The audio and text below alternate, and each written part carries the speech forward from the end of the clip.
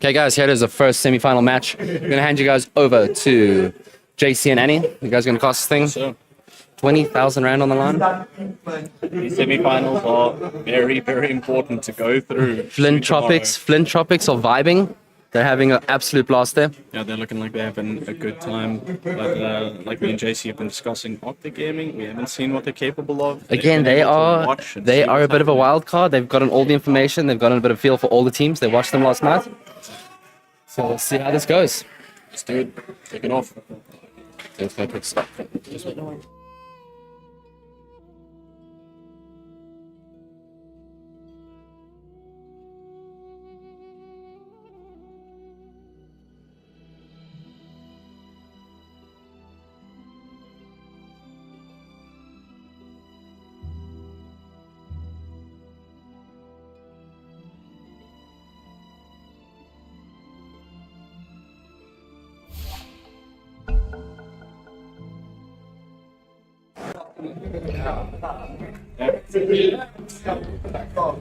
All right, we're in the game. Remaining.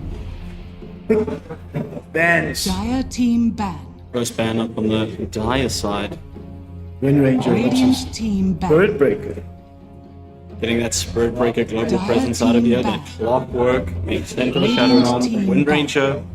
Very, very popular ban. Definitely will give you a Wind Ranger. We're not going to see it. That will definitely be almost always, I think, so far. 100% ban rate through the tournament. I don't think we'll be seeing her any 10 seconds. Obviously, they're scared of the Dire team the window. Big Ranger. That single target damage and the silencer going out, preventing any of that global silence shenanigans. I see this definitely going to be helping in the team fights in the early game. Silencer, strong ban. 10 seconds So remaining. we'll see if that silencer ban will play into that 5 radiant side. seconds remaining. I still want his tickies. First big tickies. It surprised me. It would be very interesting to see that in here. We do have the first pick into that dying. Very, very strong pick. Having that strength carry with the gravestone, just providing all that pressure. I think the tombstone is very strong, especially in the early game.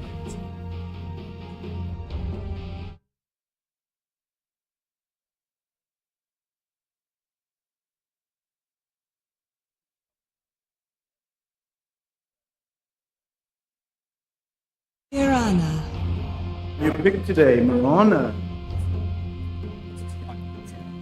Obviously the global visibility, strong. Yeah, especially even that ranged arrow 10 that seconds comes remaining. out of the jungle somewhere and this enemy team doesn't see it. It could be 5 very seconds problematic for remaining. them if they just get a wild start. Dire team pick. Shadow Shaman maybe? Oh, Tusk. Dire set up for the team arrow. ban. It would be very interesting to just lock them down into their little... And there you go. How can you believe it? The techies. Beautiful. Ah, lovely, beautiful. Yeah, no, we love to see it. We'll see how this Techies Radiant plays out. team If back. he is just gonna spend all his time chucking bombs into the enemy jungles. Does that mean you owe me a coffee? So we'll discuss it after. Dire We'll see. team ban. But yeah, that is a very interesting pick. One way to see how they utilize this Techies in this game. Definitely the burst damage coming from techies, the sticky bomb, the slow, upside and down. It Radiant could be a team lane. ban. Yeah, he can definitely be running around with an undying and just causing tons of problems when this enemy team goes to board in their jungles. They're gonna have to keep an eye out for where the Techies is placing spawns. And the mines, yeah, the mines. And we see 10 into seconds the next remaining. set of bans. The Medusa also Contention 100% seconds bans remaining. also. And then we got the Nyx and the Void Spirit, like we were talking about that Void Spirit having Strong, a very strong kit to be a carry. Dire So getting team that out of back. there. And that Shadow Fiend, Again, good ban. They obviously watched the previous game. There was a SF pick the previous game from Flint. yeah, no, they definitely did their homework last night watching this game and getting that raise 10 damage out of seconds it. remaining. So we're definitely going to see a different mid pick from Flint than the Shadow Clan. So 5 seconds It remaining. does seem like they will have to go that, like we did see yesterday. Radiant There was team the back. Pugner mid pick, and then there's the Magnus getting taken out of the game. I mean, also his ult so extremely strong. I think he's only a small boost. He's not much better. 10 Morana's seconds done. remaining. Touch control. Punch. Surely the 5 guy's going to seconds pick some kind of remaining. stuns coming. I'm sure we will definitely see it into spec and ban phase.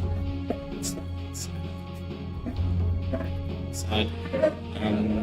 We can. The Undying does have a little bit of a slow, so it can be a little bit annoying, but it might not be enough if they don't pick up any more CC than what they currently have. I think it'll be good that the Undying does maybe a play. That might definitely be the case, especially with so much damage to lead that attack style. The other side has to look at Radiant team pick. invisibility. Morana, Dust again, Sentry Wards, high economic, thin gold. Support from the dire side is definitely have to be on point with their center. Dire team pick. I had a feeling it was going to be issues for that. It's a counter pick again, so they don't get it. Picking it up with Zeus so that the enemy doesn't get it Dire for that team lightning pick. strike reveal in his unit. And then into picking up the sniper. We'll see how that plays out, and that provides them with a lot range to maybe help keep these like Tusk at bay, keep 10 Zeus at seconds bay remaining. from a safe distance. I do feel like the Zeus was a 5 good pick. seconds remaining. I think that the Dire would have picked Zeus if they didn't pick it. I definitely think that would be the case because, like you said, it's a very easy counter for inverse units. Radiant Just to team pick. do quick reveals, and then we have the Shadow Shaman coming out. Well, the build with Zeus is the meta now is Manta style. But the Zeus actually goes right there.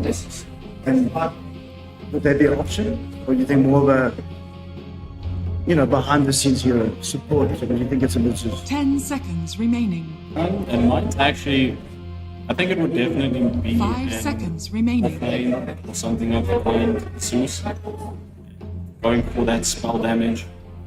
Now that they've brought out even more range besides the Undying, having the Zeus be able to spam his Qs as much as possible, range, and keep everyone low, especially because these range carries are quite squishy if they take too much damage from the Zeus Q. We definitely saw the Shaman in action.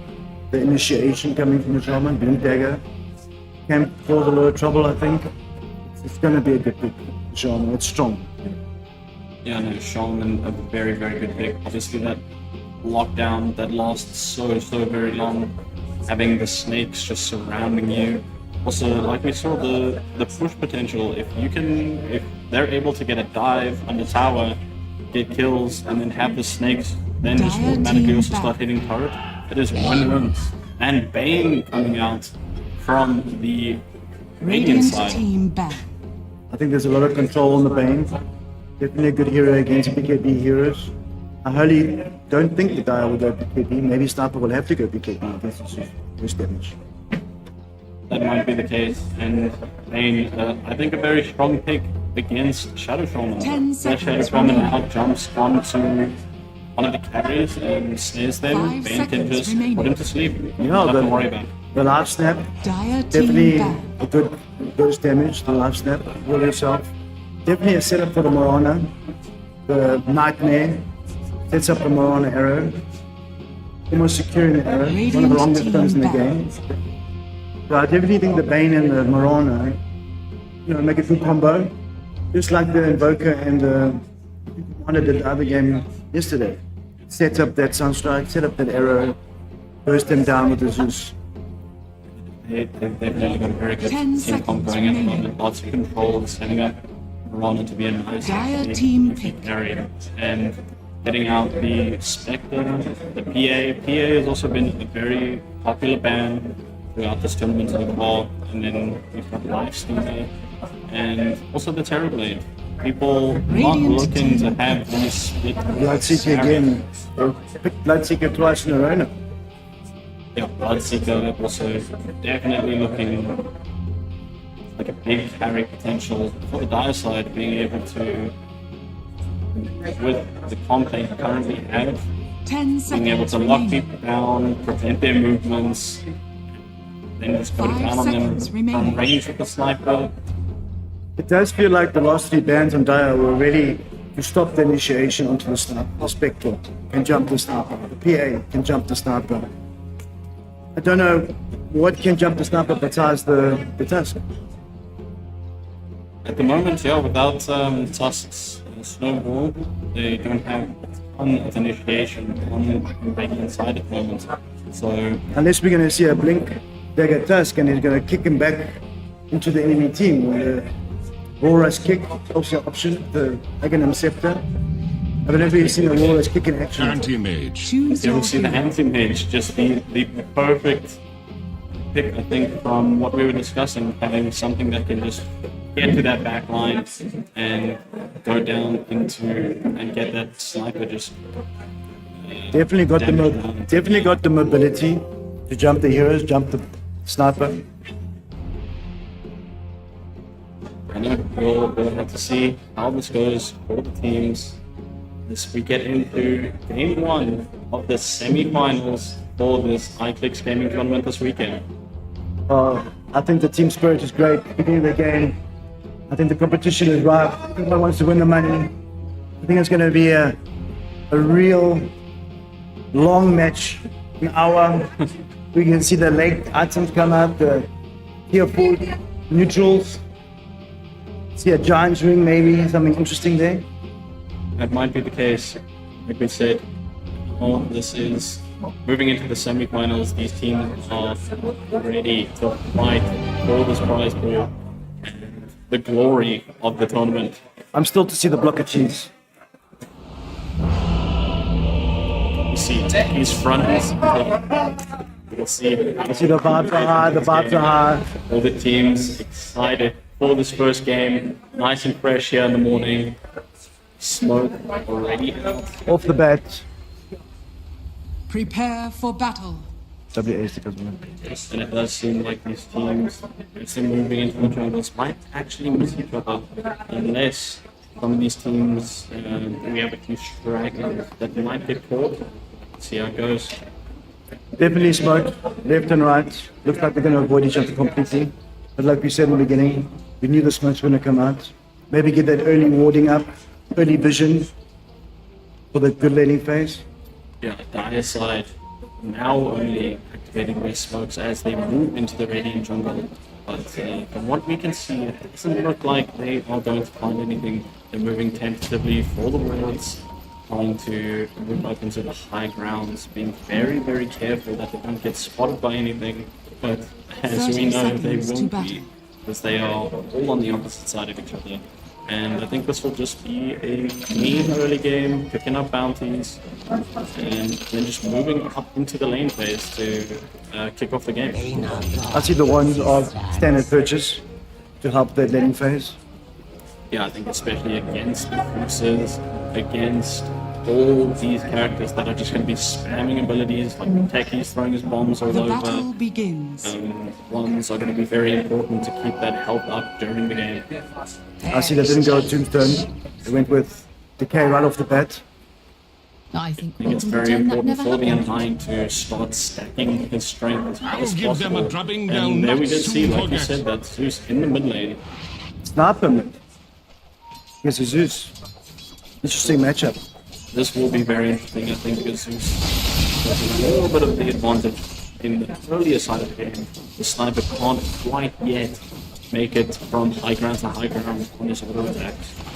I see the Raz coming out. I think he's going to throw his bombs. I do think the anti-mage's magic resistance is going to help against the techies. Very much so, and also having his little bubble to at least counter some of the spells that Techie's is throwing out. We see in the top lane here, just a little bit of harass onto the Tuskar. from the side of the Shadow Shaman. Marana not doing too much to help out at the moment, but eventually getting in there, getting some decent damage onto the Shadow Shaman, preventing him from doing too much to the Tusk while he tries to farm. But Blood Seeker obviously all coming out with the big silence, stunning onto the Shadow Shaman to prevent that shackle. That could have been very, very bad for the Tusker, but he makes it out perfectly fine for now. Eats a tree, getting his health back up. Techie's got his mana pots going, trying to put as much bombs out as possible and control that Radiant side jungle, since the Radiant do have the advantage there in the bot side. I see the Zeus is leading in CS. Going well for him, used all his mana. I do think the runes are going to be contested, maybe a bottle. And I definitely think we're going to have to see some bottles coming out. Guys, especially if there's some water rooms for the Zeus, he would absolutely love to pick those up for that mana to help him sustain through the early game here and keep that mana up, keep that spam up, prevent the sniper from doing what he needs to do. I see he didn't even go any points in shrapnel. Straight damage dealer build.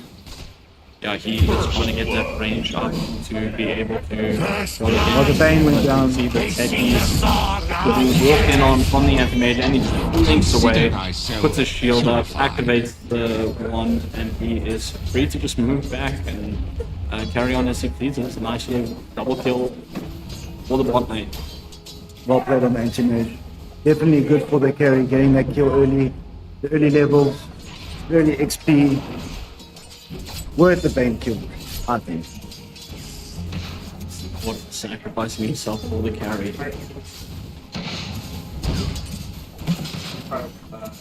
I'd love to see it take this.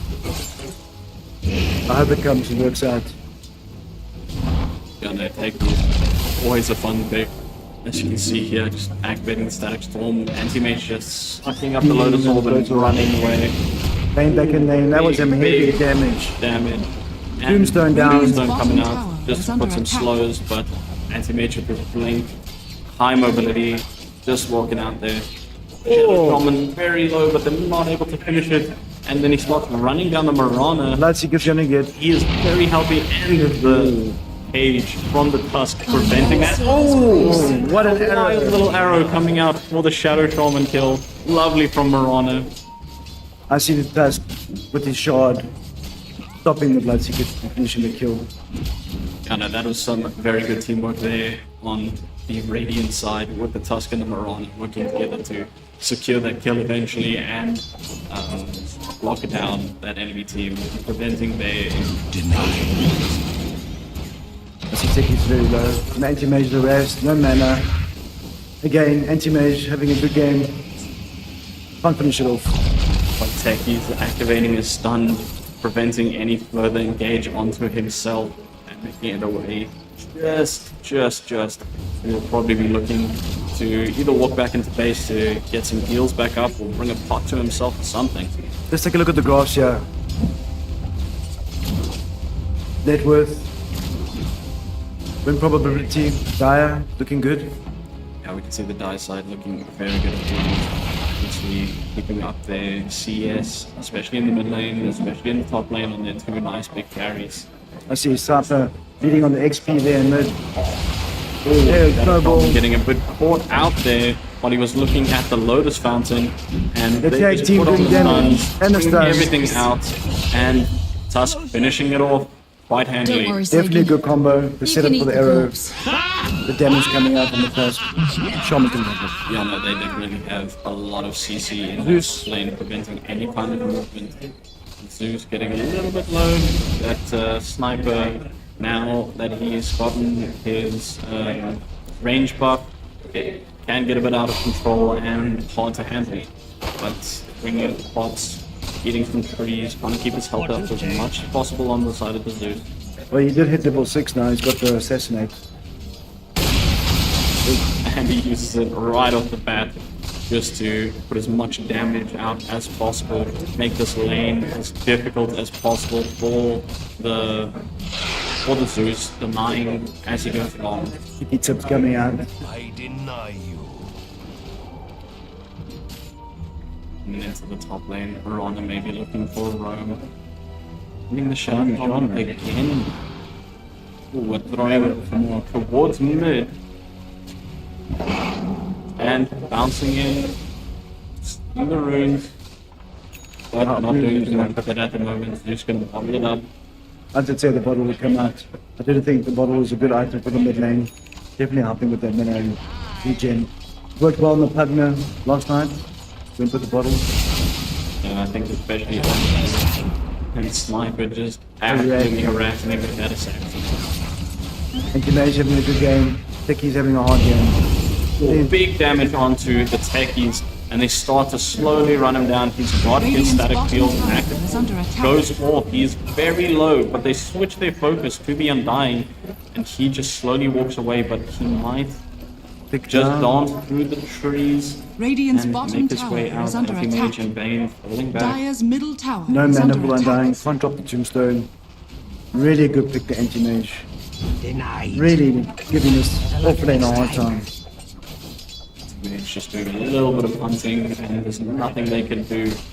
After that, he just walks in from behind and carries on harassing me and hiding and just getting that long that into Those Undying was going to fall. pushing him down, Just that using mana the steal. strength steal just to keep himself alive there.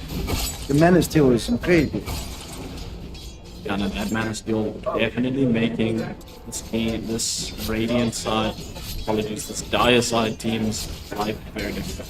I definitely think they're going with an aggressive approach with this Vanguard pickup. Definitely giving the Anti-Mage a bit of a tanky in this aspect. Radiant's top tower is Jumping under back attack. in again on I see we lost the top sniper. lane, doing a bit of shenanigans. Zeus with the low mana, taking down the sniper. Shadow Shaman eventually actually getting the kill onto the Tusker, getting a nice little 300 gold bounty from that. I'm sure that will help a lot now. Well, when the snakes come out, I think the Dire's push is going to come in. Grabbing the bounty ruins there. I know, getting the bounty runes, and I'm sure soon we will look for those wisdom rune pickups, try and get as much XP onto their teams as possible. That even though Radiant side is 3 kills up, they don't have a huge gold lead. This is looking so far very, very good for the Dire side still. They can definitely still bring it back. Very good denies coming out from the sniper, preventing the Zeus from really doing what he wants to. Is that the last I of see the net worth, Anti-Mage leading with those kills. Looking very positive. you and You're Davy gonna see a should man have a fight. boys' night? Bloodseeker, Anti-Mage man fight. Yeah, no, Bloodseeker and Anti-Mage looking very close to each other, and that sniper doing really well in the mid lane. Definitely think the setup with the Bane's going to come with the mana at later stage. The rash from the Anti-Mage. Oh, mana void coming. Huge bolts from Anti-Mage, just sending the techies hacking back to base. You will have a long walk back, maybe catch a TP quick, and they just start to move in on the Undying, put him to sleep, No mana, can't just do anything. harassing him, and just walking him out of lane. He does have a lot of strength, a lot of health, so it will take quite a lot to get that Undying to actually Raise no hand See in Morana anger again. and your Fight going top. Morana, ruptured. Snowball in. perfect. Control from the Shaman. Give up. Punch going out. Tusk doing everything he could there to try and keep them off the Mirana. And Bane coming the to help. Invis going off, What a actually good Bane rotation. TP, getting the Shadow Shaman, so getting a nice little trade. Definitely good rotation from the Bane. Securing the off lane for the Radiant. Yeah, that was a very decently close one, but that is slowly but surely allowing that Bloodseeker to get further and further ahead. I think this will come down to a battle of the carries. At the moment, it does look like Dire of the way! is slightly in the lead. Even though it doesn't look like it in terms of the kills, they are still keeping the gold deficit to a minimum. Definitely even with the gold. 1k on the Radiant. Not too bad. Might see a long game here. 40 minutes. 8 mage Anti-Mage going off lane. Yeah, we are 10 minutes into this, and it has been a very exciting game. And we see all three of them punch onto the Shadow Shaman. Zeus ult coming out, rotates, TPs from all sides, Techies coming in. The Bloodseeker unfortunately got trapped in by the Bane, but does make it out. Lots of damage from the Techies, snowballs coming out. Under attack. Anti-Mage so low, and the Bloodseeker does get him. The absolute speed that Bloodseeker has with all these low health targets, putting the AoE down, running the Smarana in, he is stunned, almost making it out, and he just keeps it going. Look how Getting a fast kill he's on running Bane with all the as low well. health. Picking up a nice triple kill and slowly but surely switching that gold lead into their favor. No, that was impressive from the Bloodseeker with the low health. You can Radiant's see the top speed. tower is under Can't attack. run away. You know, the rupture was really good rupture. Yeah, as these team fights progress, that Bloodseeker just gets stronger and stronger. TP's back in from the Marana. Just annihilates that cannon creep with the arrow. And Bloodseeker just moves back and carries on with this farm. Radiant's top tower is under attack. We still to see the global invisibility coming out. Definitely the Bloodseeker counters that. And the low health, the vision it gives during the health, definitely a good pick. Yeah, unfortunately that Marana will struggle. They will have to time those very well. We have some smoke on the bottom side. Shadow Shaman. They want to engage. Moving along. Looking for a gank here with the smoke. Dyer's Rewarding. middle tower is under attack. Just getting some wards off. Dyer's cook. Catching the anti-mage out a bit, Xing him, locking him down. Bane coming in for the help with the Bloodseeker with the sign. Doesn't get off, he blinks out and goes for the DP, but does not What a make great it. That was rotation. very, very close. We But the bathe. Bloodseeker, the Marana ult coming out, but Bloodseeker sees all of these low health characters not able to get out of there. The Tombstone coming out, the ult from Undying. There was unfortunately no running away from that, and that will be the first tower down. He does look Radiant's beefy. bottom tower With the girl is in. fallen. Dyer's Bit of a top dance tower there. is under attack. Bit of a Michael Jackson. Dyer's structures Very, are very fortified. good catch Radiant's there middle from tower is under the attack. Dire side. Now Radiant further structures are amplifying fortified. their gold lead as these team fights come into play. I see we got things mid. They've been looking at the sniper gank. And they use the Bane ult. Marana doing as much damage as possible, bringing out the stun. Damage into Zeus to finish it off with the ult. Beautiful. Definitely you see the control coming up from the Bane. Still up with the arrow. Heavy first damage from the Zeus. Securing the kill. And a nice 500 gold for the team there. And looking towards Bane, just preventing him from picking Radiant's up that bottom little tower illusion is room. under attack. Pushing in, dying back. He does not want to take that fight on his own against the three of them. I definitely think losing the safe lane on the Radiant, give them Radiant's map bottom control. tower is under They can attack. take the jungle, increase their farm. Big team fight coming up here. Tombstone down. You can see the Tombstone. A very quick kill onto the Shadow Shaman from the Tusk, snowballing in and giving him the punch. Definitely a good burst damaging the punch there, and he's going to escape. No stuns. TP away from the Tusk, the stun onto the Techies, but he walks away. Bane almost getting the kill onto the Techies and actually securing it there at the end. Definitely the burst damage coming out there. Dyer's top tower I think the is high under ground, attack. Radiant had the high ground there. Definitely was a plus. But it seems like Dyer came ahead in that match. See recap. Yeah, we can see lots and lots of damage from that sniper coming out during that fight and the Bloodseeker. Almost 1,000 extra damage throughout that whole fight, and it did end up with at least a fair trade between the two teams. You can see they are even now on the kills, but Fireside still leading with their gold advantage, doing really well in the CS department for their range. Carry in mid, and that Bloodseeker doing really well. Snakes coming out for the push, helping take down that top tower. I do think the Snakes are going to secure the tower. Very strong. Radiant's top tower Verona's is got under range. Radiant's top tower has fallen. that was in they take on the top tower with the undying there. I see the two braces on Task giving a bit of tankiness. What item do you think progression you think he'll go? Silver's Edge? Dire's bottom Desolator? tower is under attack. I definitely think that might be the case.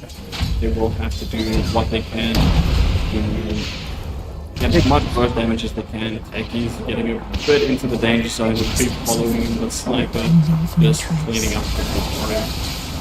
Definitely think the Mask of Madness and Sniper increases Dire's damage, bottom the tower attack is speed, under attack. which capabilities for the Mask of Madness. Yeah, no, especially with sniper not being too much of a caster, he can just go Dire's crazy bottom with tower attacks. is under attack.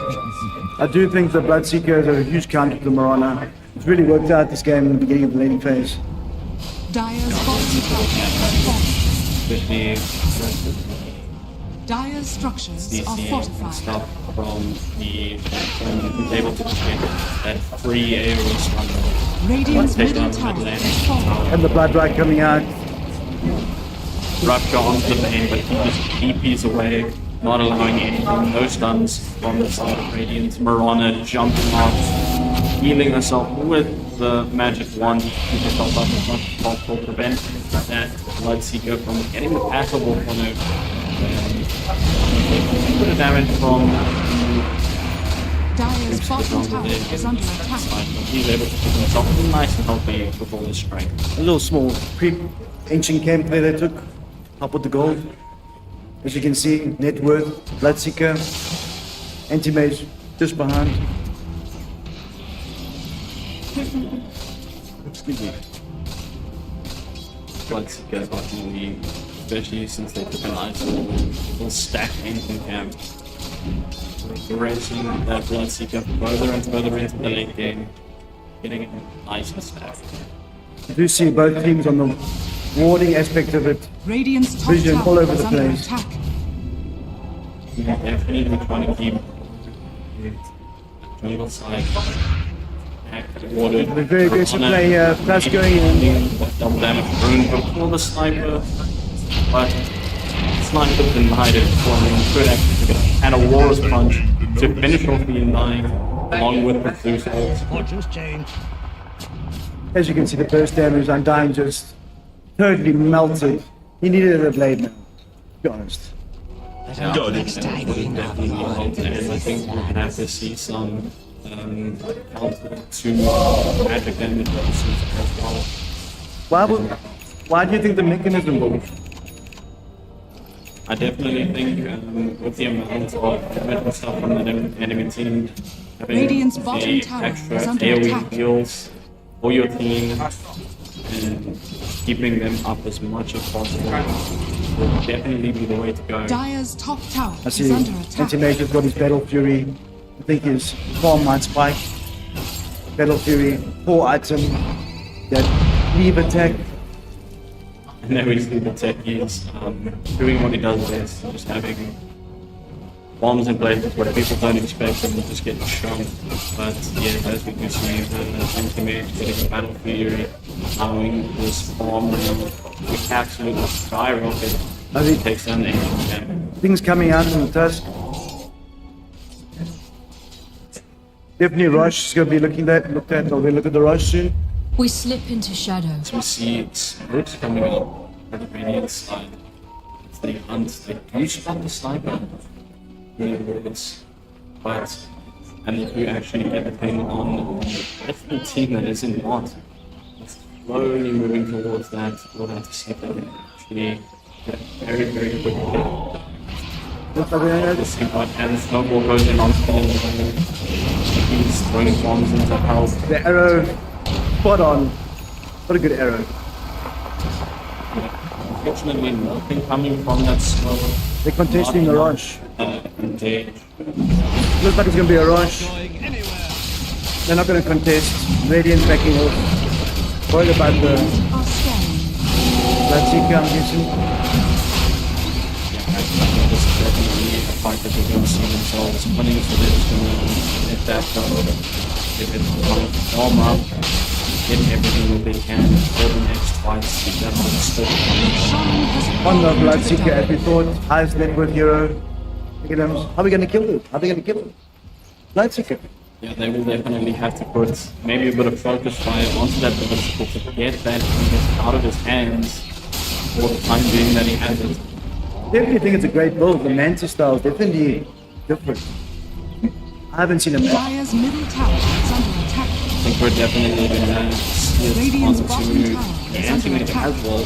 I'm sure that Manta style is just gonna help that Dire's top Bloodseeker. tower is If he under gets attack. snowballed on, he can activate that Manta style and actually put it start to play onto him, so then he Radiant's can actually turn it around and counter-engage onto the enemy team. Do you think the anti-mage is going to get out of farm because the push is real? He had 2 tower fallen. You can see there in the upside bias now, that there's many pre-camps across the world. Trying to get his farm out and catch up to that Bloodseeker. He's too far behind, but that Bloodseeker is getting quite far ahead of rotations, entering the farms. I see the Zeus going for damage and another setup. Arrow on the mark. To the Undying, getting the arrow easily and tons of damage No one from the side of the stands against Mirana. me. I mean, the Undying couldn't even get his mechanism off. You think he's going the Guardian Greaves? Yeah, unfortunately, with the amount of CC that came through there onto the Undying, I don't even think Mechanism would have helped him in that case because the Tusk was just behind it. For the twins. I see Shaman going Glimmer Cape. Bit of smoke there in the stash. Definitely planning a gank. The smoke. Full 1 stack. Sniper itemization looks like he's going for the Hurricane Pike. 4 staff, more mobility. Escape the anti-mage. And I definitely think that they would have to do something. Get a nice pick somewhere for this Radiant to come back. But they are doing their best to get this anti-mage up and running. But they will do it at the cost of maybe losing top Radiant's tower top as tower they is just under attack. annihilate, unfortunately, the Mirana. Oh, Big just not Zeus coming ball out. coming out just too late, Undying, Radiant's having middle just tower enough is health under attack. to keep himself alive there as that top tower falls. Tier 2's gone down. Dire's bottom Strong tower drop is under coming from the attack. Dire. The push was really strong. It's really giving them that map control. Down goes the Tormentor. Who's going to get the shard? And they get the Shaman shard. That's going to even help more with the push. The Shaman having the shard, you can shackle the lane, create more space, push lane even harder. Radiant's Courier courier there. has been killed. He did try and sneak the courier around, but they did find it and kill the courier, unfortunately, for the Zeus. But very strong push on the side of the Dire. The gold lead, 9k for the Dire. It was in the beginning of the inning stage, but Dire's 6k. courier has been killed. See a 9k gold lead for the Dire. You see Mage killing as they're moving out towards Dire side, welcoming forms in Dire side jungle. TP spot, carry on bombing. It seems the BKB coming up from Bloodseeker. Definitely got a new stash. Radiant's middle tower is Forced under it by his attack. courier.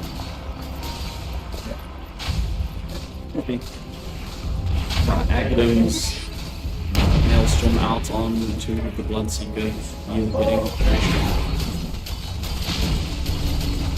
Shards, where do you think the Radiant's middle Shaman tower snakes is under make a attack. push?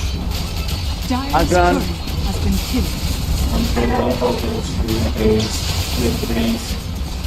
Bloodseeker snakes come out again. The help actually push into Radiant's that middle mid tower max. has fallen. They're strong creep. Radiant structures And are Rupture comes out on the Zeus. Yeah, big rupture coming out on the Zeus. He does make it away. Huge damage onto the Tekis and being high. But just keeping himself alive, there's the snakes come out on the high ground. This tier 3 tower port. Trying to get the ramps down. Arrow on to Sniper. Radiant's Glimmer Cape, middle there to tower save has Sniper. fallen. Radiant's middle barracks are So under much attack. ground control and just preventing the Radiant side from moving to where Radiant's they're middle going to be. barracks has fallen.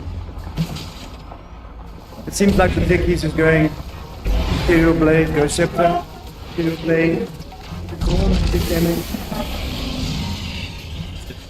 One person, send them back to base very, very quickly. I'm sure with the help of his teammates, if they can keep some of the Radiant side from doing what they need to do, especially get him out of the game very quickly. We can't let them see us. Extremely detrimental for the Radiant side. I do feel like the Morana arrow, they really executed well. They hit many arrows, but no follow-up. I see the Tusk went to very low damage build, going for armor, no Desolator. Where are they going to get the physical damage? Fortunately, I think they'll have to wait for this anti-mage to come online. As we can see, they're probably going more and more into that side's favor. But I think that Tusk has to go on, unfortunately, to be the engaged for the team. And having that damage coming out from someone else's team, they need to get up and running as quickly as possible. Definitely the Bloodseeker, push bottom, start performing. They definitely have the farm control Dire's for bottom moment to tower time. is under attack. Archer Gaming coming in. Double damage. The top side being picked up. Or at least one. Double damage. Being eventually picked up by the Bane as the anti-mage is just doing his best to try and bomb up more and more and progress himself into this late game to be able to try and 1v5. Guardian Greaves coming out. Morana, Guardian Greaves. Quite an odd build. I would think they would know more DPS. Just doing their best at the moment to try and support that anti-mage. Maybe putting their eggs too much in one basket with the anti-mage. Definitely a Saki headband, up to super Radiant range. are scanning. I do think he needs to not get fluctuated. And unfortunately, I don't think he has too much say in that regard, especially with how fast that Bloodseeker can be. Dire's top tower How much is range under that attack. upgrade itself has. The pure damage coming out, definitely a big pickup this weekend. I mean, definitely a contentious ban next game. And I think, especially for the final games tomorrow, depending on who goes through, that Bloodseeker might be a very good ban, because I don't think anyone wants to. Blood mist being made. Only the Blood wearer mist can being defend made. us. Still to see the blood mist. Things coming out. Smokes and engage onto the sniper, lot of damage, anti-maging, preventing collision, blocking, tons of damage. Shadow Shaman going down as well. Getting big Mines. let's take huge damage from the mines. He's taking out Marana.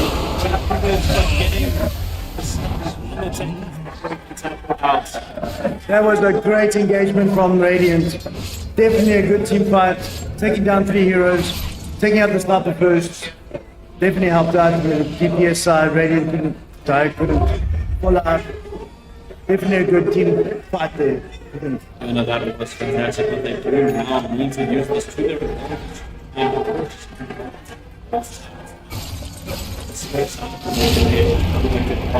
Need to try and get them with lower objectives. This could be a full house, no mana, activate using the mana break, making BKB doing his best to run. Undying, he's just trying to TP out, getting it done. Anti-mage is sending his moves moving away from it and getting out from it there. Definitely, I think the Dire are lacking some kind of control. The anti-mage is getting out of control. They may have very few stuns. It's only the shaman. The damage, the block coming out. Very hard to counterspell him. Counterspell doing work. I think that is definitely the case. They are putting a lot of focus on the Zeus. How this anti-mage, which is slowly but surely getting more and more out of control with the amount of bomb that it's getting.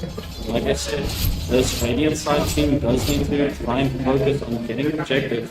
They have very decent team fights now, very strong picks, But then, unfortunately, nothing comes of it. Definitely interesting game. The kills and deaths are pretty much even Stevens. Anti-mage, can you bring it back late game? Will they allow it to go late game? Will the anti-mage be able to do anything? Especially with the 15k gold lead? I think Mage is definitely able to become a late game. The only issue is they now switch their focus from the Zeus to the anti-mage. Dire's That's top now tower is under attack. a bit of a struggle for them. So we'll have to see how these teams dance around each of the carries. Let's get an anti-mage. Smokes coming out from the side of the dive. I believe they actually see the anti-mage in their jungle. Dire's top They all tower move is under towards attack. him. But he's just kind of making out. Radiant's courier has been killed. Just moving along. No need to worry. Better come trying to find their faces. More abilities that he has. He just carries on bombing Shadow from trying to hunt him, and he just keeps his team back. Very hard cookie to crumble, to catch him off guard. Only the shaman. Yeah, with anti-magic links, 5 second cooldown, Lincoln Spears, his anti-magic ball, he's getting very set to be able to carry this game. Almost the same way net worth as Bloodseeker, even though Dire has the net worth in total ahead. Even using that Manta style as much as they can. Radiant are scared. Everyone needs to be outside the map, carrying, farming, watching water. The cheese. Oh, we didn't see a block of cheese. Cheese coming down with the second rush. Will be a very strong pick up from that side. Using the snakes, everything. And it's still not getting anything to contest this. Looking on the top, running in the middle. The tower's going down and looking at it. They need to do something to counter this. Counteract the fact that they do not have Fallen to wood. the dire. Twice in a row now. I trust everyone was out of sight. Dire's middle tower is under attack. We've got the cheese. Cheese on undying. He's not dying. I think it would be a very, very hard character to pull now as they move towards the bot side. They want to take one side racks. Mid racks still open for the high side to take. Dire's top tower is under attack. Radiant's bottom tower is under attack. And his minions from moving into the Radiant base. structures are fortified. Dire's structures are But I fortified. think with the snakes, all the damage Radiant's that they bottom have, tower is under they'll get it done attack. anyway. Minions and not. Definitely a push here bottom. Distract might fall. Radiant's bottom tower has fallen. Mirana, foot of guard in the back. Got a flank. Radiant's bottom barracks are under Is attack. getting around the back. Radiant's bottom barracks has fallen. Want to take down that contract. Radiant's bottom barracks has fallen. They don't even need them. I don't think Double down, sorcerer. Definitely think trying to break the waves. Trying to stop the push as best they could. I just said, moving up to the doors and everything, it would be like it's going to get out. Just very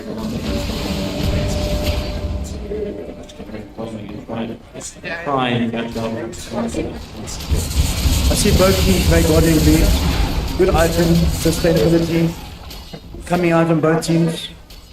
Lots of drawing on the map.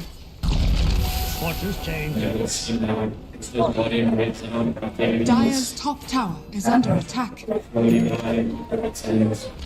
They run around trying to chase the enemy, and you just kind of move away once it's safe. Oh, stop. Cancels even to carry the move. And the rest of the line just move towards the top of the I see most of the Radiant team hiding in base. They're very scared. Vision, they don't have front vision of both high ground at least.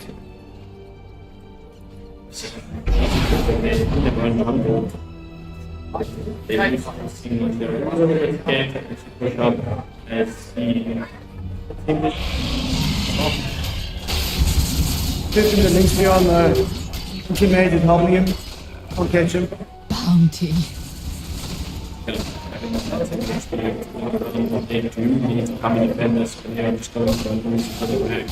Radiant's top tower is under attack. they need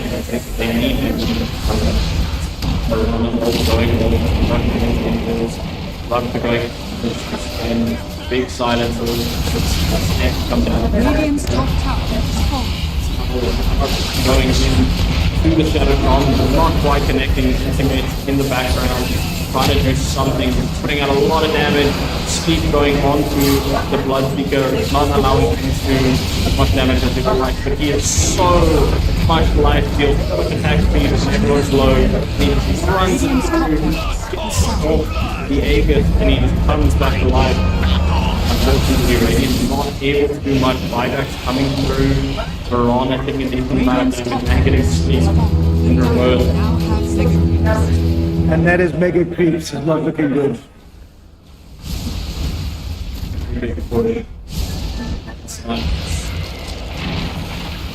I definitely think Dyer's push strategy really worked. And dying, taking the spells. They didn't even worry about painting it. Kind of the life steal that came back and Blood Seeker. With the amount of attack speed that everyone started to get into the team fight, it's just insane.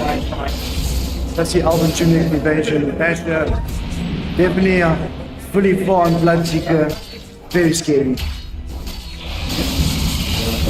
Big gold lead going into the high side direction. Smoke just on the side there, but he just Another Mantis though on the sniper. Maybe, you know, a more DPS item would have been a good choice, but Manta, again, what do they do?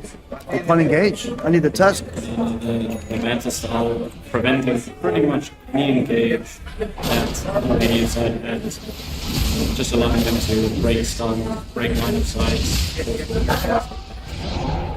It's all very, very difficult to stay on the side, do their best to just defend against the negatives. I do feel like, you know, they don't have enough initiative. Not to get in there, only the anti-mage, not just not enough. Yeah, I think they definitely would have maybe like to have football CC but on the same way, which is actually getting them do the damage that they need. I see Aeon Disc coming out on Shaman. Very difficult for the Shaman to kill the Shaman with the Aeon Disc. Total break. You don't take damage if the Aeon Disc goes off. That goes to a very strong item for support heroes. Hard to purge you down with the Aeon Disc. Definitely a strong item. Really sense of play, the late game with them using the mega creeps, the dire, Radiant's middle tower is under attack. putting it down, wall, prevent the smoke, prevent the Marana ult, snakes going down to push the mid cover. They do try to fortify up, that's what they also want to do in. Just try to not doing the damage that they need. Just taken out, Tusk going in as well, just going around, big guns, and just getting the needed. I see the Blood Ride coming out there. Hard damage the Blood Ride. Tips coming out. Bloodseeker carrying the game. What a great play. And Dire victory. Well done to this GG, well played. Victory. Very, very strong blood on that side. Fantastic from both teams. It was a great draw from the Dire. Bloodseeker, initiation from the Shaman, the push.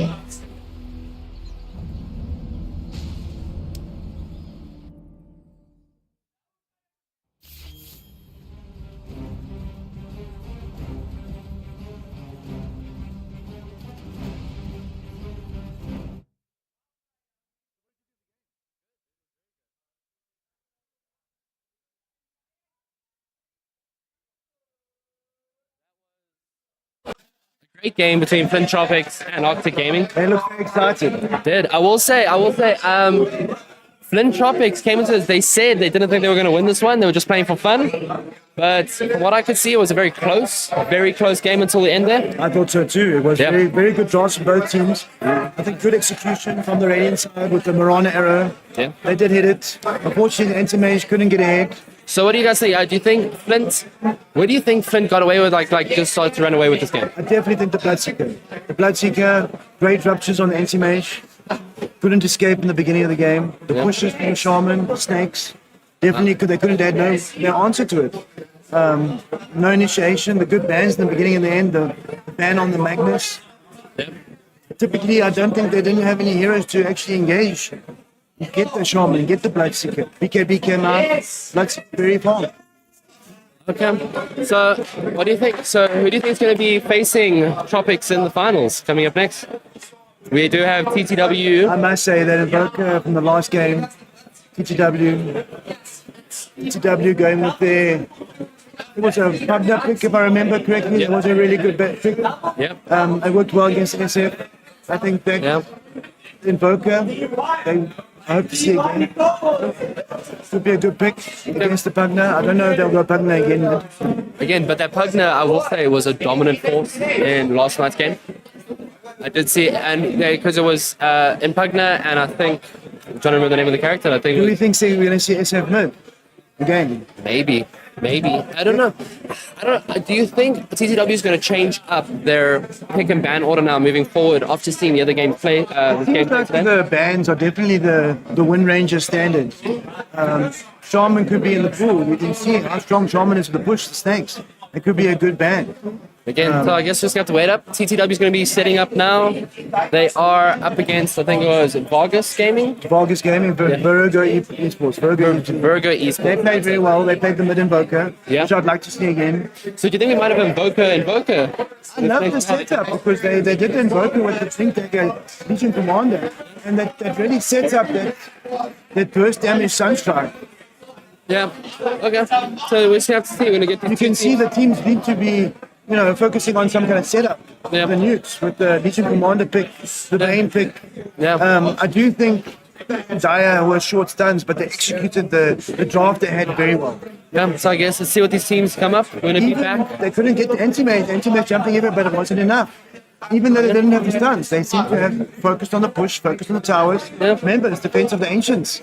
It's not about kills, it's not about farm, it's about defending your Ancient. Let's see if we can get the captain for Tropics in here to have a quick discussion with you. Too. So here we go, have a quick chat. How do you feel, Captain? Tropics taking the second game into the finals. We're here to have a good time, fun time. We're here to win the tournament. Everything easy. That pro team's got nothing on us. I see this. I love the Bloodseeker pick. Really good carry. I see you got the ruptures off. Anti-Mage couldn't escape. Even with the low stuns you had. Yeah. It didn't matter. You executed your draft. Yeah. Pushed So the we lane. played around the draft. That's the one thing. It's our comfort heroes. That's all we have. Our trump card's the Bloodseeker, or the player rather than the Bloodseeker. I definitely think the Bloodseeker was a definitely counter to the Marana. What's the point of the Marana? The visibility, if you have the Bloodseeker, you can see everybody. The Marana wasn't the issue. It was the Bane arrow combo sucks, and then the roll Everything in. they did, execute it. Yeah, they did. So, unfortunately, the Shaman, I don't know who played Shaman for the Tropics, was out of position a few times. But it worked. The Snakes were strong. They couldn't stop the push. Yeah, Bloodseeker so, was on point. And I definitely think it's going to have to we're looking forward to the next game because that's the real finals. We are in no illusion about You that. guys seem so excited. Oh, yeah, duh. Like we said, we're here for a good time, a fun time, and luckily for a long time, right? 3 games, that's all the way from Cape Town to Blue. Really? That So yesterday, short story, we had to wake up like 4 o'clock, Uber to the airport. It was bad weather. We couldn't land in Bloemfontein. We had to fly to Johannesburg, waited there for 2 hours, flew back here. When we got here, it's like, oh, Tropics to the stage. So, Well, all worth it because and you picked techies, and I was beginning of the stream. I wanted to see Pudge and techies, and Bob, you picked the techies. so the problem is the techies player is the Pudge player. So So what, it was either the punch or the techies? Yes. So maybe you'll see a again. punch, but you won't see a punch and the techies, but you'll see a punch or a techie. I definitely think the E-blade, the burst damage, does work. Yeah. I'd like to see it. Yeah. It's they're the youngsters of the team. They were partying a bit hard in Chicago last night. Oh, yeah. But yeah, so when he gets to his stride, it's all good, man. It's all fun. I did think they had a hard time with playing Undying and the tickets in the beginning. Yeah. So the Undying is our weak link, but he's the fun guy of the team. Gotta have one, right? That's right. Gotta have As long one. as you drop the tombstone. Speak of Bacchidus. Yeah, that's his job. Tombstone, and the shaman's job is to just make sure the Bloodseeker can eat stuff. I did see the burst damage come out on Undying. Yeah. The Zeus ulti maybe wasted on Undying. But again, I don't think nothing. They played well. I think the AM gave us a hard time. But if we play against the good opponents, it's going to be a different The game. CS and Bloodseekers almost neck to neck. Yeah, but we gave the AM space. Like, it was no problem. Like, he couldn't. He had to give us the two Raxes. He had to fight Rax 3. We still had Aegis. It was a hard one for him. It took So, ages in both games. Yeah. You mentioned at the beginning of the tournament, I wanted to see a block of cheese. You basically got the cheese on the second rush. Do you think a block of cheese is in the case? I mean, Hey, 3 man. greater lotuses. who doesn't love cheese? I love cheese. We all love cheese. If you have it in your back pocket, trump card, all good. All right. Thanks for having Thank me. you for the interview. And good luck for the Great, rest good of the luck day, for man. tomorrow, and we look forward to it. Yes, likewise. Thanks so much. That was a good chat there with Jackie Moon, player, coach, Great. owner. Great draft. Look forward to seeing him tomorrow. Yeah. So we're gonna let these teams set up. We'll be back with you guys in just a couple minutes with Take a the short break. quick short break. Second round of the semifinals to decide who will be facing the Tropics in the Get your final. monster, get your energy drink, get ready for the next game. Go to the toilet quickly. We don't want you to leave the screen. We'll check you guys in the next couple minutes for the last semifinal of the Dodo.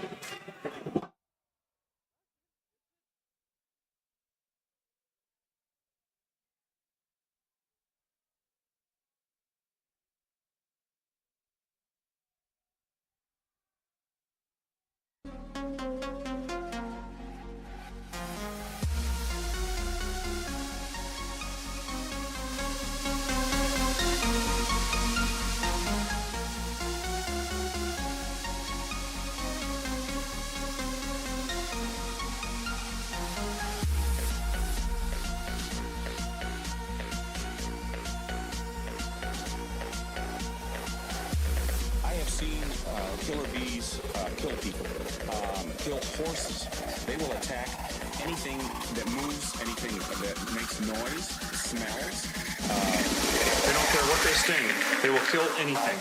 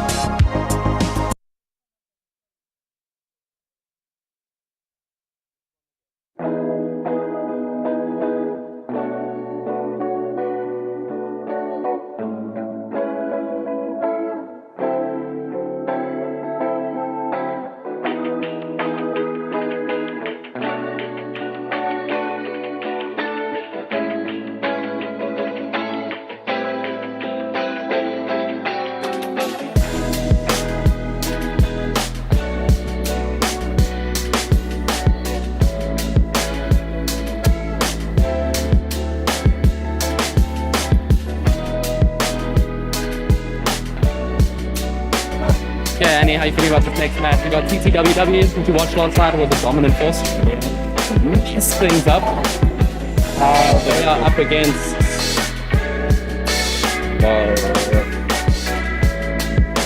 They're up against Vergara Gaming.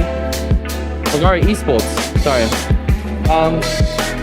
Yeah, two sides that were very strong yesterday. You can see just from that previous game, the teams getting very, very serious about this now. Going through these semi-finals and into the finals tomorrow. Yeah. That was a tough, hard-fought match previously. It was like the last game between Flint's and Octix was a very close game in the start, but then eventually the Tropics the just started. swing was just too hard, but Eventually they just started running away with it. I think JC was saying, I think it came down to the Bloodseeker, was a very dominant force. extremely. He definitely ran away with that game. Eventually, the amount of CC and stuff that they had, and the Marana and the Bane and stuff like that, just not bringing in the damage and the CC that I think they wanted or thought they'd get from it. Well, moving up, we're going to have TTWW showing their case, and Vergara Esports showing what they have. See who's going to go against the Tropics in the final tomorrow. Final game. I think everyone's very much looking forward to that.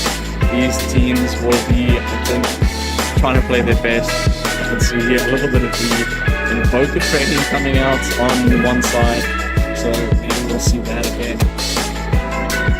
They play into this. I think the teams are definitely looking to bring out their mains and do their best to get into that final for tomorrow. Cool. So in a couple minutes, last semi-final of the day for Dota. That last spot in the finals. Everyone chomping at the bits for that 20,000 rand. Big prize pool for these teams. I mean, first gaming expo for Iclix and putting up prize pools of that both for Dota and CS. So I think is extremely remarkable. That has been drawing teams from all over the country. I know Tropics is down here from Cape Town. A couple other teams have come from Joburg. They're from all over. There are some local Bloom teams here as well. Just everyone just wants a chance to showcase what they have and go home with their prize money. It's pulling out a fantastic expo this weekend. But also thanks to our sponsor Acer and Redflow for helping make all of this happen. Also come to. Also, yeah, Acer sponsoring the entire main stage setup, all these machines. They're doing some amazing stuff here. Also bringing through the monitors, which are all 144 hertz. Make sure they get that clarity when playing the games, yeah. Making sure everyone is on the most even playing field possible to make this tournament as exciting as possible. 100%. Okay, a couple minutes and we'll jump straight into that.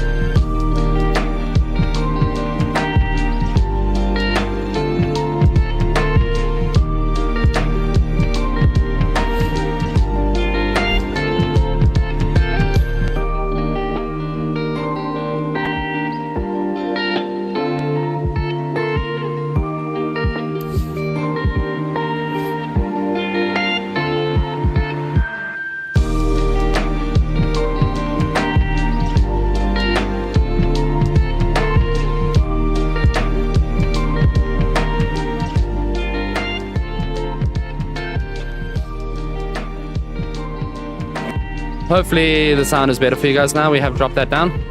Hopefully you can hear us better. I know I do have that salty, attractive voice that everyone loves to hear. Since thing to hear, even in real life here, sitting next to me. That's amazing. Cool. Awesome. Couple minutes. See the teams are doing their final checks, their final lockdowns. Everyone's looking excited.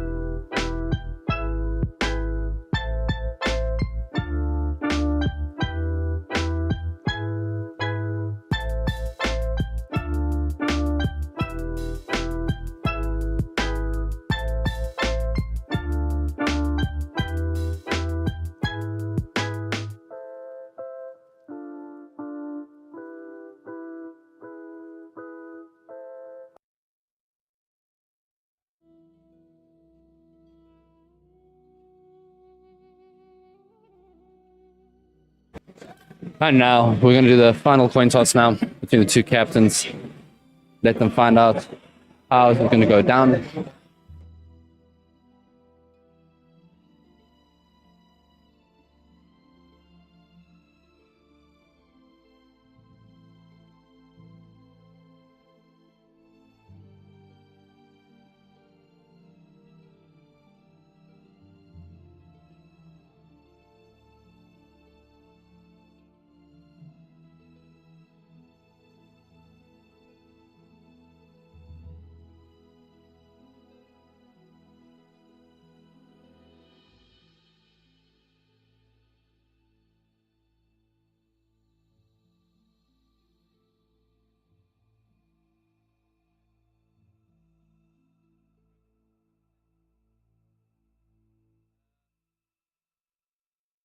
I'm so glad the sound is so much better for you guys.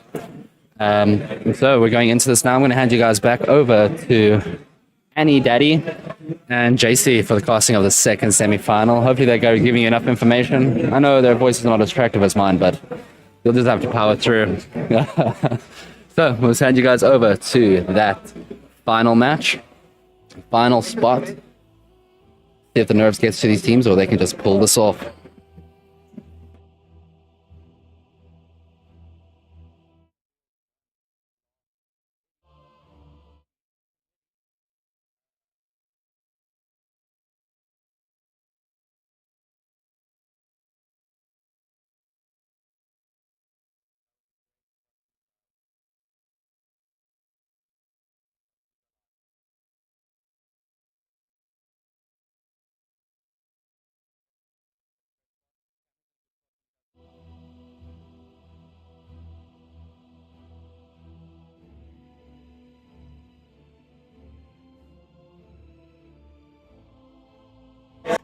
All right, seems like TT good first pick, and Bigger Esports picked Radiant side. Interesting. I hope we see something new. Tickies was definitely a surprise. Enjoyed it. Did you? Yeah, no, Techies was definitely a fun pick, and he did some really decent damage there towards the late game, especially on that Marana trying to pounce around and just getting caught out and absolutely deleted. But here we go. Of course, TTW. Disruptor. Look at that. Yesterday they played Disruptor. Good control hero, good ban. Definitely a good ban in the first drafting stage. Yeah, TTW getting that Disruptor out of here. They don't want any of that shenanigans that he brings to the table. And Vagaro Esports picking up the Void Spirit ban. Like we were saying earlier, very, very strong character. Very nice kit to make it through the game. We'll see how now TTW responds. Definitely the 10 seconds. the initiation. There we go. W7YY on his Invoker yesterday was good. I think we'll see another Invoker. Yeah, I did see them practicing on it, so maybe we'll definitely see that Invoker pick up again. And we then see the Nyx Assassin. No one wants that huge burst damage that he brings up. The Wings getting into the ban. And also very strong, very, having that moment stun, running around the map, just leading people. No one wants to have that. Despite Carapace in the team fight, despite Carapace stopping the team fights, obviously you can see the ban on the Clinks and the Nyx Assassins, sort of like a scouting hero of sorts. I've seen most of the teams have like some scout, they use Clinks as a scout. Maybe a different scouting hero, maybe a Ricky. And there we go. Wind Ranger got Finally, through. the first time that the Wind Ranger is not banned in the first bans, she gets immediately picked up by TTWW. Definitely the high focus fire, the burst damage, the control with the shackle shot, the difficulty hitting her with the right clicks. If they do pick SF, you'll have to go Monkey King Bar. Monkey King Bar Remaining. has to be one of the items they're going to be looking at. Bigger esports. Dire team. Or Coddle there for the support pick and into the Beastmaster with that scout. Just with that big AoE, we'll see how he plays into this, having the scouts from his animals. We'll definitely have to see how they utilize that to counter now Dire side. I definitely think the Beastmaster the Law stops the Wind Ranger. He can jump her. The Gandalf the Grey, we call him. Definitely a high burst damage down the lane, push the lanes out. Almost like a shaman. Helps with the pushing of the lanes. Mana, extra mana can give us. The cooldown reduction on his abilities. 10 seconds. Very good mid hero pick. I know Sumail picked him mid once. Sumail, one of the international heroes. He goes total mid. Absolutely dominating the mid lane with the... You think we'll see a keeper of the line mid? Don't think for this game, no, unfortunately. I think he's definitely probably going to go into the support role to try and help this team. And whichever carry he goes next to, again, we've seen from these previous games, if they can get their carry nice and strong, it will definitely help them into that late game to end it out, get the good pushes, get the good team fights, and Crystal Maiden probably doing that for the Wind Ranger, being able to lock people down. Also huge damage with their ultimate, the slows, just allowing then that Wind Ranger to just hop on people and get that focus fire and get out of here. I think if Crystal Maiden gets her items, he gets a Blink Dagger, BKB, it's really, really strong. Her ulti, the Blizzard, really does immense damage. He managed to land an AoE spell like that. Could disrupt a big team fight. I think the Beastmaster with the Vision, the Hawk, is going to pick that kind of things up. Later on in the game, the Wind Ranger, Aghanim Scepter, Invisibility, tough protection needed later in the game. 10 seconds. Definitely a Wind Ranger mid, maybe. I think, for me personally, I would send the Wind Ranger to one of the side lanes just so that she has the support to allow her to farm out, really help get some kills onto the enemies, and actually just start that beefing up process as early as possible. We can even see the Undying getting taken out of here. They definitely don't want that, especially against the Wind Ranger, because Undying, obviously a very popular first item pick, is the Blade Mail, and we don't want, I'm sure they do not want their Wind Ranger to just take all that damage if they hit focus fire on her. And then Magnus obviously being taken out, don't want Crystal Maiden getting big pulls into big Crystal Maiden rolls, Legion Commander getting that dual damage, and that absolute hyper scalability out of here. And it would also be a very tough pick if Daya did pick up the Legion Commander with the focus fire. Captain would also getting taken out. Just tons and tons of the carries, getting as many of them out of the way as possible. I would have liked to see the reverse polarity. I think Magnus does make things interesting. Obviously, they're worried about some kind of AoE with the Magnus, so maybe Enigma. Haven't seen that yet. Good control, especially for lacking on the Dire side. They're looking for some more control, I think. Very tanky heroes. I definitely think the Wrath King is going to be contested in this one. I do feel like the Wrath King could come in to play here. They would just have to protect being taken out of here, getting that Seeds of Light, getting all the vision that he provides out of the way. It's actually Mars. Sorry. But Tree and Protector is a strong one. I do agree with you. Could be a good pick. The Tree and Protector, like it. Definitely do. Works well with the Crystal Maiden. Holding them down, setting up with ulti. Mars also control. Again, AoE control. Get him in the, the...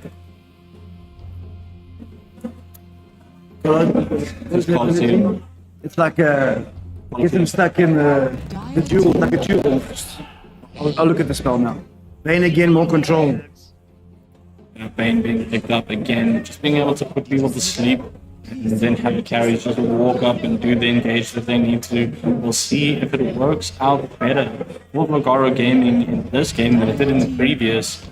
To again Techies.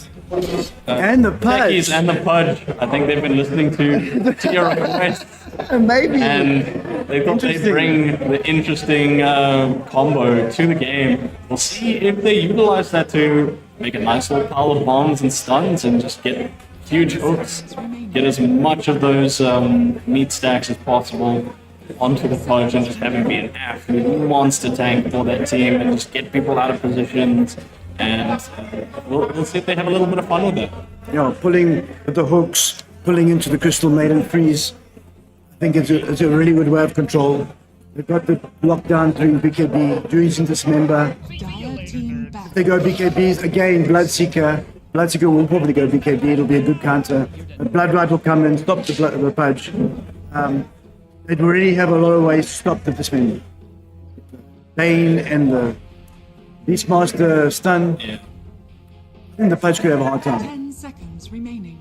Pudge will definitely have to pick his battles very wisely 5 seconds. and maybe see if they can work around the tech, use the Crystal Maiden to get people Dire just out of balance, not where they want to be. And the Winter Wyvern bands coming through. Obviously, Winter Wyvern extremely strong. Like last night, obviously Vigor Esports did their homework. They watched the Winter Waven on the safe lane. How much damage it did. 10 That seconds. Arctic burn, right click, got their range, flying over the bushes, good band. I definitely think Dire lacking some kind of physical damage, a lot of short physical damage besides the Wind Ranger. I think they're looking at their carry hero. It might be the case, or they might be looking for another big CC. AoE damage. Something like that, or maybe, like you said, the Enigma. There goes the Invoker band. Vigoro Esports, like I said, I did see them putting on that, but now they're not able to pick that up. Definitely the Y7, WY7, YY. And definitely is Invoker. They didn't want to play against. They saw it yesterday. They didn't want to play against it again.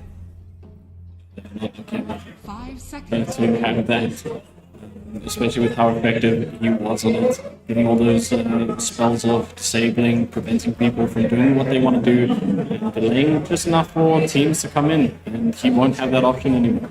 I definitely think the Sunstrike would have affected the Pudge, helped the Pudge out with some damage. You know, obviously the Spender, you know, drop the Sunstrike, standing still, sets up, good band.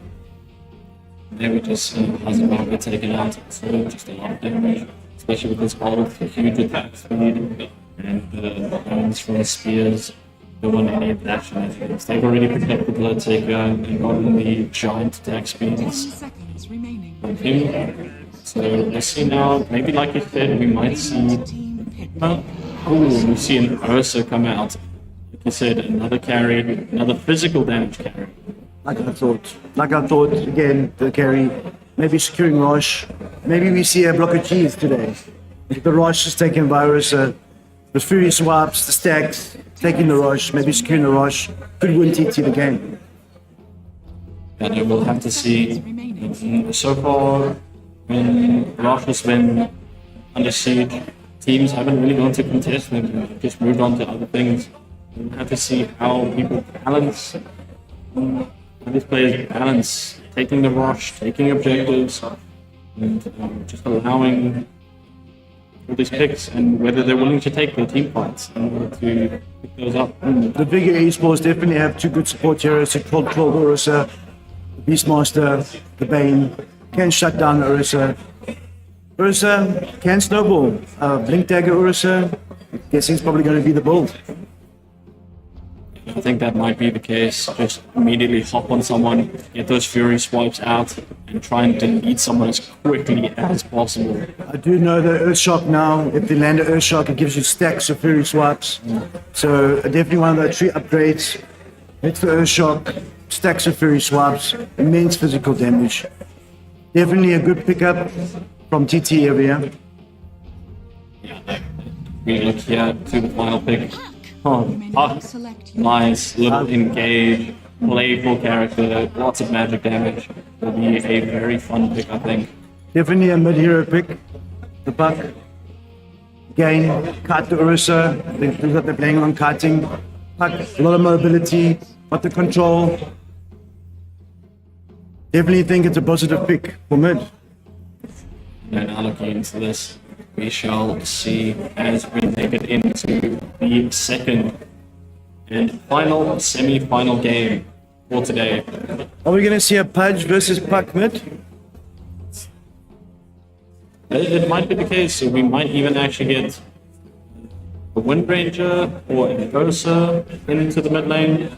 And they do have quite a few on TTW's side that they could send into the mid lane to counter whatever the Radiant send their way. As you can see, a fancy Wind Ranger there. You're going to see some beautiful abilities, some beautiful shackles. Could change the team fights very quickly. As we kick off the game, we can see them, both teams smoking up immediately, and it seems like they might even both be moving into the outside jungle, so we might actually see a little bit of action here early as they all slowly start to converge towards each other here. All so fast, putting down their wards, trying to get as much vision, trying to spot out, and they lose the inverse. They have the high ground. Immediately Ursa jumps in, big damage coming up onto the keeper. Huge, getting everyone out of place, but he still gets the Ursa kill first, and losing two players, the Techies and the Ursa, for the Keeper of Light as they all try and run back. Taking a lot of damage, going under the tower, but he does almost make it out. Bane just getting enough damage, and maybe went for a hook there, but didn't quite make it. That is 3 kills down in the early game. Definitely a good start for Radiant. That high ground, being on the high ground, definitely let them set up the spells. Perfect blood right on the whole team, silencing them, having to back down. What a play. Bloodseeker again. That was very good on the Radiant side, having that high ground when the smoke actually came down, spotting them as they try to walk into the jungles. Does seem the bounties pretty evenly. I think 3-2 the Radiant side. They do have a little bit of advantage there, and just helping their gold lead along with their 2 extra kills. Definitely think this is going to be an interesting matchup. Ursa mid, didn't expect it. I already thought it would have been a safe lane. Ursa mid, win Ranger. Like I was thinking, I feel like they really just want to keep that Wind Ranger as safe as possible, let her get warmed up, and Ursa is a very, very strong character to be able to get solo kills. So we'll see if he can make that happen during the early game here in mid. I see this off lane, safe lane here, going pretty well. Bloodseeker ahead again, 1k lead right off the bat, 1 minute in. Looking good for the carry Bloodseeker. Like you said, the techies and the Pudge leaning together, maybe gonna get some cheeky hooks into bombs. Pudge walking up quite a lot, both getting caught in the bloodlight. Silence, but does have enough to get back. Hook just missing the Bane, and Techies just putting down some more bombs just in case. I see the Pudge is quite a strong pick in this lane. I think combo with the techies can do well. See if they can pull off some nice combos. So, besides the scrappiness in the game, everything's quiet so far. Also, just trying to do their best to farm, taking quite a decent bit of damage. Just doing his best to try and farm up with the harass from the puck. That Q orb coming out constantly. I see the Wind Ranger having a good game. I would have preferred the Wind Ranger puck matchup, but I think the Wind Ranger can have a good game. It can snowball. Definitely think they have a lot of push potential here with the Keeper of the Light. A lot of range. There's the ball, the slow from the ball, the poison. Definitely a good harassment tool. Yeah, it'll be very strong, especially the Crystal Maiden, along with the Wind Ranger, to be able to actually focus fire down key targets, and we'll see if they use to actually try and get those towers down. Even though the Keeper of Light can take all the creeps down, we'll have to see how they do in terms of... What a juke! Very beautiful juke from the Bane, putting himself to sleep to avoid the punch hooks. That was so close. I mean, what an impressive play. That is lightning reflexes. Gets the Lotus orb there, a bit of mana healing. Definitely a good setup though. The puck definitely would have landed the hook. You can see both teams very, very focused, doing everything they can, winning all the hooks. And here we see a little skirmish with the Wind Ranger. Crystal Maiden not able to make it out, taking too much damage. They're just running it down right under their towers. Both kills done and done. So much damage coming up in that Beastmaster and his axis. You see again the bottle coming out. Stability. This hope he gets the runes. Burisa, also bottle. Yeah, no, very strong. Obviously, both mid laners taking bottle, making sure they have as much sustainability as possible for that mid lane. Oh, very close on these hooks. I definitely think if they want to make this Pudge pick work, that they're going to have to start hitting a lot more of those and trying to avoid those Bane jukes and actually get things done. Try and get some cheeky assassinates being put to sleep with the blood right below him, getting silenced, taking a lot of damage. Teki is trying to just do every little bit of harass that he can, doing as much damage as he can, jumping in, try and help the Pudge, but it is not enough to get them to move back, and they take that kill very easily on this side. Again, the X is doing work in the previous kills, taking down the safe lane of the Dire. Again. Really good setup from the Bloodseeker. Sleep, the Blood Right, good setup. Bane, setup King. Yeah, Bane definitely doing a lot better in this game with the setups and actually having the focus damage of the Bloodseeker to actually finish off those kills. And we see big power shots not hitting. Unfortunately, we have to big keeper with a light damage, like you were saying. That is just such a big harass tool on their side. To be able to now just push them back towards their tier 2s, there's not much they can do about it. The Wind Ranger is trying to clear as much as possible, taking a lot of damage from those axes, doing their best. Keeper of the light doing a little bit of damage there. Axes coming out even more and forcing them back to the tier 2s. Definitely you see the Keeper of Light, that push, the Illuminate, doing work. Super Magic, level 2, definitely wants to keep that Beastmaster's mana pool up, to spam those axes.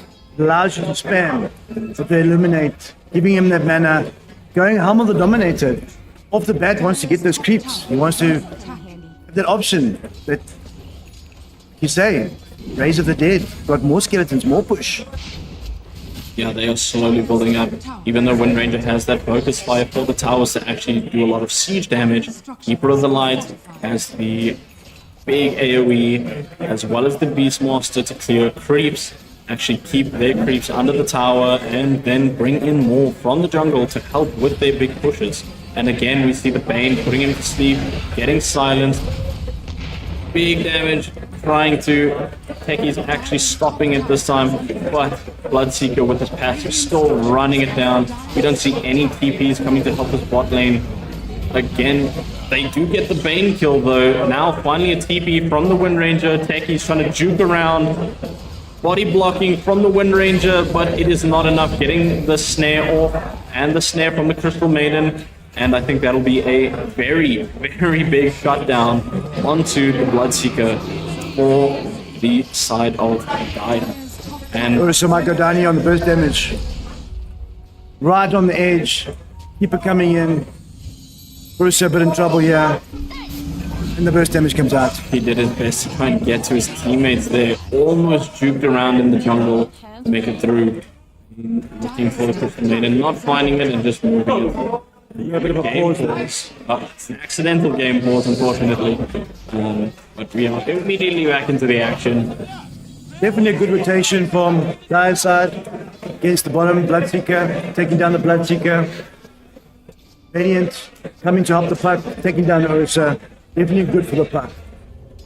Yeah, that rotate for the Dire, I think, was very necessary to take out that Bloodseeker, because that was I believe an almost 900 gold bounty for the Radiant. They're going very deep with 3 of the Radiant team around him. Even though there's 3 of the Dire, they are a little bit lower than him. Ooh, big damage coming from the Bane. Keeper of the Light there to support him. He is getting very low. Ursa trying to run him down. He's got his ult activated. Techie's being chased down by the puck. Trying to do what he can. Got the ult onto the Techies, and he's not going anywhere, unfortunately. Ursa still not able to get the kill onto the Bane. But getting put to sleep. Dire's middle tower is The under control, the damage, the Bane setting up the kills. Fuck, not killable. There comes the Nightmare. middle tower is under Bane finally falling to the Wind Ranger power shot. And then the focus fire onto the puck. Oh, a hook narrowly dodged by the puck, switching to his orb and gets the teleport off to safety as the Wind Ranger just always finds him for the kill. But they are not able to make that kill happen. See, the Pudge hasn't really done much hooks this game. Fuck, just fighting everybody. Definitely the one to kill at the moment. Gonna see, Dire's top as tower we've seen so much this weekend, as the kills climb, tower as the gold lead climbs for one of the teams, start to take it away. I think Dire will have to definitely look into trying to do something to come back from this. Set up a team quiet, maybe use some smokes to get some picks, and slowly bring this back into their favor. Definitely big team fight coming here, Pudge. First down by the puck. The silence. Ursa going in. Stuns. Techie. Unfortunately, not a lot of lockdown to be able for this Ursa to actually get in and do a lot of damage. They start to retreat back on the Dire side. Ursa getting put to sleep, unfortunately, as the rest of the Radiant team pulls up towards him. And that is another kill. And the Wind Ranger gets taken down by the puck. Getting very, very strong. is under Definitely think the puck was a really good last pick. Definitely the control on the Wind Ranger. Can't get away. The Dream Coil doing some work there. Burst damage coming out. Ursa, like you say, no stuns to help him. Gets shut down by the Bane. Primal Roar coming out. What can they do? They really have the control. The Radiant are already snowballing. Dire's structures Definitely using their team comp very much to their advantage to prevent the invade that the Dire team has on this. They are definitely going to have to start looking for picks and some very good hooks on the Pudge side to actually get these Radiant side out of position and actually getting a couple kills. There you go, Pudge. Falling through the Bloodseeker in bot lane. As you can see, Bud right, can't get away, can't keep it out of time. Really, Bloodseeker has been a real strong pick this weekend. Tier 1 going down, Tier 2 going, Tier 1 going down bottom, Tier 1 going down mid. tower has fallen. Here we see an objective play slowly coming into the game for the Radiant side. Slowly, big damage onto the Ursa, being altered by the puck. The Dream Coil Getting coming out. done, big damage from the Coddle, but he does actually make it out this time, but he does walk then back in and takes so much worse damage from the puck. Techie is himself now trying to get out.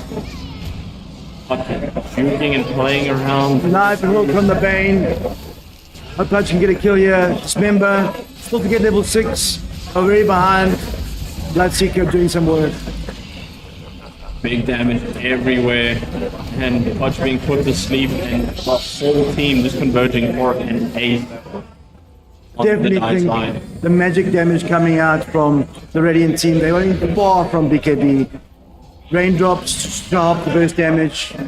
Just not enough. Structures As you can see, all 5 raindrops gone. One left. Doing what they can, and the smoke coming out to try and help with this top push as they push up onto the high ground with the rack, the hook onto the Bane. Not able to get anything off, still not level 6, doesn't have the Dismember to actually keep him down, but they do get the kill anyway, having the whole team there for the burst damage at least. Lovely shackle shot. Some setup there. Hopefully they can get their level 6. I see we do have the freezing field out. Maybe they can make a difference. They're a bit behind. Being behind on the levels, not having the ults that they want, the techies, the Pudge, it is they need to get that into play to be able to actually then start locking down the Radiant side team to try and get some of these kills and bring this game back in their favor. See, Pudge could be making a blade mail, the early chain mail. I think he's a bit far from it. Wants to get the blades of attack. It's like a phase blades, phase boots, really off.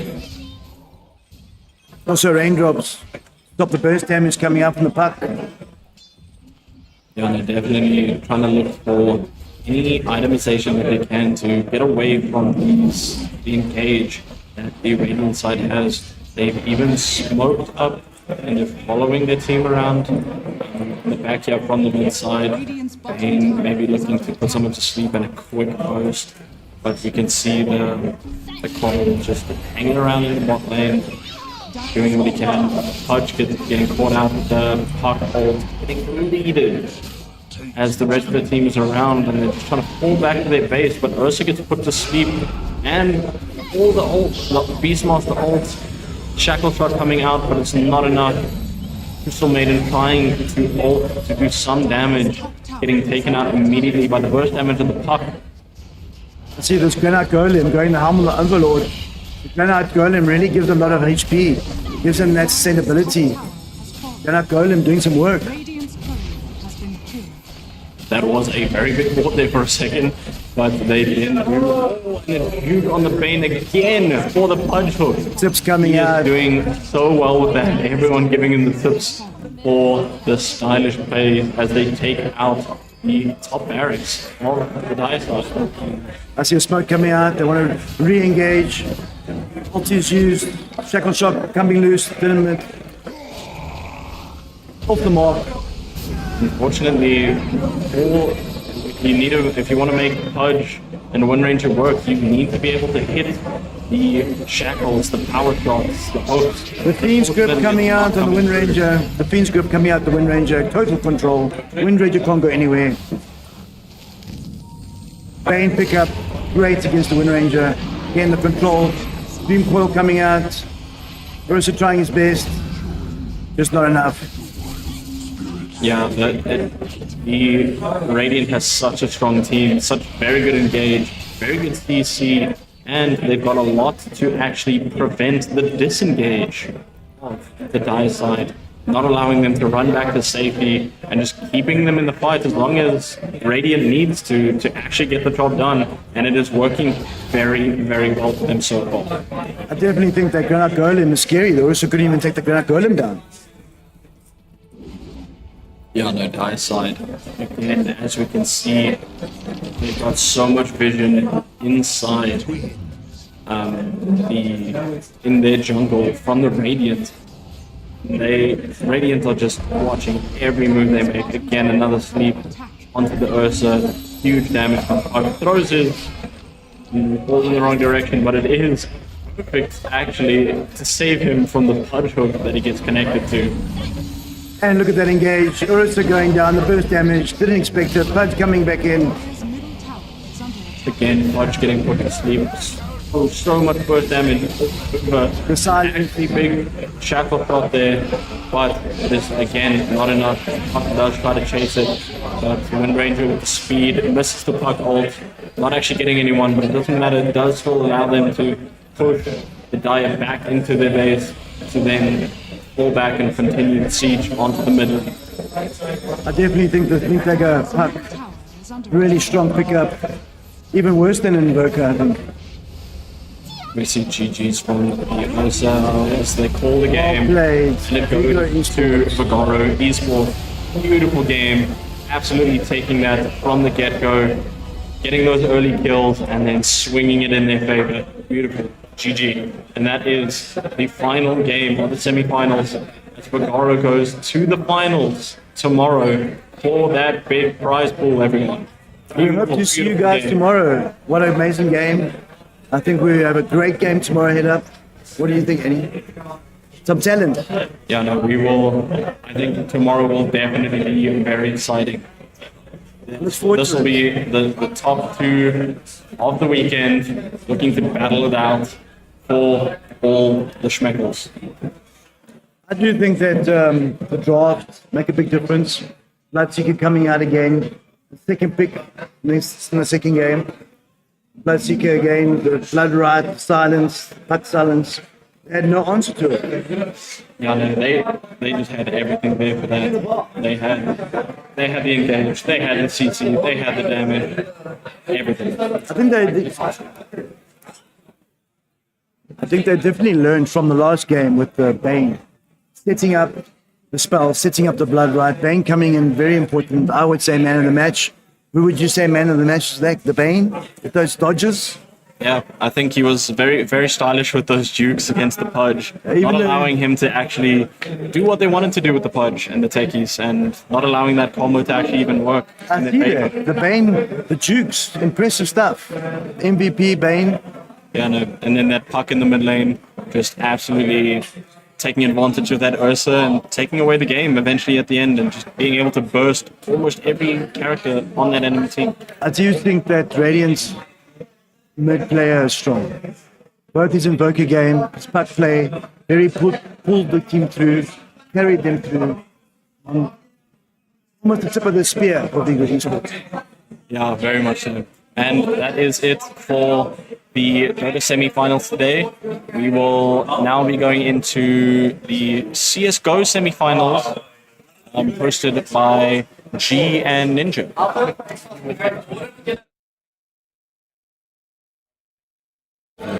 And before we get into that CSGO finals, we are going to have an interview with JC and the winning captain there from Vagaro to talk us through how they got such a dominant victory in that semi-final game.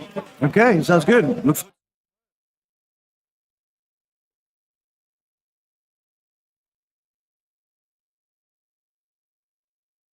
Captain, how are you doing? Hey, good in here? That was one impressive draft you had there. Puck, out of the blue. I thought we would see an Invoker. We wanted to Invoker, but they banned it, and we thought they'd Huskar. And when we saw the Invoker ban, we thought they'd gonna Huskar, so... I saw the Huskar ban. Yeah, we really wanted to Invoker. I see you did walk away with the gold lead there, almost 25, 30k ahead. Ooh. Felt good. It did feel good. The Bane pick, the control from the Bane, hitting the Blood Rides. Yeah, it's a nice lane, Bloodseeker Bane. It's not what we wanted for. We wanted actually a Nyx 5. I don't know how they banned Nyx, but maybe they overheard us. The Clinks, but it seems like it's contested, the Nyx, the Clinks. Yeah. More like scouting hero. Yeah. So you were planning to pick the Nyx, Yeah. and knew something was up. Maybe they overheard us outside before the game. Yeah. Well, I was really impressed with yesterday's Invoker game. Yeah. I think it was really cool. I like tomorrow, the finals. Are you excited? Oh, I can't wait. In general, it's just so nice to be back on LAN, meeting new people, seeing old faces. I'd love to have you guys enjoying the tournament so far. Yeah, it's so much fun. Everyone's so friendly, it's well organized, and everyone's here for gaming, and it's so much fun. Lovely. Any input you can give us for tomorrow? Obviously, you can't give us your game plan, but I mean, picks a few bets. Give us SF, Spectre, not pick. We want to do like a Pudge Techies kind of lane. You see what happened. Yeah. Might not be the good. Yeah, pretty much what they done, but yeah, we'll see how it goes. I must say, at the beginning when it started, I always wanted to see a post techies, and you guys treated us. Yeah. So hopefully in the final we'll see some fun heroes. The team that's going to clash in the final is a good team, so it'll be a good fun. I think so, yeah. I want to see a block of cheese still. Oh. We're going to make the block. Is it because you're using the Lotus Orb during the match, you need that sustainability? Yeah, it's Block of cheese is hard. not something that you It would be cool if you get to a blue cheese, but hopefully that would be pretty cool. Who would you give the block of cheese to? I'm taking it. No. You're going to eat the cheese. I'm taking it. Your Bloodseeker, maybe a ban tomorrow. Yeah. Tested. Their Bloodseeker in their game was super good, so if we're not going to pick that, we're going to ban it. Definitely the Bloodseeker against the Morana. You never considered ever using a Morana. No, not really. Not really. No. But the Bane, definitely the setup. smart picks. Yeah, no, Bane felt good. I haven't played it for quite a while, but maybe I should play it more. I think you guys, that early smoke and having the high ground really gave you that boost to So push the landing phase. we watched their game yesterday and we knew exactly how they approached the start of the game, and we set up expecting them to come that way, and they did. Yeah. Smoke seemed to be at the beginning of the game. Smokes happen and you don't know who's going to get first blood. Yeah, it was a fun start to the game. But yeah, Well, good luck for tomorrow. Cool. I think you guys played amazing. Thank you. The puck was impressive. yeah. I wish you guys for tomorrow. Thank you. great. See you tomorrow. Okay. Cheers. Good one. And there you have it, guys. Interview with the captain. I think, as you can see, Bloodseeker definitely contested pick. We're going to go over to CSGO soon. Live stream will start. Stay tuned. I think we had a great Dota 2 games. Tomorrow the final. Please tune in. It's going to be a great matchup. Maybe we're going to see some crazy mid SFs and Revokers. Have a great, great day, guys. Thanks for tuning in. I'm your host, JC and Annie. Have a good day. Peace.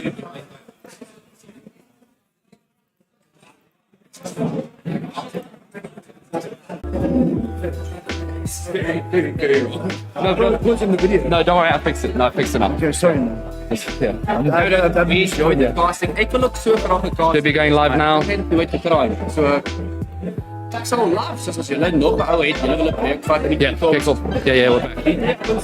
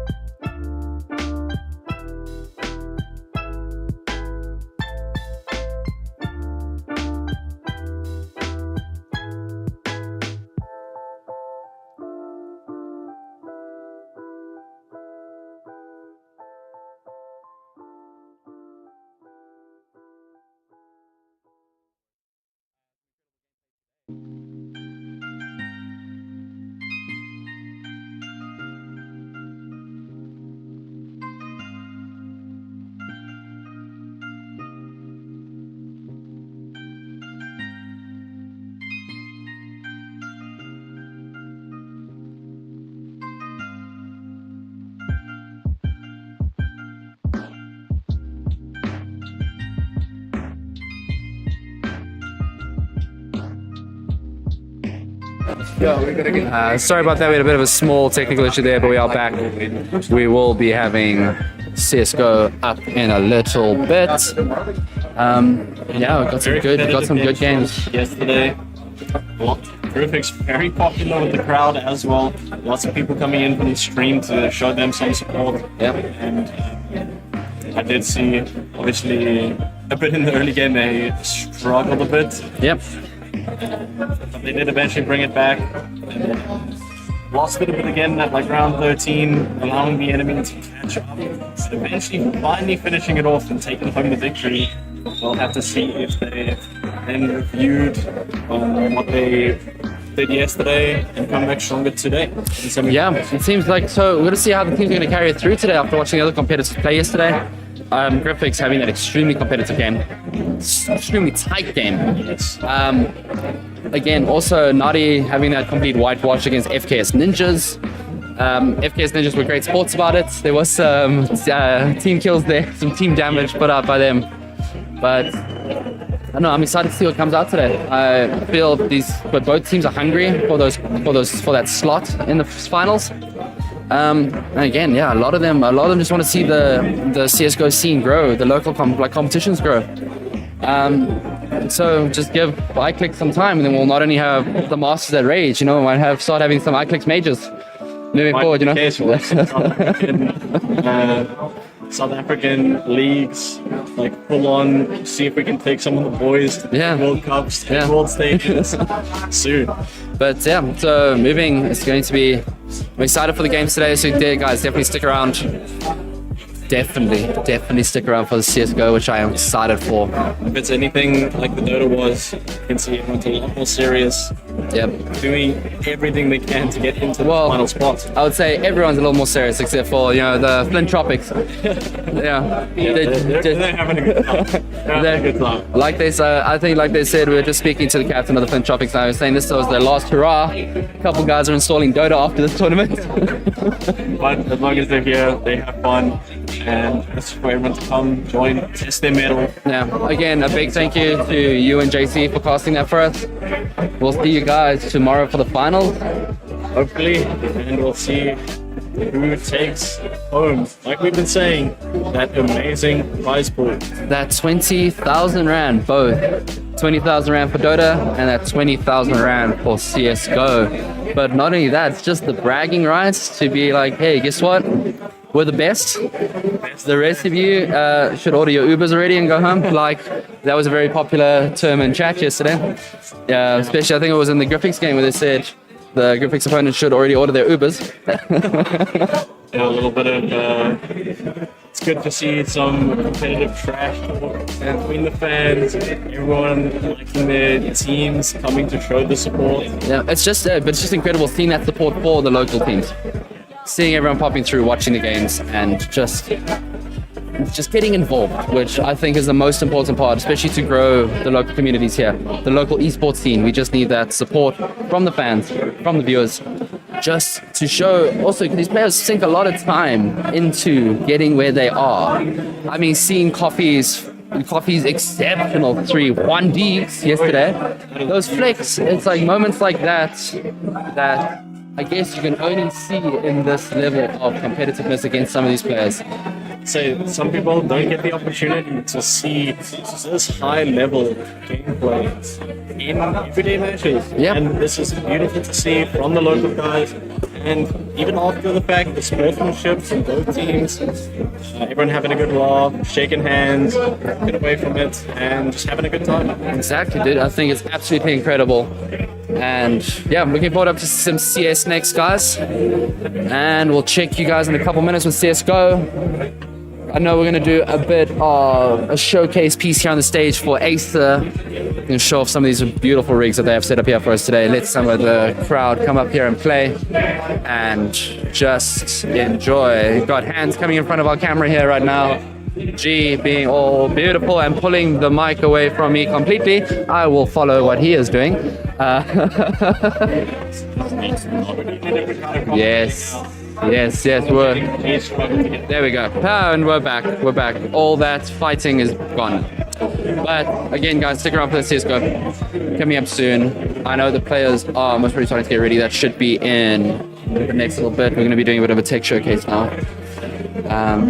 Should be fun. Yeah. All around good times here. Should be extremely fun moving forward. Hopefully this will be a nice showcase, especially for next year, to have even more people come around and have a look at what we have to showcase. Again, these amazing Acer PCs, this amazing crowd here. We have FIFA and Mortal Kombat guys.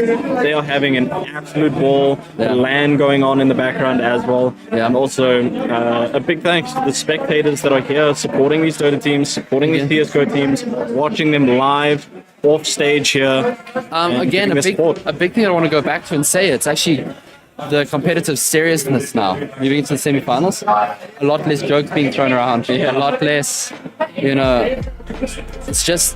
actually become a competitive game now. Yeah. People, I think when you get into the semi-finals, you realize, you're like, oh damn, this is it. There's one more game and there's money on the line then. So just gonna have to wait and see what these teams pull out now in the CSGO. I know you saw it there in the Dota. I know the Flint Tropics were joking around. They're like, "No, we're definitely gonna lose the next round." They were just here for a good time, but that was an extremely tight game. But that swing from within the last half of that game, they just completely ran away with it. Yeah. I think JC was saying to me again with the Bloodseeker came to dominate. And they just didn't have a response to it, and the Flint Tropics took it. The team you didn't expect to go through to the final. For their last hurrah. Yeah, for their last hurrah. They've just decided, you know what? Just a little bit of luck, a little bit of sprinkling of fairy dust on that. And don't know, they are playing against Vargas Esports tomorrow. which were extremely dominant in this last game. Yes. I think Very much so. I popped outside to stretch my legs and I came back and there was GG's. Yeah, that was a very, very strong game from Vagaro. Bakara, I keep mispronouncing their name. I am going to get fired. And a very strong game Vagaro. from Tropics. And I think it'll be very interesting, especially the fact that Tropics' game was so close. Vagaro had a very big sweep towards the end. We'll have to see how team comps, how people are feeling tomorrow. Will the nerves get to them, especially for the finals? But now that's a big question. Is so who's your prediction for tomorrow? My prediction, I think personally, is going to be for Vagaro. I would love an underdog for Tropics to come through and take it, but Vagaro just looks so dominant in their game today. They took their team comp and just went away with it, and they were so strong with their teamwork, how they lined everything up with their combos, and especially with their reaction times on their jukes, the punch hooks, the puck absolutely just playing with his food in that game. I did see you guys I saw you guys got your Windseeker peak that you guys were looking for. Peak. You guys did get that, but unfortunately, was it not as exciting as you were hoping? It wasn't as strong. Unfortunately, even though it's a very high band hero, if you can't hit the shackles, if you can't hit the power shots, which is a ton of damage, if you can't lock the enemy team down to have the burst fire come out from that ultimate, it's not really going to pay off. So you do need a lot to go right for that Wind Ranger to come online and sweep the game. Wind Ranger, couldn't get it done. Here am I calling them Wind Seekers. Yeah. Same thing. Win something or another. Yeah. Wind. It was just wind. Did you get that? But as long as I got their wind character. First one, good enough. But it's just good to see. It's just good to see this. There are other games tomorrow. We are going to have the finals tomorrow. Because unfortunately we do have the CS:GO coming up today as well. So we do want to space it out. We do want to give the teams a bit of time to rest as well. Because a lot of these guys are also here landing as well, sleeping under tables. CSGO is still coming up. We are going to finish out those semi-finals, get those teams through to also now their final match of the day tomorrow. Yes, I'm just saying, I am hella excited for that CSGO after this game yesterday. I was extremely tired yesterday with my casting because I think CSGO was a good 6 hours getting all those teams through and done. But I'm excited. I'm super excited to see what happens tomorrow. Yeah, that's going to be very exciting. Tomorrow, it's just waiting to see who's actually going to be playing in those finals tomorrow. It's that excitement. Like you see these games today, but it's like just that. It's like tomorrow is just a whole different caliber, especially when you go through to the finals. Yeah. I think that's when everyone's going to be pulling out all the stops, pulling out secret strategies, wild smokes out of nowhere. Map bans and picks are going to be, I think, very important for the teams in deciding how do you feel? Going to go through. How do you feel? Do you think, because the teams have had a chance now to watch each other, see each other's kind of play styles, do you think that's going to affect the bans and strategies for tomorrow, the bans and the picks? I think it will definitely be the case. As we saw today with regards to the Dota, banning out Vagaro's Invoker. Yeah, banning out that Invoker. Sitting here at the commentator desk, I could see the Invoker player get a bit frustrated even at that ban, and immediately discussions start for what their next pick into that will be. Yeah, okay, cool, perfect. So we're just going to wait for that. Again, they're just doing a bit of a demo showcase up here on stage, and then we'll be jumping right into some CSGO. Beautiful. Guys, definitely pop apps, support your teams, trash talk and chat, get that going. Like to see it. We'll definitely check you guys in a hot minute, but definitely stick around, guys.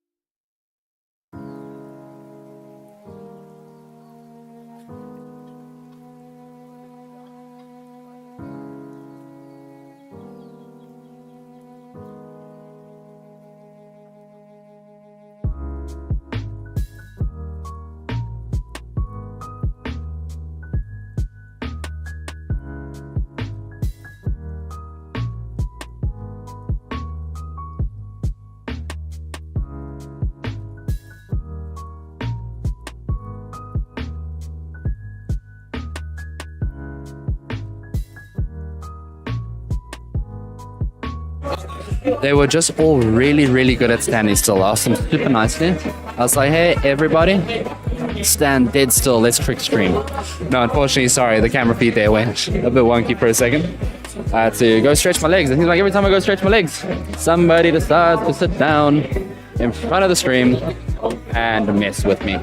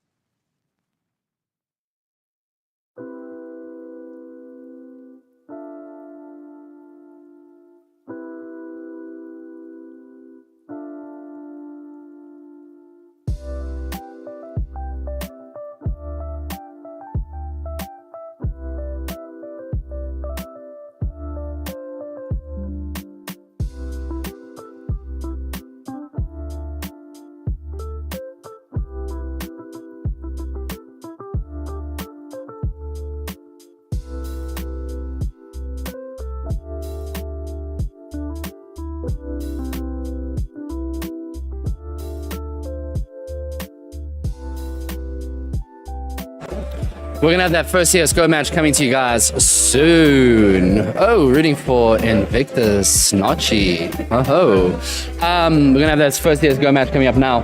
Both teams are just setting up now, getting their configs ready, and then they will start their own individual warm-ups before the match. So letting them get their configs up, get ready. Any words there, Annie? Sorry, I was just looking around. The guys all getting ready as they are all nice, dressed in their team gear. And so, we're getting into the real big boys. 100%. So now all these teams are just getting their configs ready. They can start their warm-ups once both teams are ready and making sure it's all even across the board. Everyone happy. Definitely see that Invictus support coming from Nachi there in the chat. Just gonna have to see if Unblinded can carry this through, or this is going to be an Invictus game. Yeah, look forward to finally being able to sit in the crowd, feel the energy, watch this with them. Yeah. You and G go for the cost. 100%. I will say, personally, I might be being biased here, but I am going for hopefully an Invictus win here today. I'm not being biased, but this is my bias. Yeah, exactly. Yeah, 100%. I did see Unblinded did play well yesterday, but also Invictus was in a dominant yesterday. They were extremely dominant. Some really good plays coming from Moon as well. So we're just gonna have to wait and see. Yeah. Unfortunately, since I came a bit late here to Bloom, I missed a couple of first games. So yeah, I'm definitely excited to see how the teams actually bring. Also yesterday, seeing a dominant play coming from Bav. Bav playing extremely well yesterday. Also some great plays yesterday from Pin. So I don't know. I have a feeling it might be a very tight match. Some really good players on there. But again, Bav's plays yesterday, I thoroughly enjoyed the way he was playing yesterday. Pin did play well as well. So just going to see who's going to carry that through to the finals tomorrow. Who's going to get that slot in the finals? Again, we'll have to see which teams have done their homework, 100%. how they've adjusted their strats, their map picks, their bans. Again, I'm still feeling quite moist from yesterday. Those 1Ds from Coffee. That's just one of the plays from Watching yesterday. it up, hearing the crowd go crazy. That's one of the plays from yesterday that just stuck in my head. I thought Coffee was done for down there in Banana, but those 1Ds. Hitting those deep shots with that little peek over wall there in Banana, the little hop to suss out where the players are. It was picking up the AK. It was the final kill. It was a really. So it's going to be Invictus versus Unblinded up next. So I don't know. You guys can throw your predictions there in chat. But yeah, personally, I am looking at this might be an Invictus game. But again, you're only going to see when the match starts how it plays. Going to go steals it depends on what map Get they some go. wild 1Ds again. Goes down to Crazy headshots coming through. Yeah. See how the Orpers play their game. It goes down to the map pick as well. So we'll have to just see what happens there. So we'll catch you guys in a hot minute for that first match.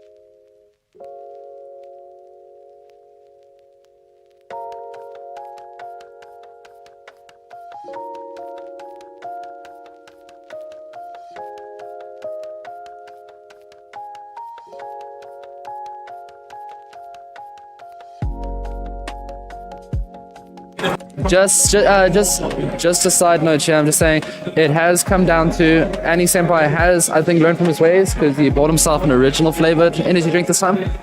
That is not the case. Clearly, Fruit Punch is more popular because it finished first, and unfortunately now I just have to settle for original.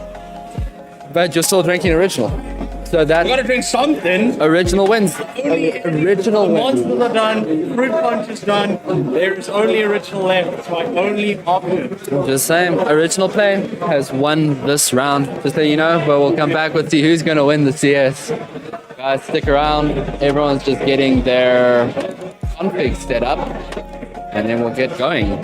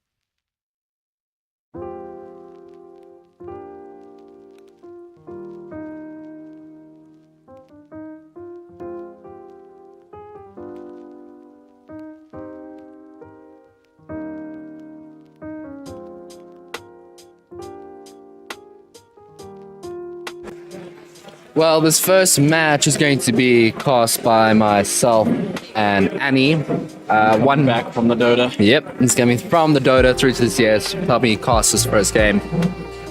The real one-hit wonder is handling some tech stuff in the background, schmoozing with the crowd, Making sure our servers are up and running nice and smooth. making sure, Guys have the absolute best competitive time they can. making sure things are going amazingly. But I'm excited for this team. Teams are busy doing their warm-ups now. We're gonna give them a couple minutes to warm up, and then we'll jump across to the coin toss and the ban phase. Just see what happens there. See what maps get banned. See what maps they play on. But Very interesting to see, especially after watching each other play yesterday. a lot of Vertigo yesterday. A lot of Vertigo yesterday with some pretty dominant Vertigo maps. It seemed like yesterday it's hard to say, it was CT and T side. It was quite even between those matches yesterday, between who was dominating on the maps. Inferno definitely was a T-sided map yesterday. The T side was dominating on Inferno yesterday.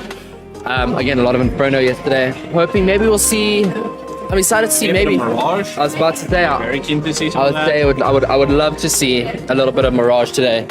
I'll nuke picks, see if anyone's willing to take the risk. There was a nuke yesterday actually. Again, Gotcha, I see. there was a nuke match It'll be very yesterday. interesting to watch. There was definitely a nuke match yesterday. But I would be interested to see some Mirage today. I would actually like to see some Mirage. See how that goes. Keen to see some of that. But now we're just starting those final little bits of CS going through. And we're just gonna have to wait and see. So CS will be starting soon, guys. Hold your horses. Teams are finalizing their warm-ups, and then we'll jump right across.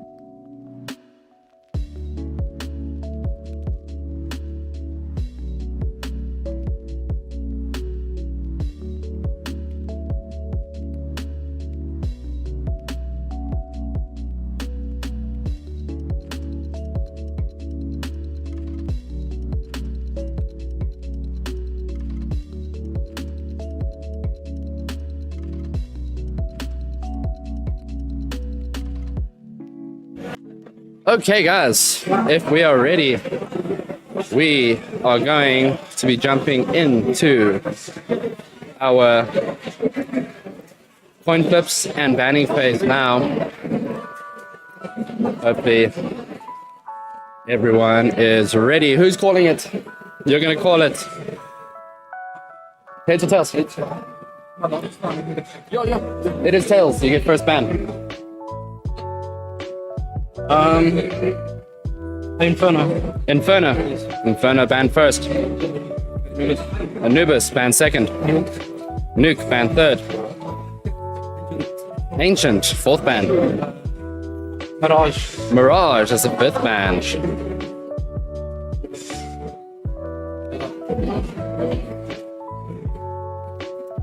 Coming down to either a Vertigo or Overpass match. Banning Vertigo, so this will make it an Overpass match. Guys, one side, you're gonna do.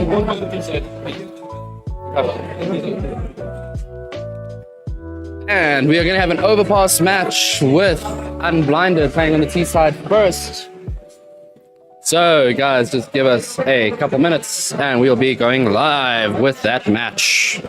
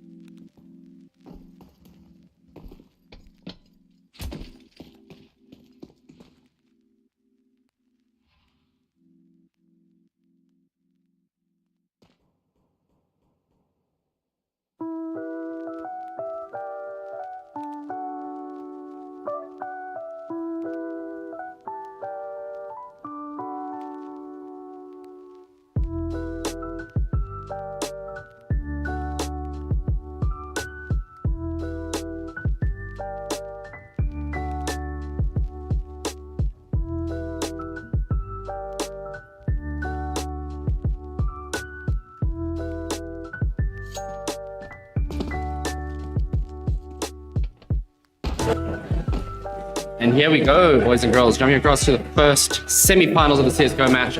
Invictus versus Unblinded Esports. Predictions, G? Ooh, this is going to be a tough one. We're going to have to make sure of this one, but I think what we can say is this is going to be one hell of a match. Yeah, it is going to be one incredible match, I feel. Going to be... I don't know, I saw some strong plays from Pin yesterday. Yeah, no. Really strong plays from Pin. And Have doing really, really well. You know, the two team captains. It's proper. yeah. Just going to see, it's an overpass match. Correct. Unblinded decided to go T-side first. Yeah. So do you think they want to get those early rounds done, get those early rounds to their side and then hold it down on the T-side? Most likely. We're looking. Yeah, I mean, Invictus played an insane game yesterday, unblinded as well, of course. But it's very hard to say. Hey, you're in the chat. How you doing? But Nachi. We had chat going crazy for Nachi, yes? Hey, Nachi. Yeah, you guys were actually very popular, by the way. So you should be proud. We're proud of your achievements there. But we've. What I can say is these two teams are going to put one hell of a fight up. Obviously, you need to try and do like you've got to try and get that early lead. But just because you have an early lead, you know, team dynamics are extremely different. Some people play better when they are on the back foot, you know. Some people need that pressure to really pull out, you know, those flick shots, kind of like how we saw Coffee yesterday with those 1Ds in Banana. Exactly. Just when they're under pressure, they decide, you know what? Yeah, Coffee. I know what I'm doing, and here I am. Exactly. Coffee was insane yesterday, but props to Graphics for pulling that back. You know, that was an extremely tight game yesterday. Yeah. With them, it was an extremely dramatic match to watch. Oh, like maybe this one looks like it also might be an extremely close game. Yeah. I think by far, graphics match was a tournament favorite. But let's see what we have today. Let's see how we looking. Yeah. This is also going to be a best of one. Again, this tournament is coming down to a winner take all. And down. So this is a best of one. Tomorrow's finals will be a best of three. Let's get into this first match. Let's see how things go. All right. Starting up, yeah. You know, Invictus placing down some cash. Unblinded, not really going for heavy buys yet. Got some util on Unblinded side, on the T side today, but yeah, we're looking at a very, very good match. Getting that molly there on short stop. Right, stop the peak coming from Invictus side. The information would have come through now. Would we see a rotate?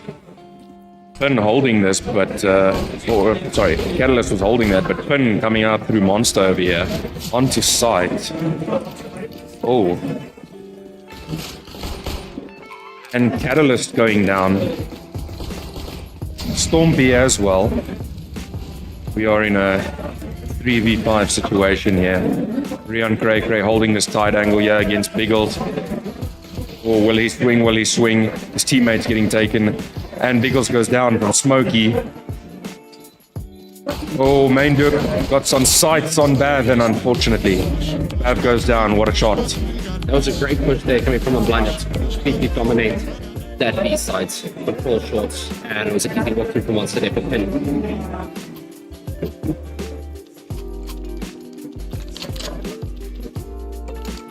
Again, coming down now, we got the T side, getting those Mac 10s out, getting some util in.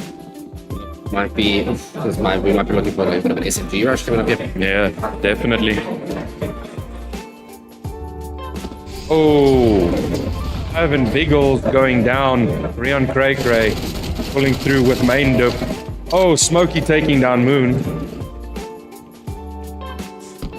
This is going to be a hard push A side.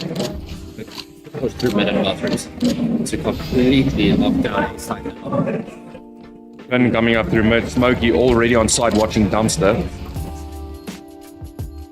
Again, now I was going to try to get the whole back. Do you push it or do you need to get that bank peak? Yeah. Catalyst and all coming through bank to try to get those peaks. Catalyst pushing out. You see Smokey take some team damage. Oh, and Smokey,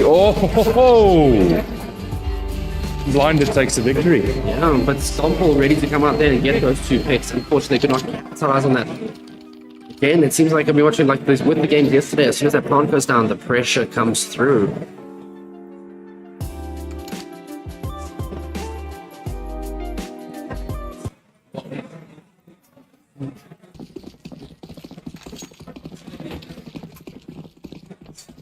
Inside T looking very dominant one. We do have the CT side bringing out those rifles now. Hopefully to slow it down. We do have 2 AKs, 1 T side. Going for a bit of a lower split and mid. Yeah. Get that mid dominance. A little bit of a split which we're seeing here. Main Dup gets Bav. Moon does take down Main Dup. But Moon going down himself there to Cray Cray. Ben also lurking with the bomb. Looking for a B side. Again, it seems like it's going to be that maybe a late rotate coming through. Maybe a late rotate. Again, we got Biggles going down. What a shot from Smokey. Biggles trying to watch that bathroom push, but unfortunately, Smokey able to swing that and take Biggles out. Now we see the execute down on the B side. And for they have a clear push through to side. With all that dominance, are they going to be watching that heaven push? This is the question now, Rian. Going for a bit of a different approach here. Does see Catalyst. He's able to take him down. Again, now we have Stumble looking back. This comes down to that decision now. Is it going to be a save? Or is it worth going to try to push out that damage? Is it worth pushing out, trying to get the damage down? And looking monster, making sure there's no one there. Again, it looks like Stumble just needs to pull back, save that rifle to carry through into the next round. And again, only 2 rounds down so far. But again, we have seen as soon as a team starts getting momentum, it can be extremely hard to break that. True, but there's always room for a comeback there. Stumble does see him, but unfortunately, Jan does take him down. It's unfortunate not being able to get that save and carrying it through to the 4th round. Again, T-side looking quite aggressive now with those 4 rifles. 5, that's a full buy for T-side, full util. Now it comes down to a CT. CT's going to have to do the save this round. Hopefully carry out as much damage as possible to carry it into round 5.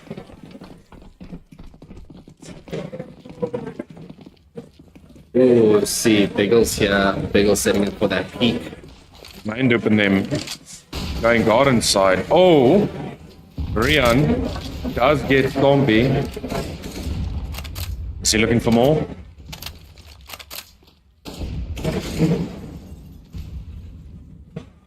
Catalyst lurking monster. Again, now that information has been fed out that there's nothing monster. Catalyst does see Rian, but he's unable to take him down. Bomb is going on a different route here. Again, now it seems like that push, it seems like information comes through. They saw that monster was clear, but now, again, do they have that information? What a shot by Bav. What a shot Bav hits. From Dustbin.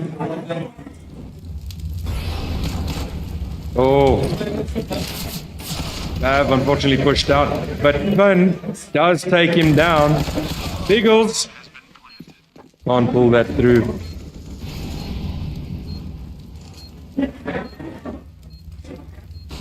Moon pushing up slowly here. Smokey holding the bank angle. Switches off, goes down to the side. And DL Ford does take down. Unfortunately, just picking up Moon there. Yeah, Moon maybe just trying to cause some extra damage there. Coming down to, we're seeing the buys now coming from CT. Being able to see this buy come down from CT. Only now, just to wait and see. They need to stop this momentum. They need to stop this momentum coming from the T side now. Yeah, we're looking at Moon over here. These guys are pushing out a little bit aggressively, holding that angle. Moon coming down, going to check. Bam taking a lot of damage. He does hear that they are down. Gets that call from his teammate. Oh, but he does get turned around on. Rian Cray taking him down. Also losing Bab there in that fight. Yeah. Stompy, not certain where he should move to, seemingly. And I think CT is looking for that information now, trying to figure out where the push is going to come from. Invictus is putting up a great game, holding these boys off. They are showing some extreme skill here. We do have the push. There we go. We got Biggles taking out DLL there and long. Oh, Rian Cray does see Biggles, takes him down. Reclaiming that orb. We get onto A site. Now it comes down to Catalyst and Stumble to push A and see if they can retake this with a 4v2.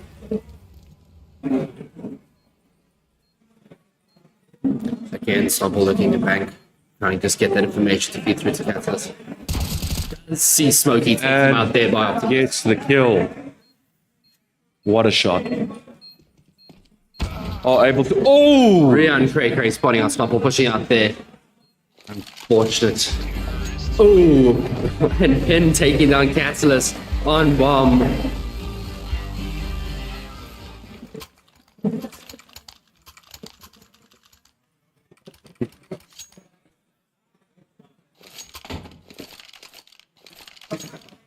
Again, now Eco not looking great for the T side. We are looking at. CT side. Oh, sorry, yeah, I'm sorry. Eco's looking great for T side. CT side is struggling there a bit. Catalyst pushing out here, but. Oh! Does take a lot of nade damage there. Dashing them out there, checking play around for that information. Oh, Moon does go down. Moon, Main up taking down Moon there, and Main. Again, Main the B push, they're able to just walk onto site. Rian Cray just going up there. Stompy lurking down in here. In connector. Waiting for that smoke. Again, Stumble looking for that information. Trying to feed it through. Coming through. Oof. Again, Stumble and Catalyst waiting to see what they can do with Smokey. Just waiting for that information. Looking over there, does see him. Gets the kill on Biggles. Finn gets kill on Catalyst. Comes down to Stumble alone again, deciding what to do. Oh. T getting aggressive here. Oh, they get stuck in the door, unfortunately, but does get the kill. All the way down, they're making it 6-0 to Unblinded Esports.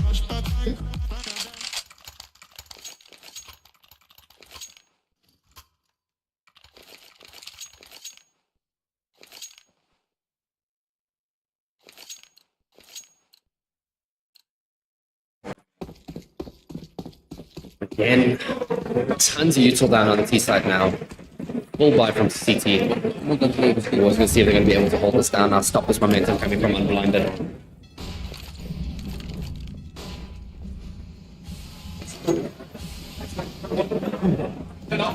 Again, Oh, Biggles does C2. Takes down man. Oh! DLL core does get Biggles. But Biggles does pick up that takedown on main dub. Getting that information through from long. And down goes Pin from Pin unfortunately going down. Smokey taking out, trying to feed that information. Smokey having bomb here. But we do have Bav holding down the A side with Catalyst. Catalyst looking down mid. Bav watching that. He does know, he sees that. Takes the shot, but no one home. This might be an excellent play here. Smokey. Oh, unfortunately. Smokey gets taken down and does drop bomb. Yeah, Stumble does pick up Smokey there, going to lowers, and has bomb now. Can DLL clean this up, pick this up. Again, the information wasn't there. He didn't know where he was shot from. Yeah. Rian on side, holding side there. Catalyst looking down. Catalyst sees. Oh, but Rion does get Catalyst. Down goes Stompy. Cray Cray, cleaned up by Stomple. We got a 1v1 situation here. Again, 1v1 Bab versus DLL. And DLL does have the bomb. Bav 8 seconds. holding side, sees no one is there, does rotate. Will he get the plant off in time? Plant does go down. Oh, and Bav does see him, but Unlucky DLL shot core there. does get the shot. What a shot. Unlucky mistake from Bab. Just missed him there. Just getting that plant down as well. No, they are absolutely keeping this momentum. Unblinded, doing very, very well. Invictus playing a world-class game against these guys as well. And it just seems like Unblinded's carrying that momentum through, keeping the pressure on. Yeah. Again, it just needs to, Invictus needs to find a way to stop the momentum. Captain's going down to Rion Cray Cray. An early pick coming from them now. We got Rion pushing up here. Short now, trying to get that information. With Oh, he does see Stompy. Not able to get all the shots off there. Stompy does go down to pin. From Monster, that team push there from the short and Monster uncontested from the Monster side there. Pin looking up heaven. They are spraying in, keeping that aggression on. Oh, and down goes Moon. Pushing up, yeah. Fully flashed. Unfortunately goes down there. In bomb when he comes to site now, once they've locked it down and done all the damage to the CT side. Biggles trying to look for some picks. Oh, Trying to look for some damage with this deagle. the Deeg's coming out. Oh, can he hit it? Going for some excellent shots there.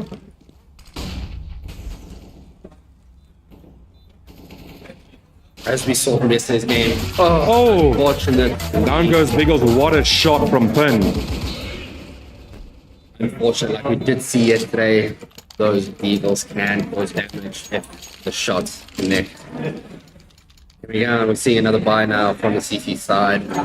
Hoping to shut this down. Again, full util, T's, full rifles, no AWP this time. Decided to go with full rifles, which I'm finding surprisingly since Rion Cray Cray has done so well with the AWP. Quite a strange thing, but I mean, AK, first bullet dead, you know, headshot. These men have got excellent aim. Stompy putting down some util there. Oh, main dupe does see one. Decides to fall back. Again, that information now is fed. Ooh, with Biggles taking down Rion. Cray Cray from long. Does go down on long, but these men are not letting up. Oh, Pin gets taken down, but the DLL cord is there to get the trade. Looking at a 3v4 right now. With CT having a lot of information on their place and Biggles from bathroom. Biggles. Unfortunately, Oh, but he Biggles turns it around, but unfortunately does go down himself. Again, a lot of util used from the CT side. Very little left, only one molly. Comes down to... And that this down. With the Bab taking a shot. Unfortunately, does not connect. Not landing. Here comes Catalyst. Oh, does see DLL cord, but does himself get taken down. One of those unfortunate, this timing was just off. Again, now DLL. Smokey Oh, trying to what a rotate. flash though. Doesn't get anyone, but what an angle. Now again, information now. CT does have. Does see him down there, but oh! Stompy. Well done, Stompy. Locking it down and trying to stop the T-side momentum. Does bring Invictus a round. It is. So it's 9 rounds down, 1-8. Still plenty of CS to be played here. And Stomple with nerves of steel taking down both DLL and Smokey on site there. Definitely, but what a play from Mr. Stompy over here. This man is... Again, CT calling a timeout now. I think they want to use it, win a round, slow down the momentum on the T side. just go through some tactics. Make sure they keep this win. Again, I think there's just a lot of back and forth now happening from the Invictus side now, from what I can see, trying to decide how they're going to play this. They've gotten 9 rounds down, got us some information on how Unblinded might be playing this T side. Exactly. But again, same thing from the Unblinded side now. It is a chance to 9 rounds down, you got a bit more information on how things are being played. Change up your strategies. No, definitely. We are looking here, though, at some excellent teams. You know, at the end of the day, these guys work extremely hard throughout the week, throughout their weekends. You know, it's not just a come and play, we'll have fun situation. These guys put time in. Yeah, 100%. Each of these teams have put blood, sweat, and tears in. You know, 100%. It's like I was supposed to be like no lifing to get good. Yeah. Again, we got Rian Cray getting that AWP and Bav with that AWP. Biggles holding it down. In yesterday's game, seeing Bav with that AWP, he knows how to do it. We got Catalyst coming in. Smokey does look here, not certain where Smokey is. Oh! Smokey gets that, but DLL gets the trade. Does get the trade. Catalyst going down. Again now, information trickling through. CT Moon hiding. holding up mid. Bav staying strong. Again, we're not seeing the rotation of A yet, so not enough information has come through. Stomple holding down Monster. Looking for that information, looking for that peak. He does seem, but unfortunately goes down to Pin. Pin pushing up here. Oh! Oh, DLL taking down Moon, T-side. taking down Biggles. Unfortunately, Bav is T-side. down in the cold. T-side. Bav taking down Rian Cray on side, but Plant is down. T-side just cleaning up on that execute.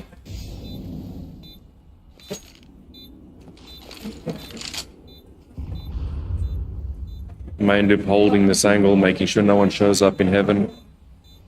Again, focusing on Heaven, not allowing Bav a chance to peek. It's just holding back, waiting. Waiting for these exit frags. Again, now I think he's kind of reached a stage where he just needs to cause as much damage as possible on the CT. Yeah, save that all, make sure the economy is not too affected for the next round. It's a good round from Unblinded Esports there. And tying this down to 9-1, moving into round 11. This is looking very, very good. These gentlemen are playing an excellent game. Again, just can't see how it goes. If they can carry this through, they just need to pull down their CT side for an easy victory through. Definitely. Now coming down, seems like T has been favoring this B side. But again, got still some buys coming from Moon looking for that information in the mid. Coming through, we got Matt with a good bathrooms. Again, looking for a pick on fountains that may not be coming. Oh, Bav does take down Doop. He does see him there mid. Doop lurking though. Again, looking for that pick now. Information coming through. Smokey spraying through. Moon going down. Does get taken out. Now there's the thing, will bomb go A side, B side? These men have to make that decision now. Again, with 1 minute on the clock now, the site does need to be chosen. They do need to execute and get onto site, get that plant down. Hopefully hold it down without a retake. A lot of util going on to B. Again, they might be popping this util B just to pull the defenders off A. Get an easy plant off, but just have to see what's happening. Oh, Smokey goes down to Bav. Bav watching highway there, making sure no one pushes through. Oh, shots on Bav. Hasn't taken damage. Does get an excellent headshot. Bomb going down. Does take a lot of damage himself though. Bav is Oh, the- Biggles gets taken down by Rian Cray. And does get that damage. He was on very low health. Very well done now. Now it comes out to DLL to recover that bomb. DLL going down to Catalyst. Unfortunately, he missed the AWP shot. Gets the deagle. Oh, but could not get bombed down. Rian Cray moving back here. Not wanting to sacrifice that AWP. What a round from Invictus there. Unfortunate Catalyst going down there by Optimus.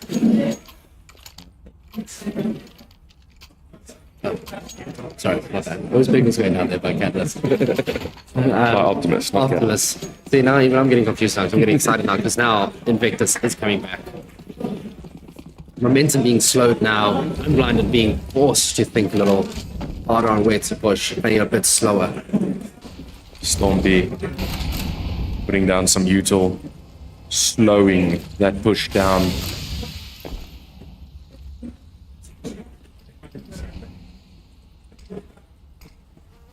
Again, CT using a lot of util to try slow this play down, slow the pushes through. Again, that smoke on Monster's going to clear up soon, leaving around correct. Yeah, view.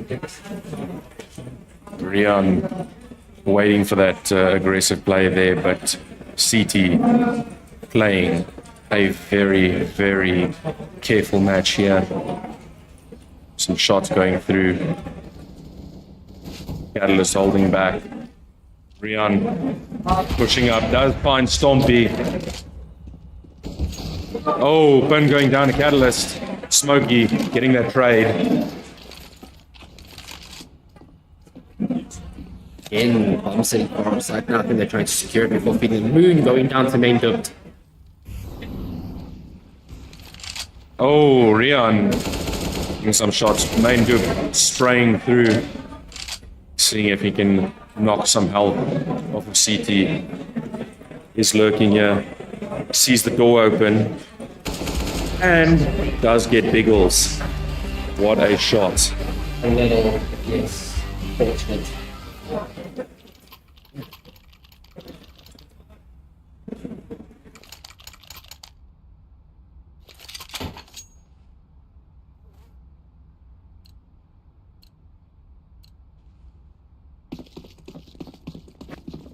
Going now to around 13. Still unblinded, dominating. Victus needs to have an answer for this. Stormby and the rest of the team, going in with a save round. Oh, Biggle taking fire damage from Pun.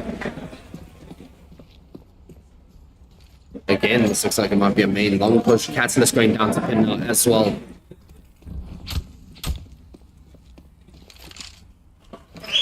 Round Cray. See Stormby, which is up a bit closer, holding that bank angle. Looks like an execute on A. Smokey pushing up, checking Optimus. Moon going He does see Stompy spraying away. CT being pushed off the side here.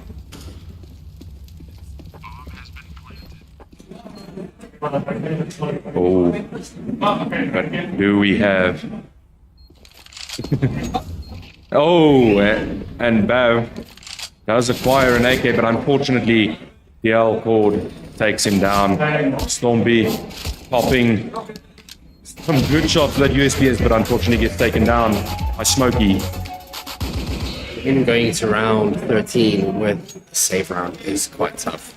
Yeah, Again, these ecos no, they did looking great. their best in that situation there, I believe. Yeah, Bav coming with the big brother of the AWP with that util.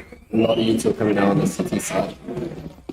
Again, it's not without winning rounds, it's just becoming more and more difficult. It is difficult, but these men are still putting up one hell of a fight.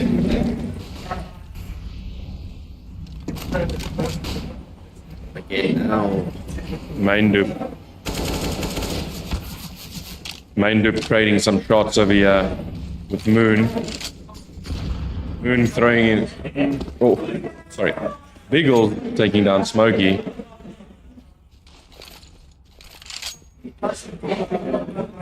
Stumble holding that.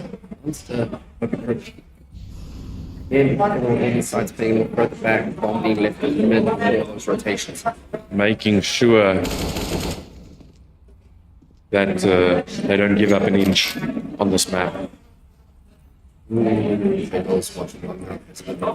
Oh, bit of an aggressive push, but his teammate does go down, so he needs to fall back a little bit.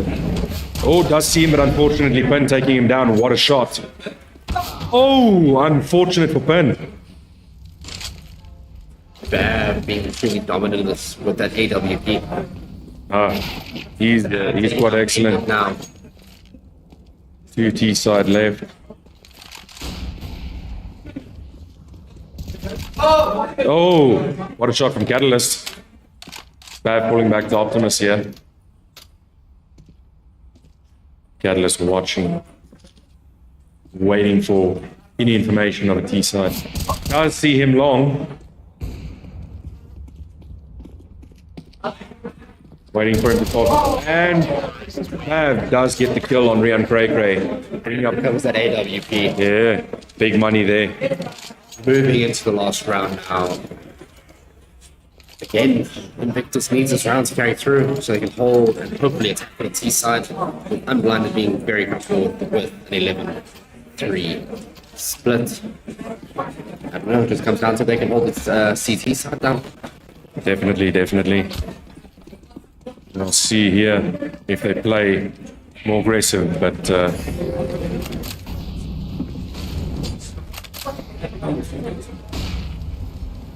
Getting that flash out there through Monster, but they have been more flashes. Oh, Stompy does manage to get the DLL cord. Oh, but Catalyst and Moon going down to Smokey and Dupe. Biggles falling back here. Main Dupe spraying into heaven. Smokey falling back does take a bit of damage from that nade. Dupe holding that heaven peak. Oh, does see him heaven. Does go down to Biggles. Shot. Biggles looking very hurt now there. Doing the push on to side strike that information. Going for the DQ. Oh, going but down. Pin does get him. What a shot. And Smokey able to secure that round for them. First half going to Unblinded Esports. Invictus needs to dominate, go through to the next round. Yeah. And just focus on attacking.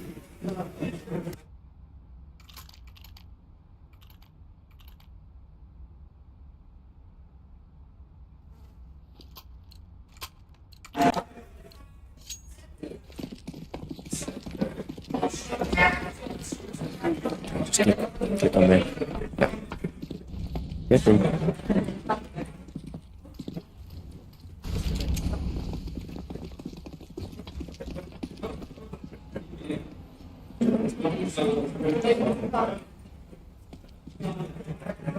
And waiting for that, does get the information for his team. Again, now with CT, it's just that information that's needed to know where they are pushing.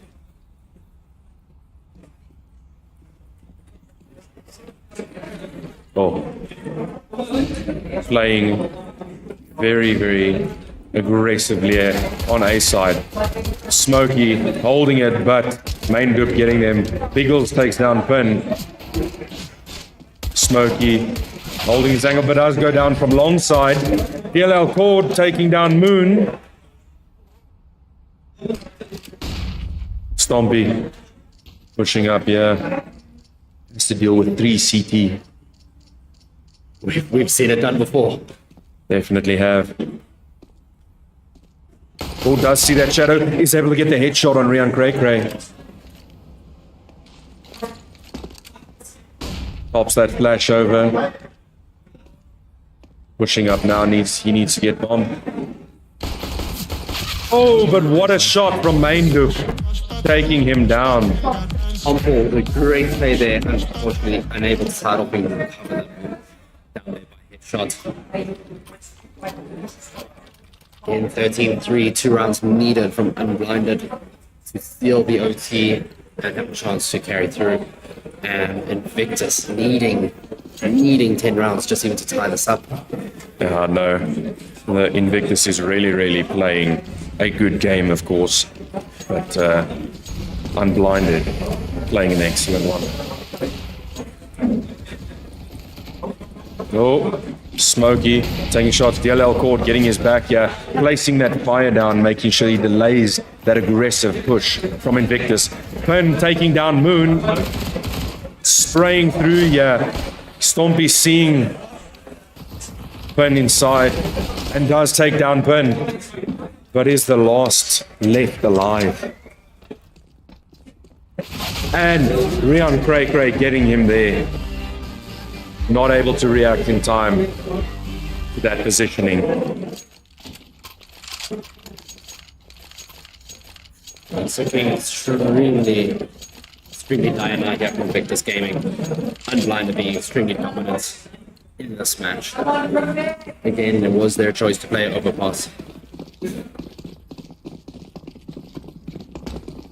I don't know, and Victus needs an answer.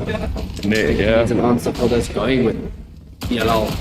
Extremely aggressive, getting that information. Pushing up there, getting the guys in garden. Oh, the Catalyst takes him down. Catalyst taking down Rian Cray as well. Catalyst going down to Unpin and DLL mistake. Stompy. Unpin going down to Bav. Oh. Again, this is a 4v2 now. This is the kind of gameplay we've been needing to see from Invictus to carry through this game.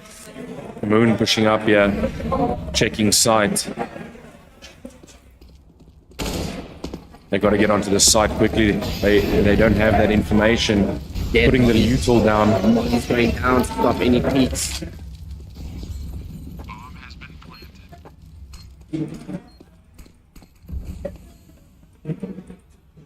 Moon watching for that rotate.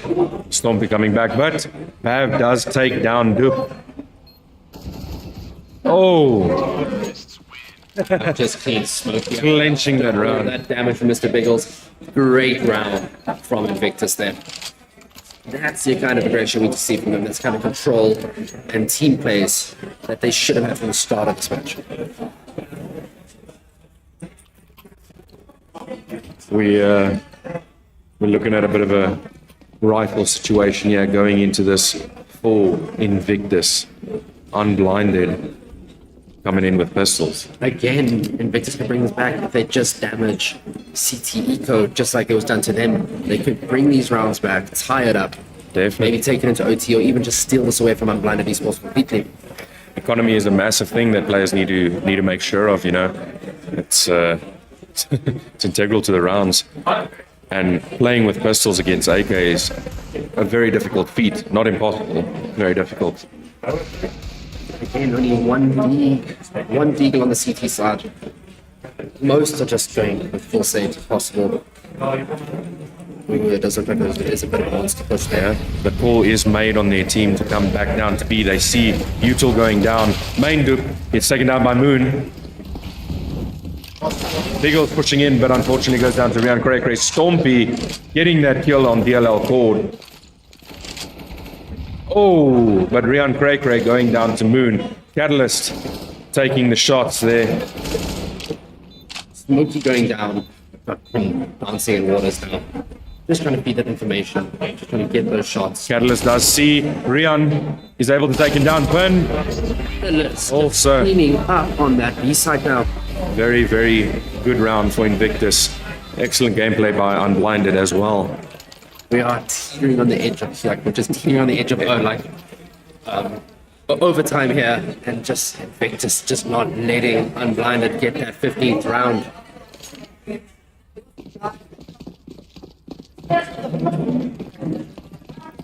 And I think Invictus have tasted success. They want to keep it going.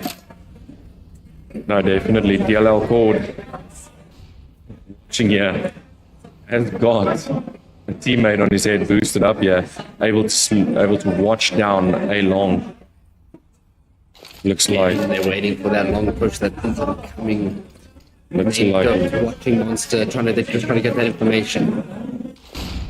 We don't know where CT is just yet because there has been no spots out. We do have them lurking there in the bathroom again, looking for information, seeing that smoke. As soon as that smoke comes through, there will be calls made. Stompy and Bav moving up, yeah. To DLL Cord. Oh, and Moon goes down. Pin gets him. DLL Cord waiting here. Unfortunately, does get that. But Stompy does get found out. Stompy able to recover the bomb there.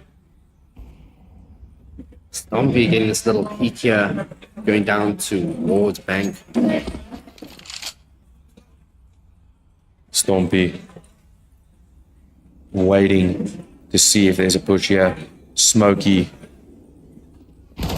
in low is able to. Oh, does get taken And down. Mr. Bengals going down with that great feedback to Stomple, letting him know he is down there, he is hurt. Let's just see that up. Main dog fully flashed there. Does get flashed, but does see him pushing for the plant. Plant will go down. Flash is coming out. Oh, Catalyst does get taken down. Rian Cray does get that shot. Main duo pushing up, does get Stompy, and is able to get the defuse. Well, that is round 15 to Unblinded, locking the OT for them. No. They 10 chances to mess up, and they could still seal the win. Some excellent gameplay we're seeing here today. It's going to take 10 big mistakes from Unblinded for them to not go through to the finals now. Not impossible. Invictus is playing a good game. But as said before, Unblinded playing an excellent one. Again, a rifle bias with the one field there on the T side. Full buy. Got a shotgun there. Oh, Rian going down to Bav. Stompy pushing up, yeah. Will he see Pin up there? And he does see him. Botting the legs on Pin there. Just clearing it up. But now the calls will be coming in lowers. Of course. Play. Bav does get taken down. DLL cord holding up there.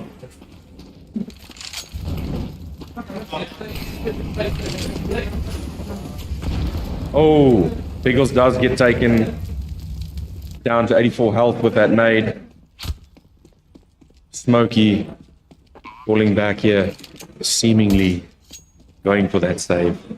It does look like there's going to be a save round out from Unblinded. They are far enough ahead that they don't need to worry about losing 1 or 2 rounds here. So they are just going to be giving this round to Invictus.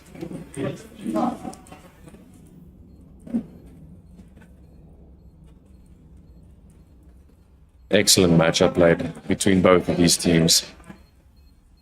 Catalyst looking, seeing if he can find anyone here. Does acquire an AWP for his team for next game or next round. It's a 6th round going to Invictus.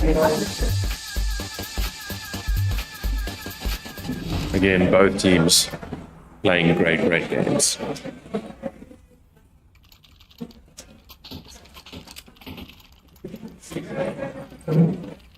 AWP's being handed off to Bav. He does seem to be the team's AWPer. Yeah. And rifles and 1 Galil coming through on the T side there. Looks like a little bit of an economy play for CT side, of course. Making sure, well, they have to make sure of this round. DLL cord holding here. T side playing a very tactical game, looking for the picks.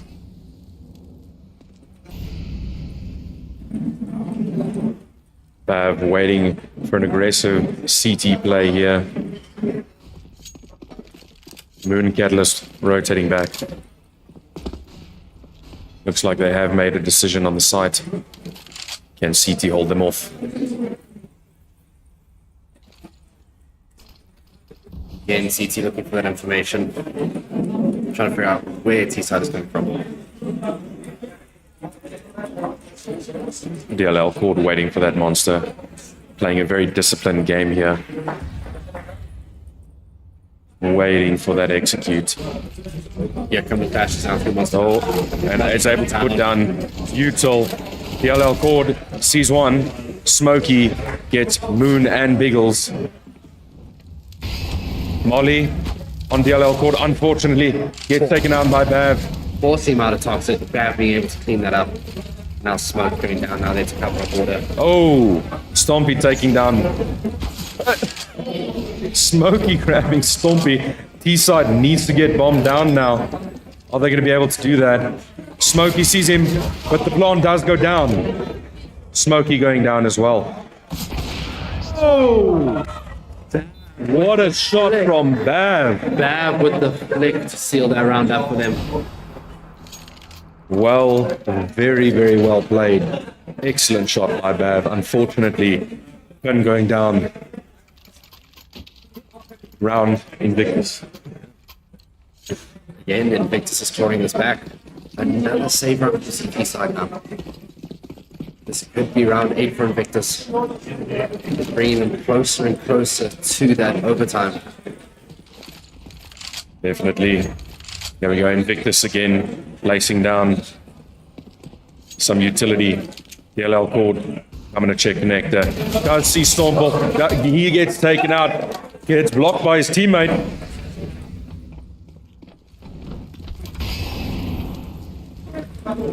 Rian watching down here. Oh! Taking down Rian Cray. Watching back at that connector. Biggles and DLL cord trading shots. Looking for that flick through the smoke there. Let's take some damage and taking down Pin. Oh. Oh, Smokey taking down Biggles. Main dupe going down himself. Makes the shot from Bav, but does not connect. He has to hold this now. Oh, and he does get the headshot. Gets taken down by DLL Cord. Does he have enough time to get onto site and defuse? No, he's going for the save. Just securing some economy for the next round. 4 unblinded. Catalyst going down. And this is round 8 now to Invictus. Can Invictus actually bring this back? So it comes down to, again, now Unblinded has been saving for the last 2 rounds. Now, 4 guys in play. AWP. Can they lot of smoke for the win? Smoke from Cord. Got some lineups over there. Around Cray holding down mid. Looks like Moon, Stompy, the gents are going to be nading in there. Biggles pushing up here. Decides not to. Deciding not to check that party. Ooh, getting the party peak now. Main dupe is able to take down Moon. Does get down Stompy, but Catalyst is able to get the trade. Then going down to Biggles on 1 health.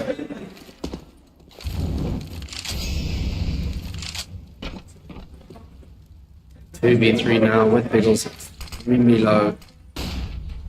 Funny look will take him down at this point.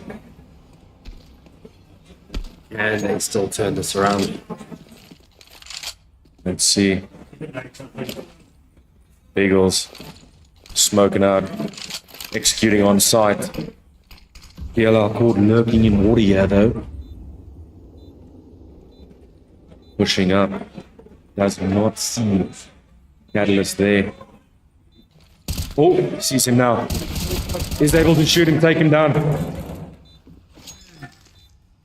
The game will go to Unblinded. Well done, gentlemen. Excellent gameplay today. Congratulations. First final slot locked down by Unblinded. Unblinded will be going through to the finals. We are going to grab the Unblinded captain here just for a quick interview. Stay tuned.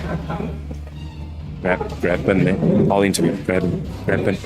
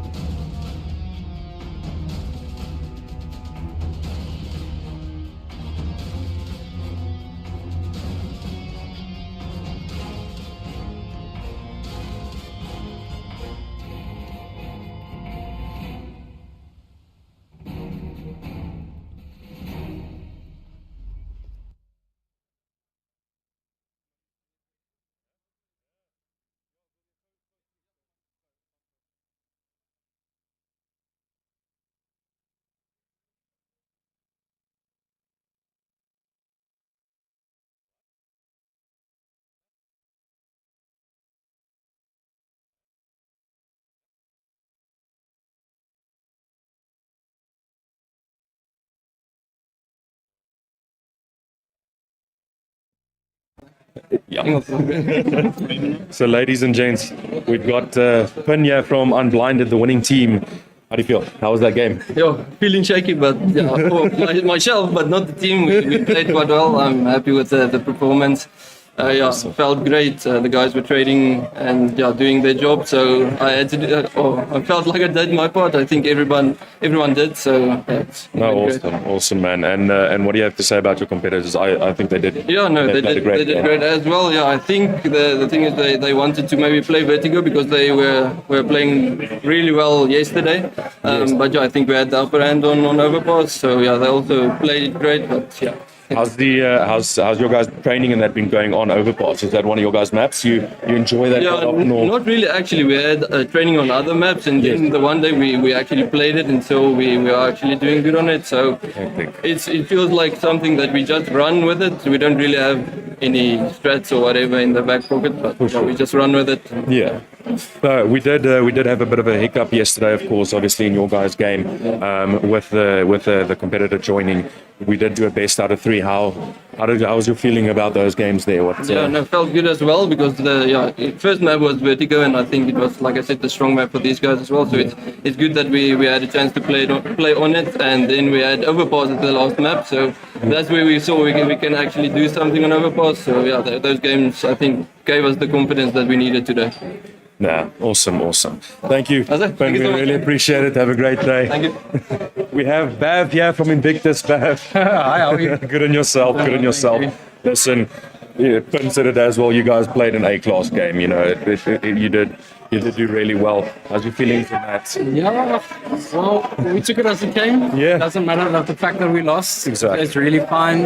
We came in here in this tournament with the mindset of if we lose, that's it. Yeah. This was us as team just before CS2 launches. Yeah. And we thought, let's do this tournament and one last time. Yeah. And whatever happens, and it's fine. Awesome, man. How are you guys feeling for CS2? You're going to be going through there, Oh, we have to. taking some trophies. Huh? Yeah, we'll see. We have to prepare next time just a bit better. Yeah. I think when we watched them play yesterday, Yes. we watched Overpass as well, and we thought we might one-up them on that, but they've come prepared, Yeah. and so they were just a better team this time. No, definitely. But again, like I say, you guys did play an A-class game. You know, Yeah. there's No, I'm proud of everyone as well. Yeah. No, I mean, there are a lot of times people like myself, Yeah. who's not a tournament player. There's a reason why my name is One Hit Wonder. Hit an amazing shot once in my life, never again. But now it's fine. But I mean, a lot of people watch from home and they think, oh yes, but no, those guys didn't play well. Come play against them. Come challenge them. I can guarantee you. No, but I'm very proud of everyone that played. Really, Yeah, no, you guys from both played. sides as well. Yeah. No, you guys. I'm played not disappointed whatsoever. It was a good game. Bit of a tangent, quick, but on CS2 and that type of stuff. A lot of people obviously have been sort of crashing the movement and that type of stuff. What do you from the streams and that? What can you guys see? Well, I can tell you that most people are afraid of change. Yeah. And I think that's the biggest reason why people don't want to play CS2. I suppose, They don't yes. want a difference.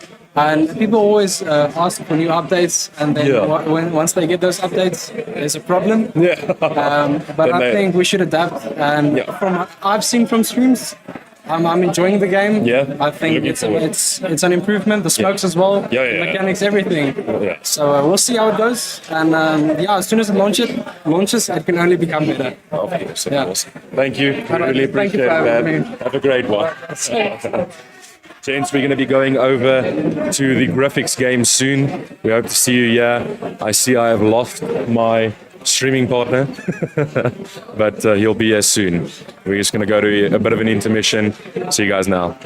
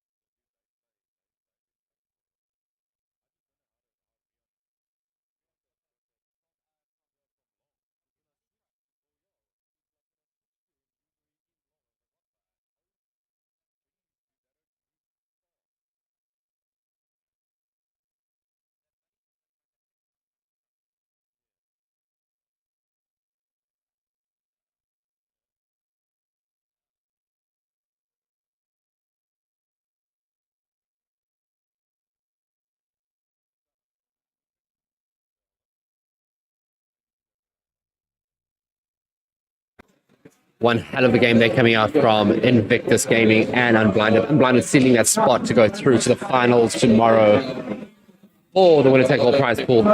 Now we've got Nutter Gaming and Griffix, seeing all the support for Griffix there in chat again. Just gonna have to wait and see who steals that last spot. Again, we got to see their game yesterday. Again, unfortunate plays from the Ninjas.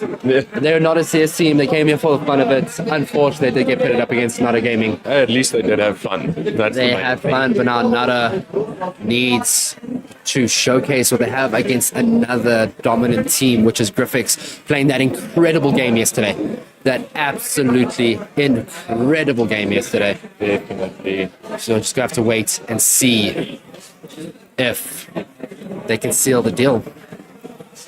Oh, for sure. Coming down, now waiting to see who is going to steal that final spot.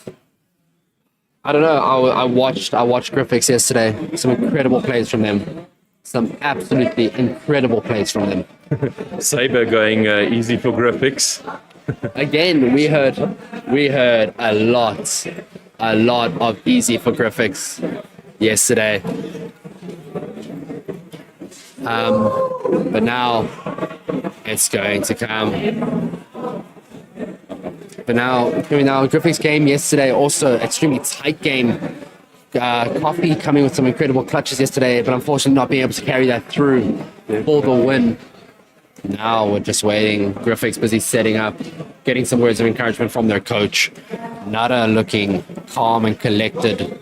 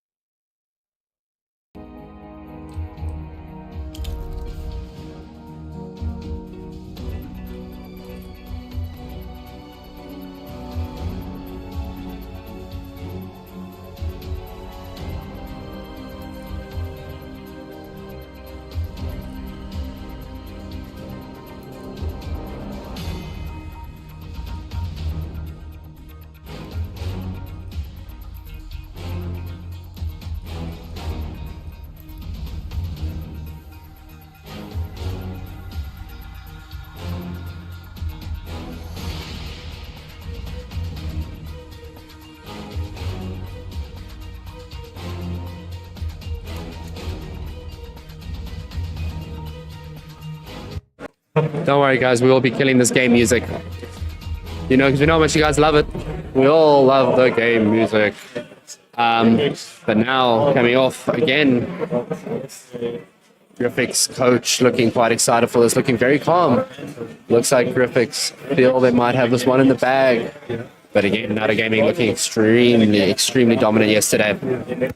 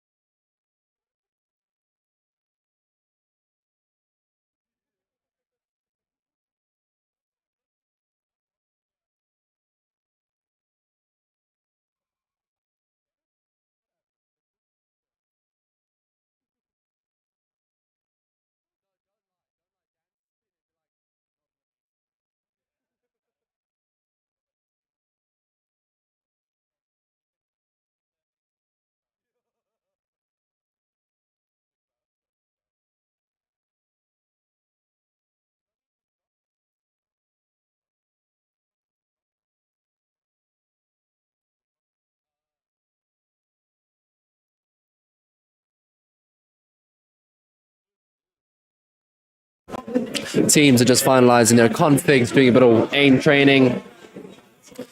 Should be up and running within the next 15 minutes. So if you need to go empty the tank, refill those coffees, get those energy drinks back up and running, come back to see the last semi-final of the Iclix Gaming Expo CSGO tournament.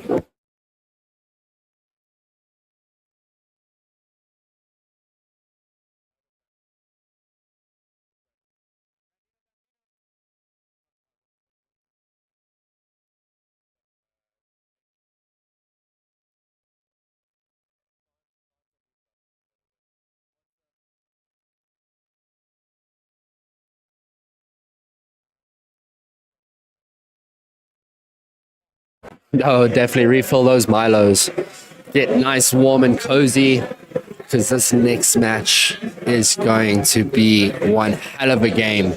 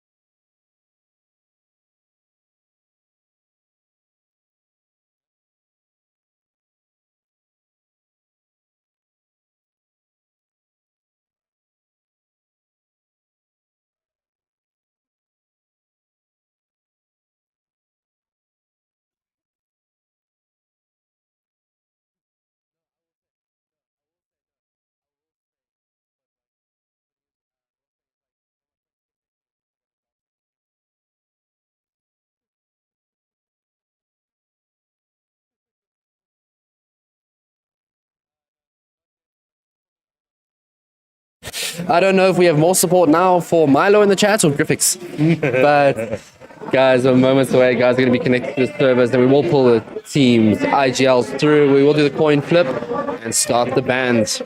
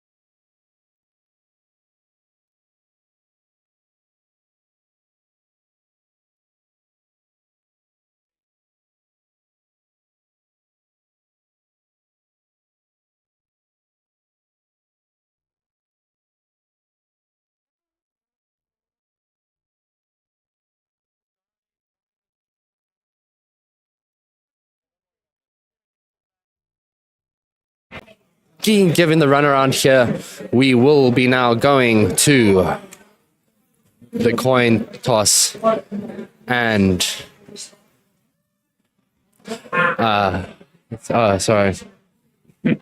sorry, my bad.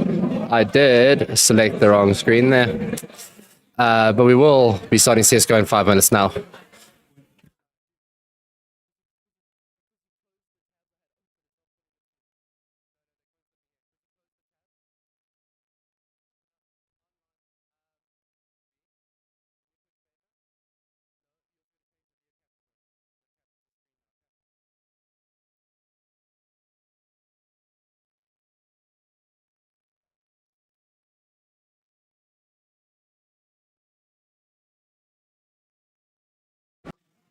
Coin toss being made. So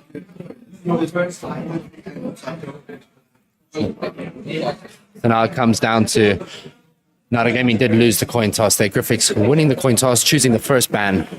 What is the first ban going to be?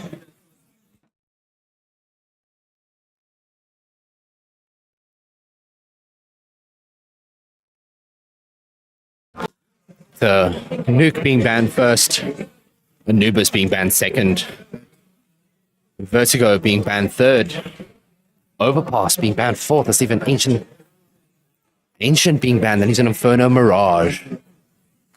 Inferno Mirage. Coach being asked the opinion now.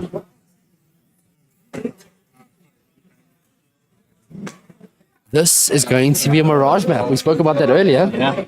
Now we're getting that Mirage. Finally, into the semi-finals of Go. The Mirage pick. Yeah, and now Griffix deciding to go CT. Griffix playing CT, giving Nada the T side in that first game. So now we're going into that last match of the semi-finals, Nada Gaming versus Griffix. Going to be some exciting CS here. We've seen a lot of support here for the Griffix boys. Hopefully we can hear some of the crowd going crazy for them again, like they did yesterday. Yes, totally. The crowd's going completely crazy. But yes, there's been tons of Griffix support. Tons of Griffix support coming through. Again, this is a Mirage map. We did speak about it earlier. We were hoping to see the Mirage today. And now Mirage coming through. Yeah, no, I will definitely be excited to see how these guys can execute these maps and actually get this done. It'll be very interesting to see, especially at this high level of play that we are getting into. Yeah, 100%. 100%. Oh, Cam. Yeah, now going into this, we will... I know, again, it's coming down to, there's a lot of Griffix support in chat, but I don't know who I'm going to put my money on in this game. I don't know who my money's going to go down on this game. They did play against FKS Ninjas yesterday, which, unfortunately, again, they were not a CS team. They came here to play for fun. They just got a rough bracket to play in. It's a very rough bracket. Yeah, no, even though Nara did have a very clean sweep, Griffix did get the actual game and got some decent practice. I'm sure they've learned a lot from yesterday's match, and we will see how that works out for them. I'm definitely sure that both these teams have been watching what's going on both sides to see how they can adjust their strategies and bring that into these matches that are coming up. Again, comes down to, I don't know, again, so I always found out that, for me personally, I've always seen Mirage being more of a CT map, being my personal opinion, being able to lock down those sites, being control those entries. But again, if Nada playing T can properly execute or get those waterfalls out of apps, they can dominate those sites. And again, it comes down to who's going to have the aggression and who's going to have the right plays coming into this Mirage game.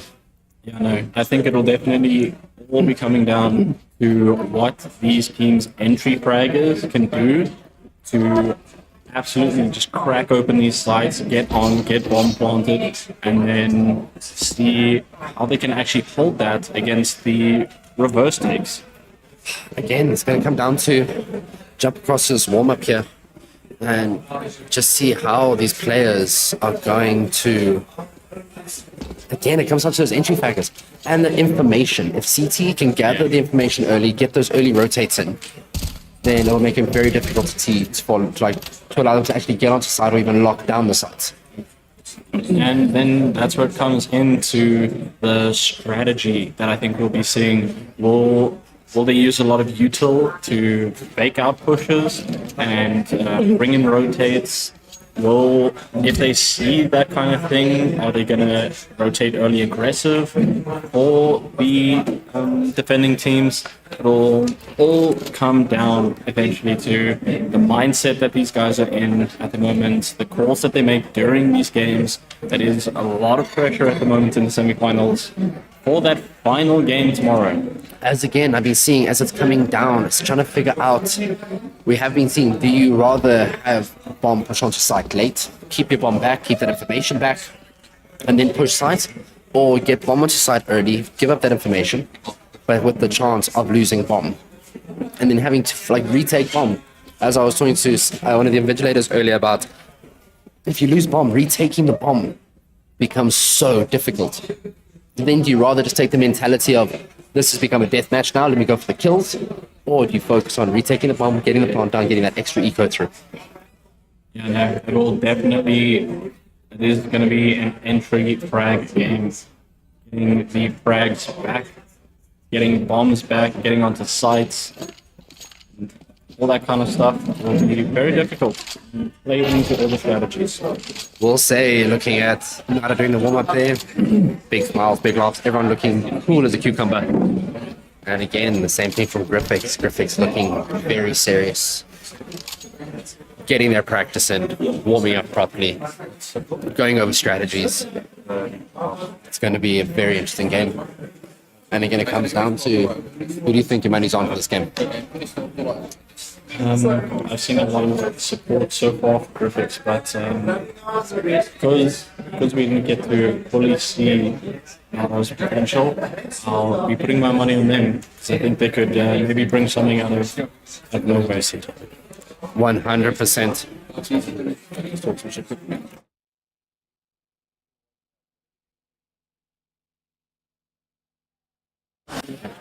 100%. Again, coming down to, is it going to happen? Letting 30 seconds. Yeah. We've added a bit of extra time to the we're not waiting for one last player before we can kick this off and getting into that semi-final match. Again, we did seeing some great plays yesterday from Obos coming through. Thane playing absolutely incredible yesterday. Cyber with some great picks. Titan played very aggressive yesterday, but he did get the picks there through Banana. Come down now to Aswell. It's very dull. Again, I'm trying to comment on Nada's game yesterday, but they were just so dominant. It's really hard to kind of see what strategies came to play, because it was a whitewash for them. It was 16-0 by the end of it. It came down to not really being able to see the kind of strategies they might pull out in a tougher game. Yeah, no, and Griffix should be having to fight for their win. They might have pulled some strategies that they may not have wanted to pull out at that stage, or into this early stage of the game, and given some stuff up, or maybe that was just them taking it easy, and just the tip of the iceberg on their strategies. So Again, very tricky to know, but I know Griffix had an extremely hard-fought match yesterday. But they did take the win, which is the important thing. Getting at least the decent practice into higher level games, and hopefully learning from their games yesterday, and being able to then bring this back into this game. Again, so just having a few technical issues there, just getting those sorted out. Busy, just going to sort out that server real quick. Just coming back across this intermission screen. Again, they're just locking down one or two more things. Quick server reboot. Going through. Again, everyone wants to make sure everything is 100% right going through to the semi-final. I think we had the same thing earlier with The other two teams just making sure everything's fair, even playing field, no issues. Yeah, definitely. Just making sure that all the servers are up to scratch, making sure all the players are ready, making sure everyone's happy with how everything's running, so that we can have a fair fight between these two absolutely dominant teams. Yeah, just slowly waiting for these two teams.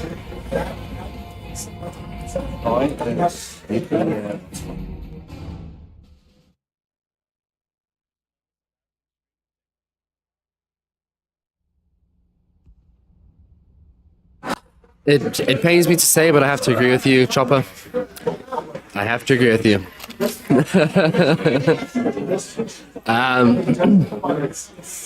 So, again, Disco coming in with a very good point. Why aren't you at the event seeing this live, not having to deal with my tech issues? Yeah,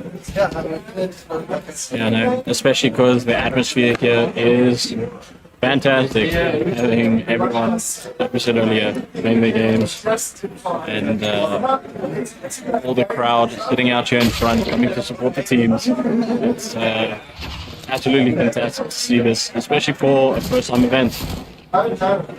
Again, being a first time event, it's great. There we go, we can jump back now to the warm-up. Turn the mic back on. Now back through to the warm-up. There we go. See, what technical issues? Never even heard of them. So, got 3 minutes of warm-up now. The guys taking this one a little more seriously.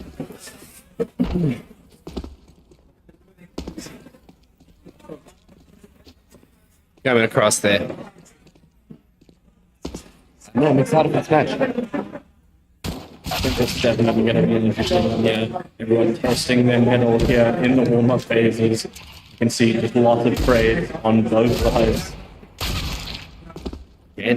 Again, I think they're taking warm-up a little more seriously, but again, I see some laughs and good times coming from either side. So having some laughs. Warm-up can be pretty chill sometimes, even though you are just testing the accuracy and all that good stuff. Taking it a bit serious, but sometimes you just run around and draw shots with the bullet spray, and it's a good time. Yeah, no, 100%. Again, going down to the last 2 minutes 40 seconds.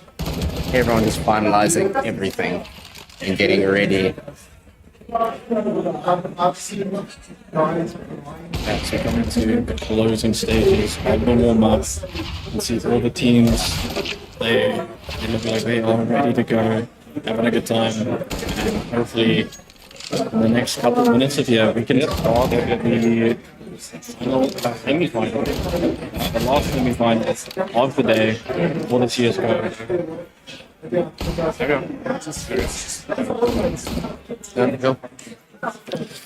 But now, getting things ready, getting the last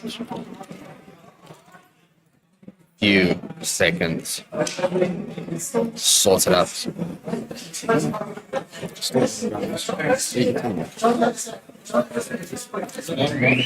is all. Yeah, just getting these guys into the game. Unfortunately, one of Nada's players did drop out. He's just reconnecting now. He is just reconnecting now. Jumping back into the server. Grease Monkey, Nard, Ultra, and Cyber for Nada Gaming. Maybe a good one.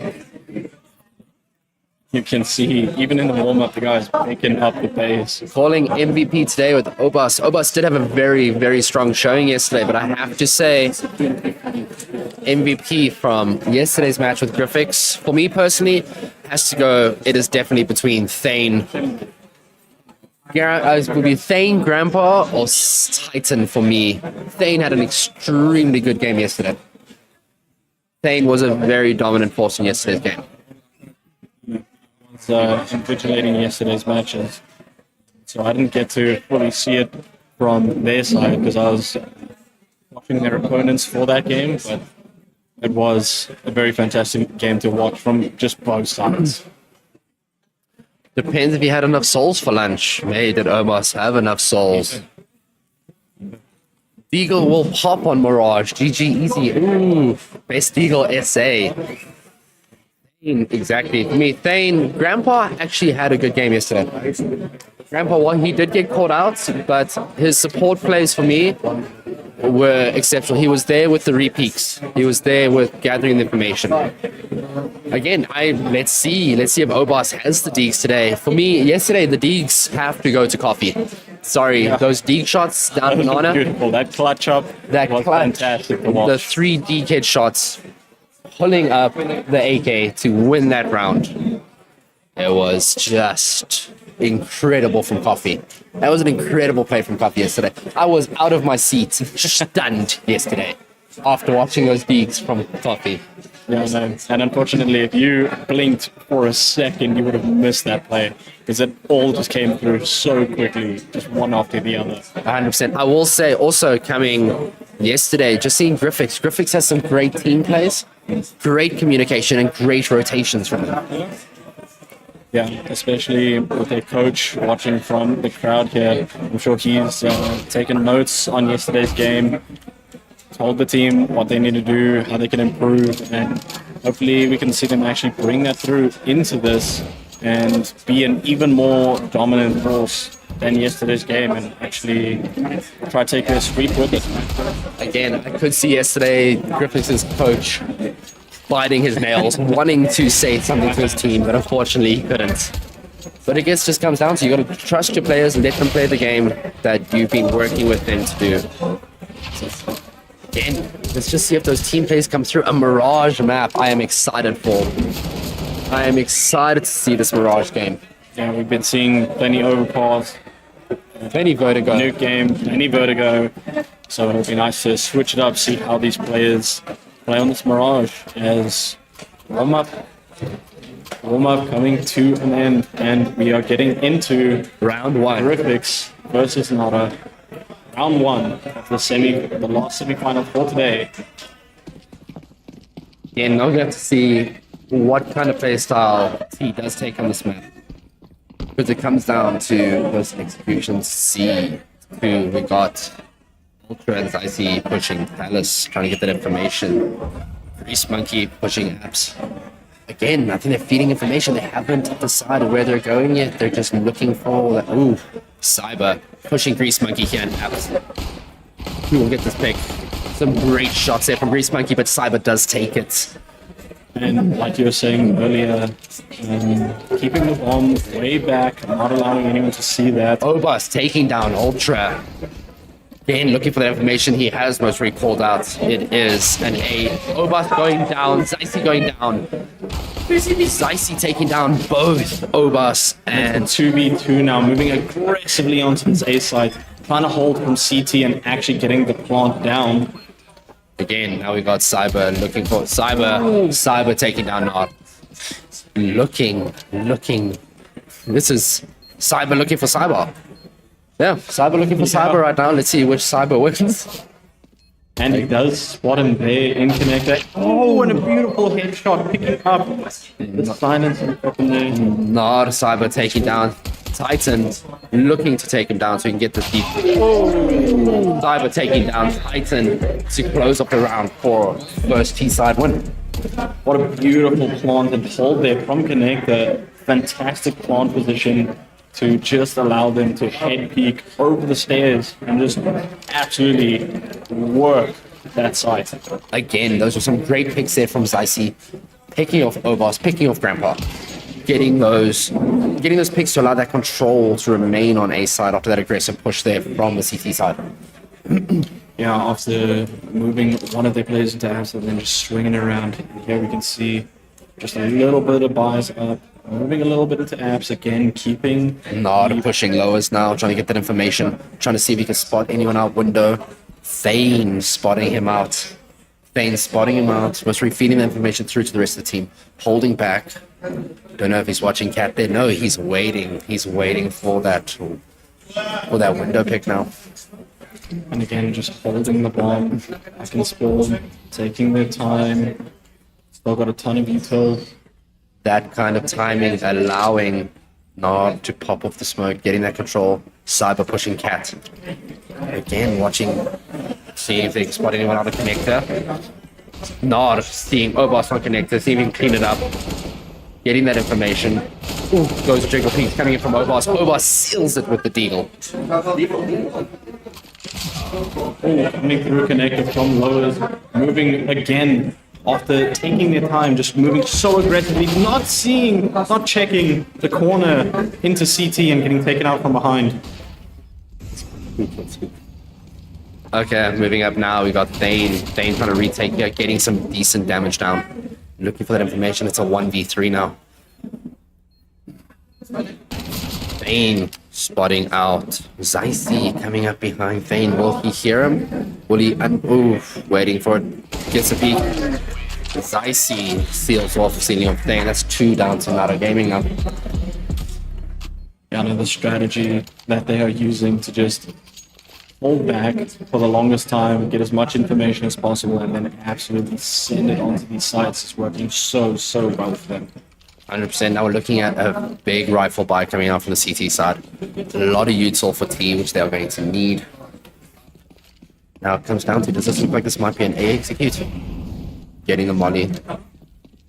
Knocking off those T stairs. And waiting for that information. It looks like they are prepping for an execute. It looks like they're prepping for that execute on it. Again, just holding that bomb back. Just looking mid. Throwing some utils and confusing the situation, and then just waiting. We can even see some of the graphics guys. Here comes the execute. Here comes the execute now on A side. Titan will be feeding that back through to the rest of the team. Here comes the rotation. Through connected.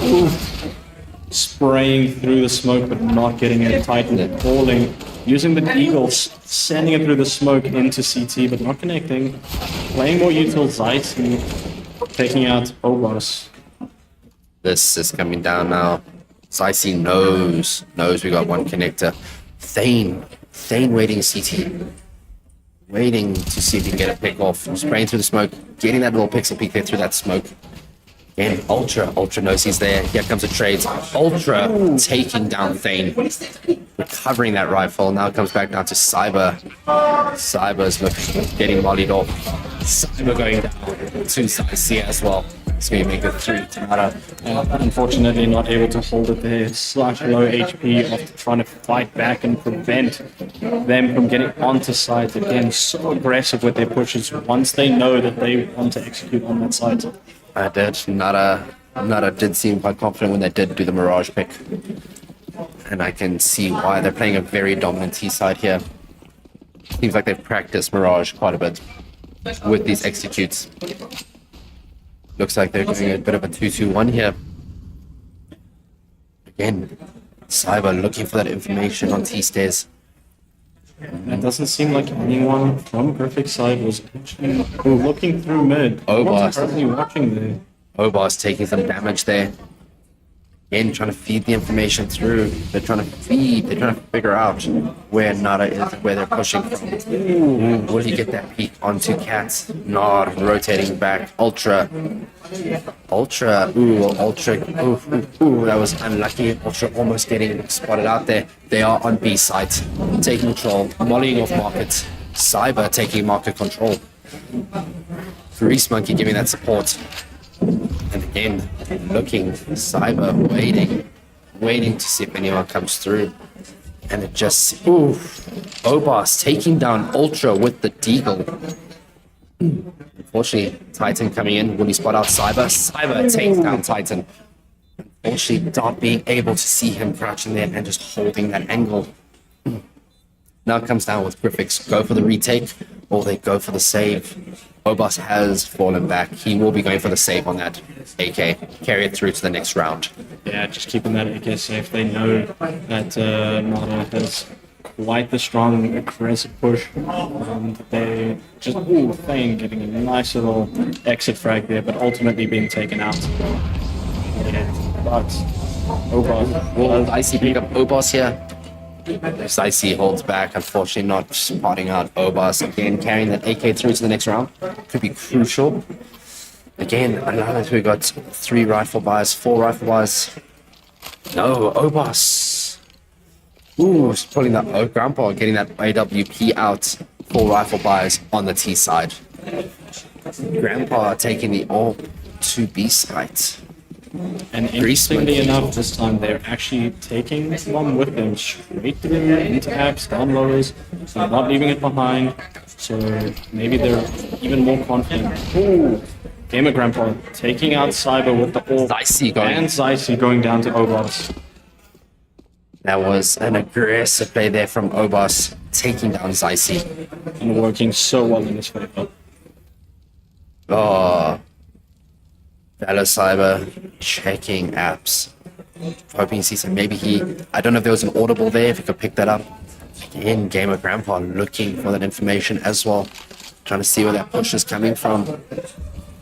It looks like it might have slipped that they're coming through apps now. Because again, they're starting to check it out. Spraying into Palace, looking for that information. A lot. Again, they're looking for that information.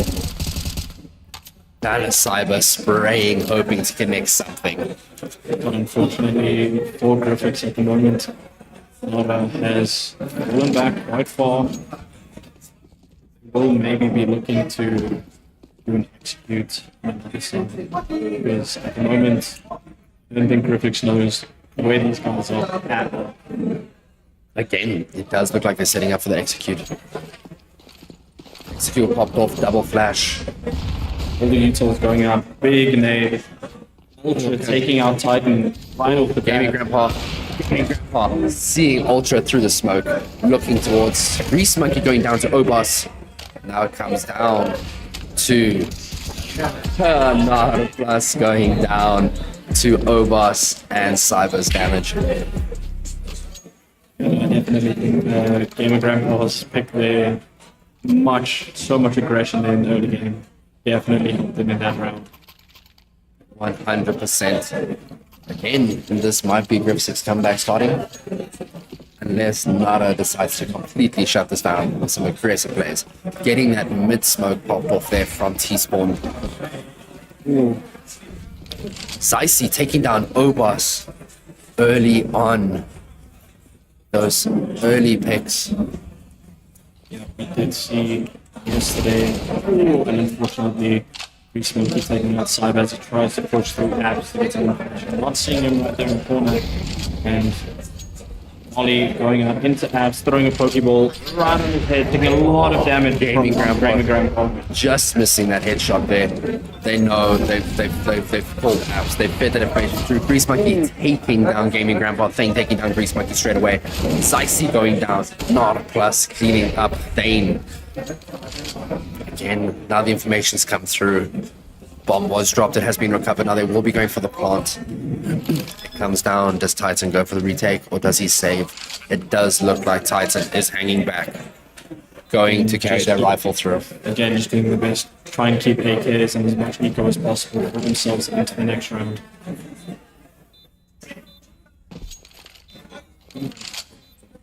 Again. This doesn't go. I don't think it's going to.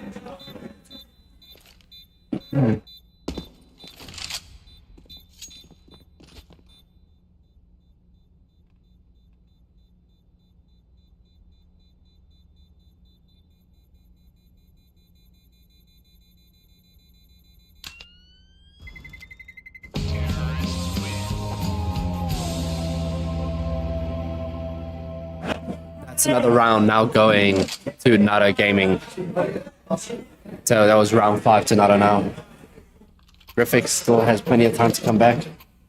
They do. We did see yesterday they did start off a little slow and then they do a comeback. And we'll see if they actually are able to bring that into this match as well. And that volley down there on T-stairs, stopping the push, flashing out towards T-spawn. Again, Ultra, Zycy pushing Palace, looking for those picks, looking for that information. And Narclas going down to Thane and Cyber. Cyber taking a big chunk of damage there from Grandpa. Grandpa checking out. Grandpa it's hitting Zycy with Thane to clean it up with that molly. Griffix seems they're coming back. They're locking things down. They're feeding that information through to each other. And also some beautiful teamwork there.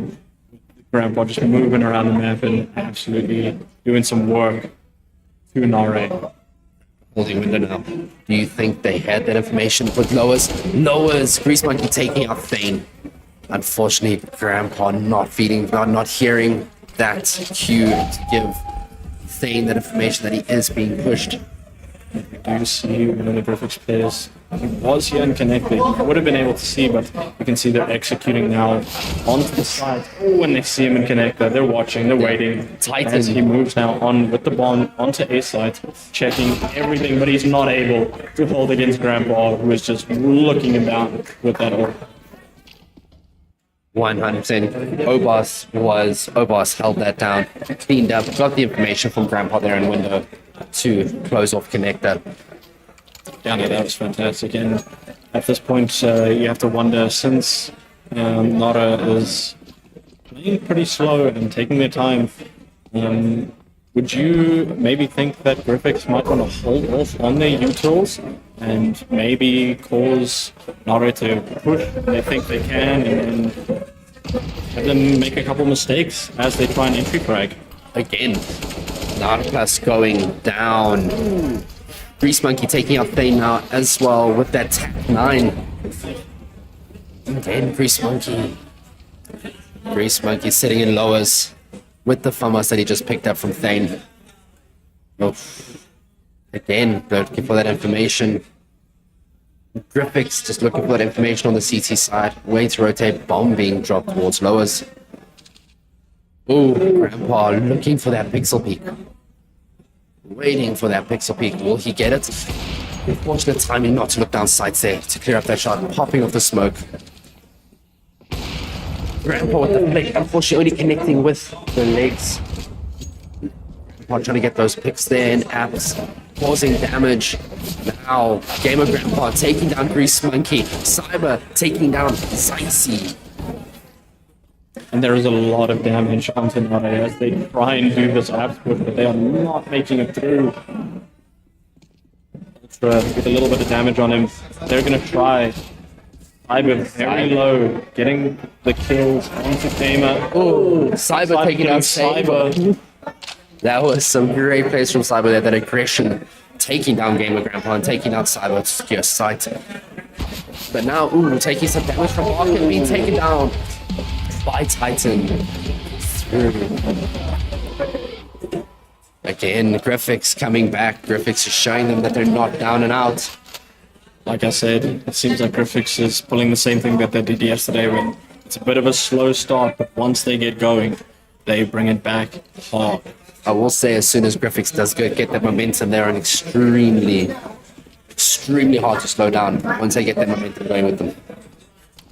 Yeah, nice. If they can keep this momentum to get a few picks, as we can see here, an eco round coming up from Nara. So maybe we'll see if they can get even and a big molly landing on 3 of Nara. So much damage. Titan taking out Cyber. Obos taking out Zicey. He is just decimating them as they come out of pallets. This is huge. That's another Titan taking down Nara as well. And again, Obos to clean up Grease Monkey there in Palace. That molly was a great move. It softened up the whole team. Absolutely, and saving so much util and everyone full HP pretty much on the side of Griffiths coming into this next match. They're just being able to save up their money, taking it round to round, and now Nara going for a full buy, just a bit of util to try and take some of these rounds back. Again, they need to slow that momentum coming from the Griffiths side now. Slow that momentum, slow that attack. Then again, like Chad said earlier, it seems like Obos is getting that momentum now. Obos might be taking MVP of this. He's just been extremely dominant. His placement has been great. Now it just comes down to if Nara can slow it. You see Zicey and Cyber both taking a bit of damage there. You can see on the side of Nare, huge damage on to 3 players on the Nare side.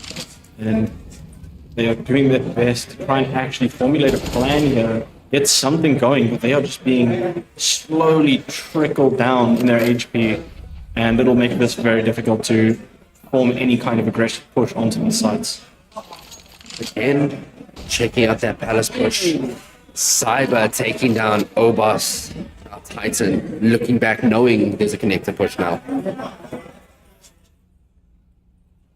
Cyber pushing through window now, trying to go to jungle.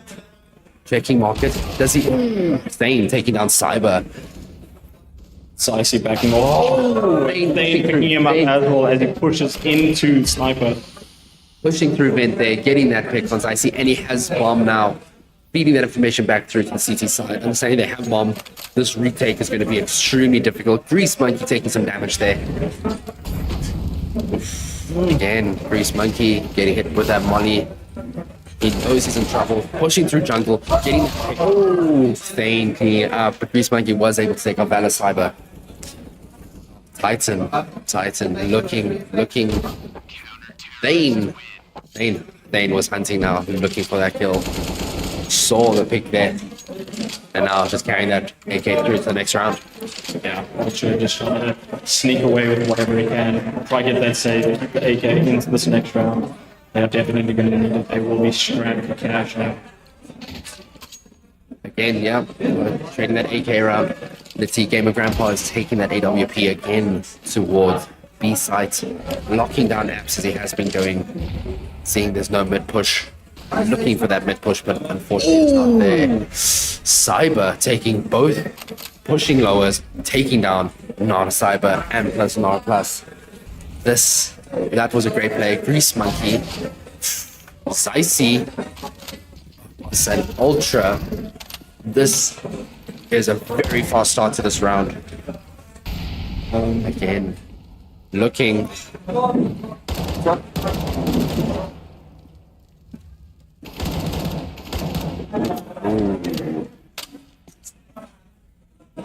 Might. Just looking at something real quick. Seems are just adjustments to some volumes there. Maybe bring it back. Just adjustments to some volumes there. Again, Griffix taking the lead now. Griffix is taking the lead now. And are looking dominant again. They're looking dominant. Nada needing to find a response. At least now, Nada picking up an orb, picking up another couple AKs, a scout. Decent util this time into this round. But Griffix, they have been riding a winning wave. They've still also got lots of util on their side. Very good runs. And there's another slow push coming through lowers with the bomb. Some guys mid, one each in apps, and their options are still very, very open. Even just throwing a little bit of util, maybe trying to confuse the situation of where everyone's going to be going. Doesn't seem like anyone's seen anyone almost at this point except Ultra taking a bit of damage. Trying to use that scout and do what he can. Again, not looking for that information. Again, knowing that, again, they're going for that same push where they leave the bomb behind, gather the information, and then decide on their rotate. Again, he's just trying to get that information out on A site. Not seeing each other. Obos about to peek. Nada Plus getting the headshot on Obos to clean up their connector, deciding to push back down to lowers. Gamer Grandpa watching T-Stairs. Has a feeling something is there, but nothing has come yet. And we can see the rotate coming out. Oh, and a beautiful orb from Zyko into Cyber as they make the rotate to B. And it was just unfortunate when he came through there. It's all converging onto one side. They do get the bomb plant down. It's now Griffix will have to try and retake this. But everyone moving very slowly. Like everyone's just going to try and hold out for the frags and do what they can. This Griffix just seems to be playing very safe here to try and keep their economy up into this end of the round. Again, that you could see very spread play there from Nara. Oh, getting those exit frag, 2 exit frags for Thane. There we go, beautiful from Thane, as we said, just holding off in the mid here. and at the back to get these exit frags. Again, those extra frags are great. Not doing too much damage to Nada's economy, though, being able to carry that through. Now it's 6-6, tying it up again. Looks like we'll have another extremely close game like we did have yesterday. Yeah, both these teams playing absolutely fantastically, from aggression to strategy, holding back, trying to keep their ecos up. And I think this is definitely going to be a game that comes down to the wire. I think so as well. Ooh, Battle Cyber going down to Zycy's orb. Ooh, Gamer Grandpa taking down Zycy right back, saying I can orb as well. Now Gamer Grandpa looking for that information towards apps. Looking for that one-way smoke. Not seeing anything. And again, it's just this information of, do we rotate now? Do we wait? It's back to this slow gameplay, getting flashbang there, but nothing coming of it, but causing him to fall back and maybe weigh his options about walking through that app's corridor. I will say that Flash definitely made Grease Monkey double take that peak that he wanted to do. He just wanted to get the information, maybe get a shot on Gamer Grandpa. Nothing. Thane watching Cat, waiting for that Cat push. Or at least waiting for that peak there towards Connector. There is the hop up. Will Thane or Cyber see each other? Oof. It is that lowest push to Connector. There is that peak from Cyber. Nate's coming in. Information will be PJ. Great damage done on Cyber and Ultra. Now will be that connecting push straight through to A. It's a full A commit. Not dropping down from Palace. Ultra getting the pick on Titan. But we can see Cyber and Ultra very low as they get the kills into CT as they try to push through the smoke. Finally, this is going to be a 4v1. Two guys very low. It'll take a lot to try and get this to swing back in his favor. Thane looking for that CT wrap around again. He doesn't want to get caught up for a second time. Taking down Ultra. Ooh, but unfortunately getting taken down by Nard plus from Triple. Unfortunately, just getting pincer maneuvered there into the end of it, but they do still have some decent economy on at least one of their players, so they can afford to pick up a couple of rifles and some util for this next match, for this next round, sorry. And Nara picking up their full AK. They've got the orb, they've got the util, they are ready for this round. I will say as well, I see that there was the trade-off there with Zycy taking AWP instead of, like Zycy does have the AWP, he has been good with it. No AWP on the CT side, going with rifles. Obas deciding to stick with that Deagle. He has been extremely accurate with it. But again, Deagle versus AK, it's going to be my money's going to be on AK every time. Yep, definitely, especially if either one of the players, AK versus Deagle, famous headshots, and it comes down to a spraying competition, that AK is taking the win. Nada plus. I keep calling him Nada plus, but I was going to call him plus from now on. Plus, pushing Connector. Again, not seeing any CT movement, and that always makes you cautious. You don't know where they are. You don't know if it's a 4B side. Oof, there is that Cat. Cyber seeing the Cat peak. Titan going down to plus. Taking plus so low, but not actually able to take him out. There is the actual kill onto him from Gamer Grandpa. Peeking now from Obot. Oh, but he gets taken out by Ultra as he tries to defend from CT. Now moving in, Grease Monkey on bomb, climbing up onto Triple and getting the double kill from Thane through the smoke.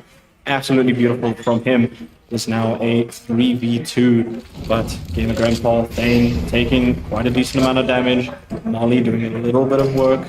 They do need to do something to actually get this bomb one down. Maybe even faking it out, try and get them to push. But Griffix taking their time. And coming through Connector now. Thane taking down Grease Monkey and Gamer Grandpa to clean up Ultra for the defuse. Again, tying this up to 7-7. This is some insane gameplay we have going here. Absolutely back and forth. Right now into the halftime, they are absolutely neck and neck. This is an insane game to watch right now. Now you're seeing full rifles coming up from the CT side. They have those AKs that they're carrying through. Gamer Grandpa picking up his orb. Full buy from the Narb side as well. It just comes down to, so far it's been one round.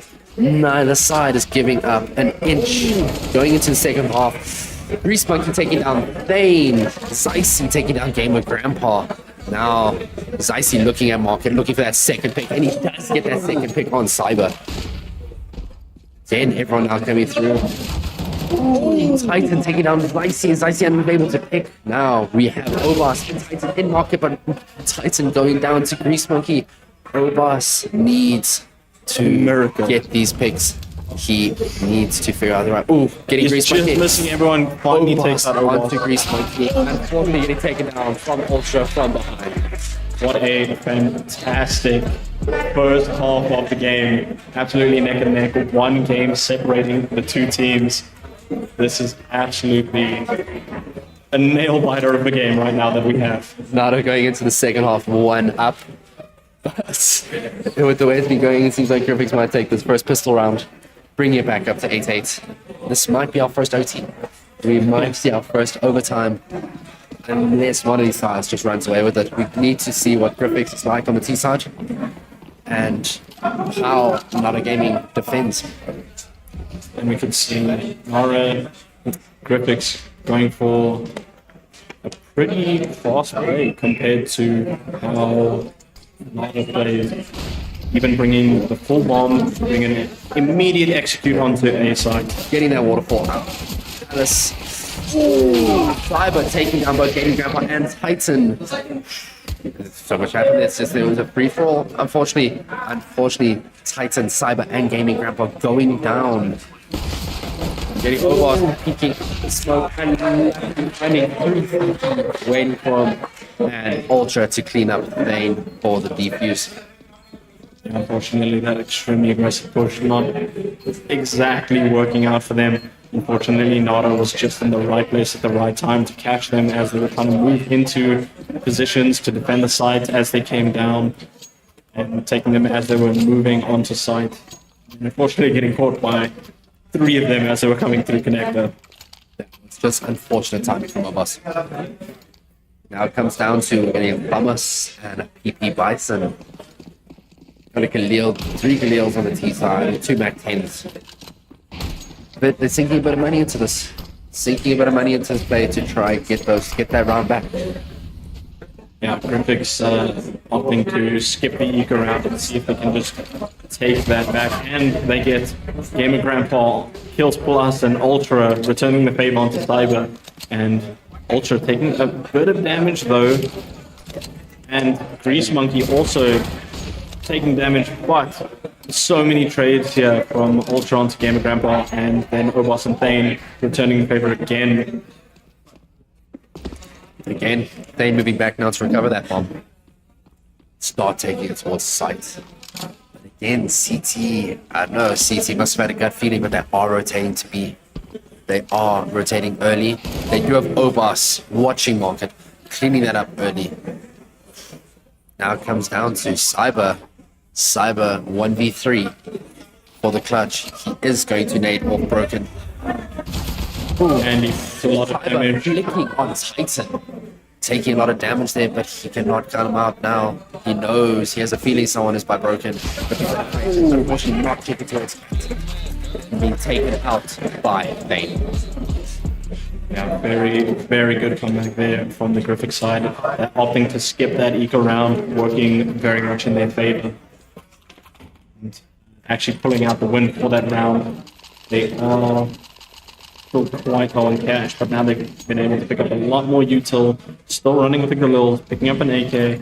But we can see now Nara opting for Deagles, Mac 10s, and PB Bisons as Griffix does a very fast push up a ramp and getting taken out. Cyber taking out Cyber, Titan taking out Cyber, and then Ultra taking out Obas.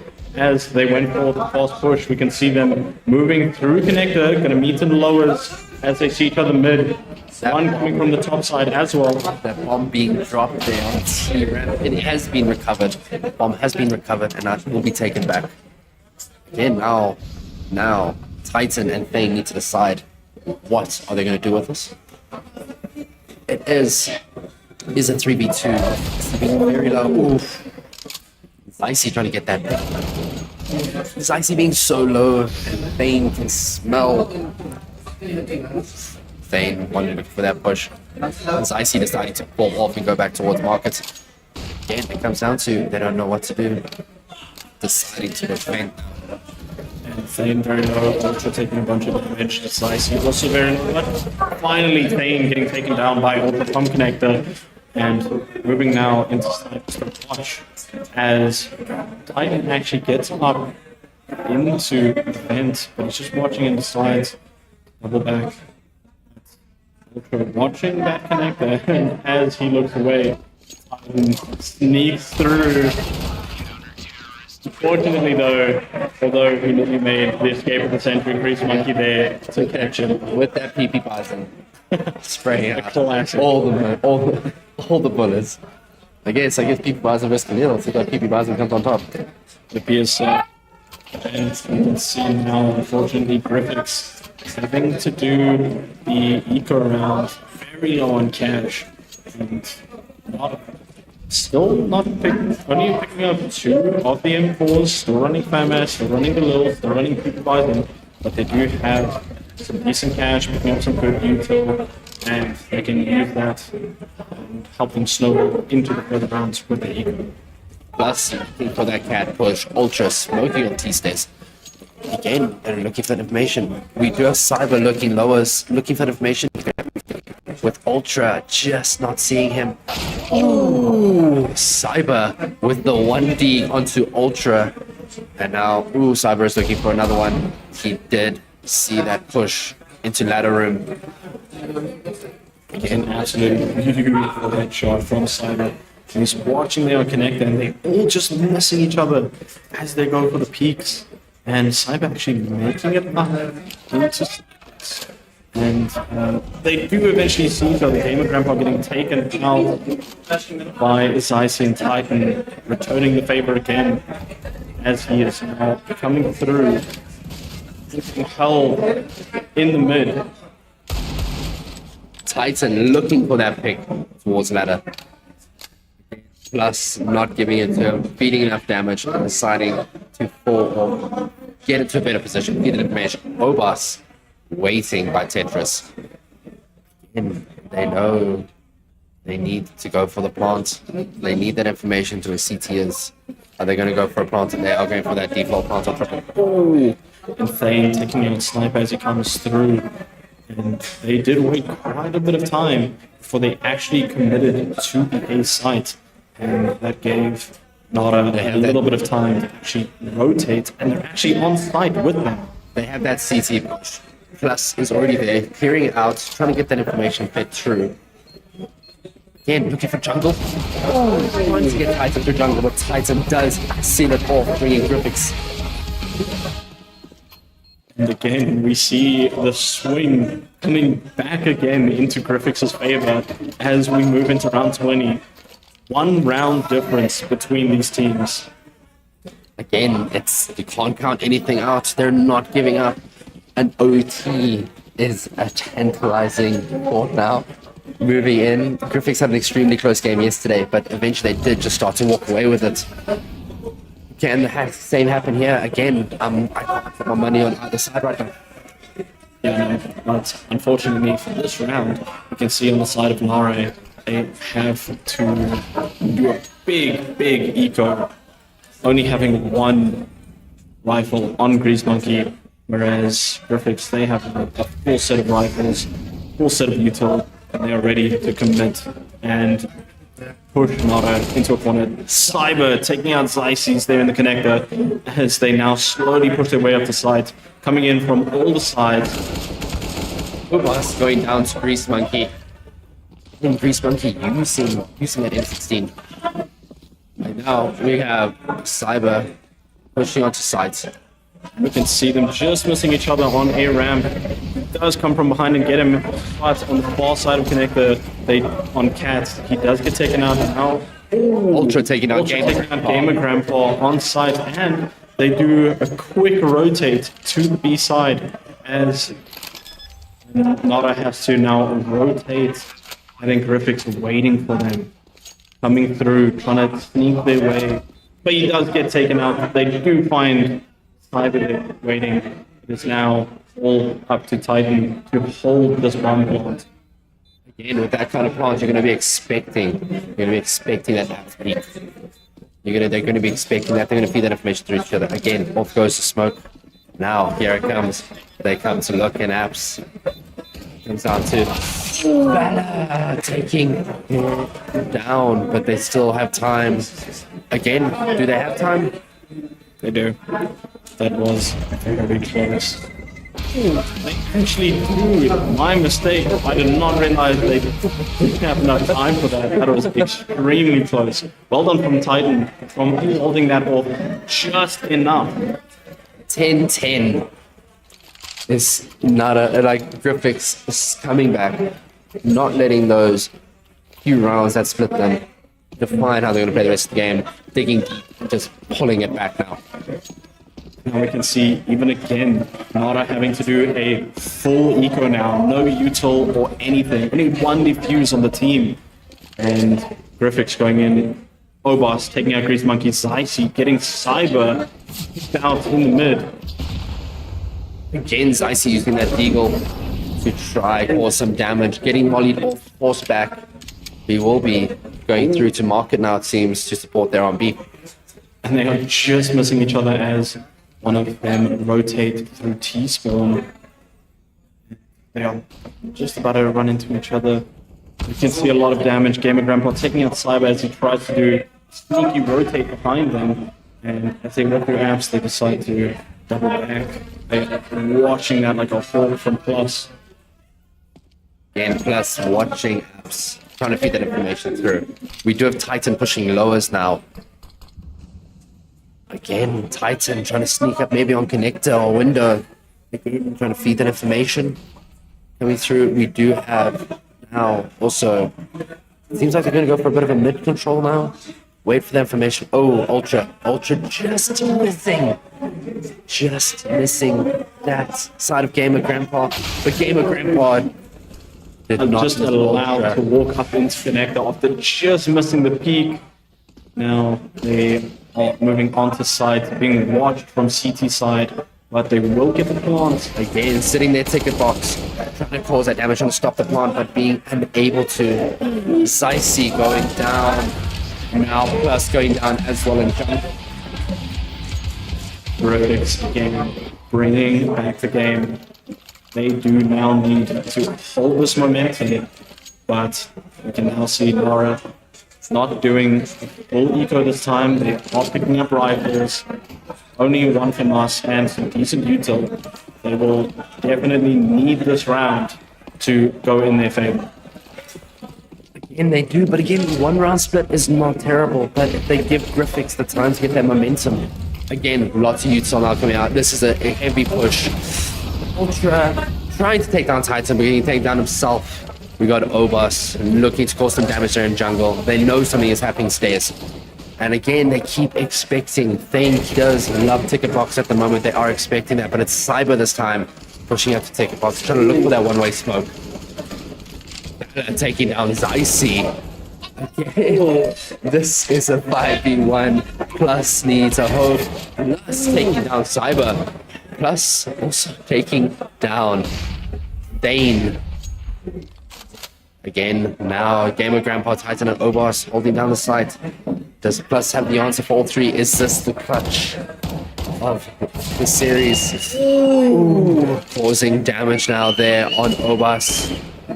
Plus solo himself, but he's doing so much damage, doing everything he can to just try and get these peaks, and he does take someone out as he just rotates off for the save. Obas going down there, Plus causing some damage there, hoping for the clutch, deciding to take the AK and rather save it. I don't think that was probably the best plan that they could have done. Hopefully now they can use this AK to their advantage in this round. Like you said, even though the deficit in the rounds isn't very big, if Griffiths is allowed to just snowball this game and keep their momentum, I definitely think they're going to run away with this in the end. Graphics is taking their T side and using every advantage. It does look like they're going to cause a bit of noise on A. I'd roll that CT off. But again, is this going to be a low? Is this going to be a full play B commit? Again, getting smokes ready. Cyber watching Palace, looking for that information. Valor Cyber pushing up through apps, trying to gather some information. Unfortunately, it's great with a molly like that. It allows Grease Monkey to do some peaks without not necessarily. Oh, Valor Cyber taking down Grease Monkey, mollying off barrels now, stopping everything, being covered by that smoke, looking towards mid. Ooh.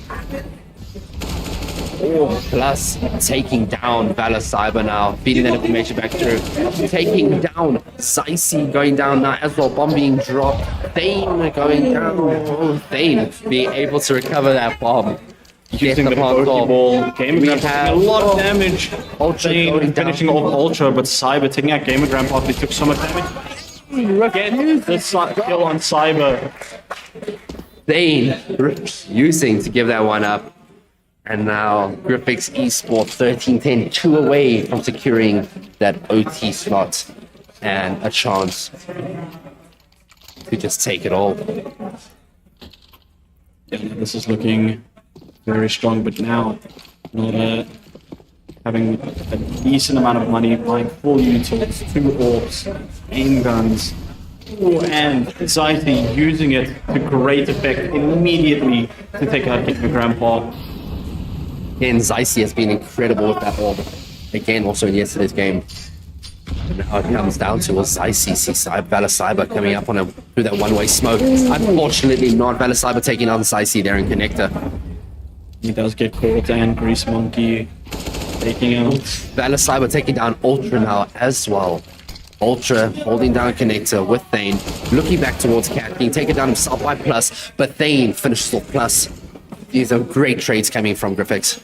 It is just Titan, Thane, with Cyber and Grease Monkey, but the bomb has been Thane coming, killing Grease Monkey, but they have left the bomb towards their spawn. Even though it's a 1v2 now, Cyber's watching that connector, they know that's where they are.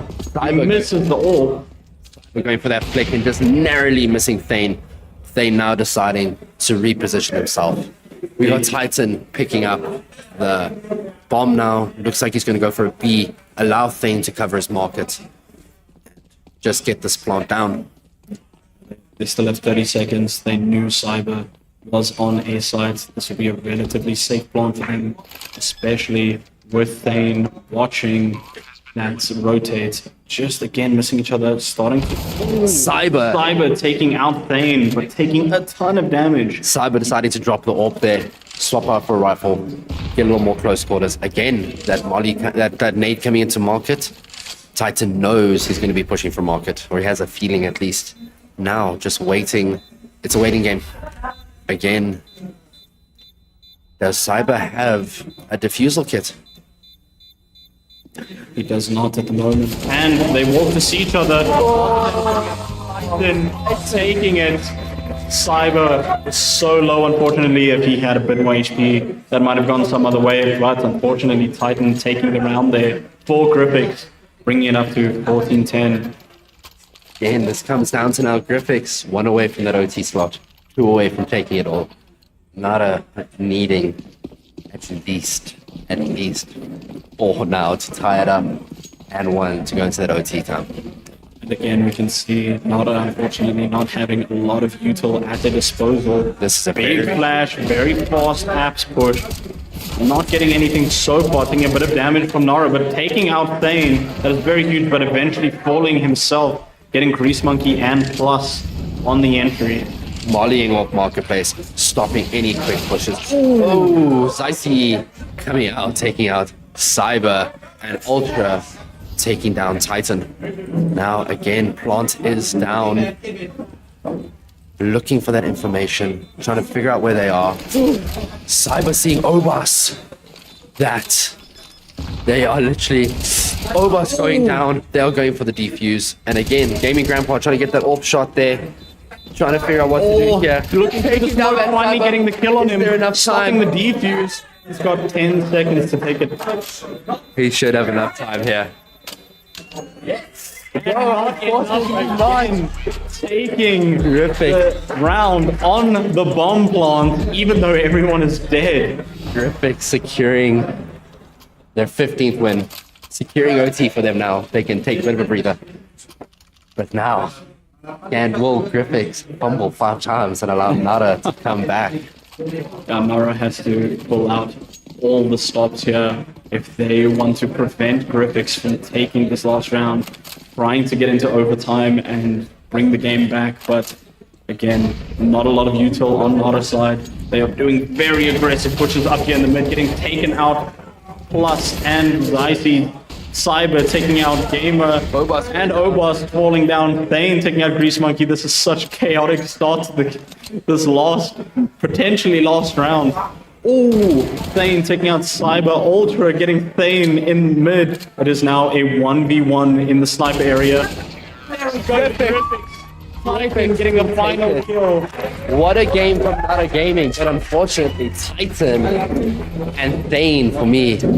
But Thane had to be the man of the match for that. We were going to get some interviews now with the captains from each side, and we'll be right back, guys.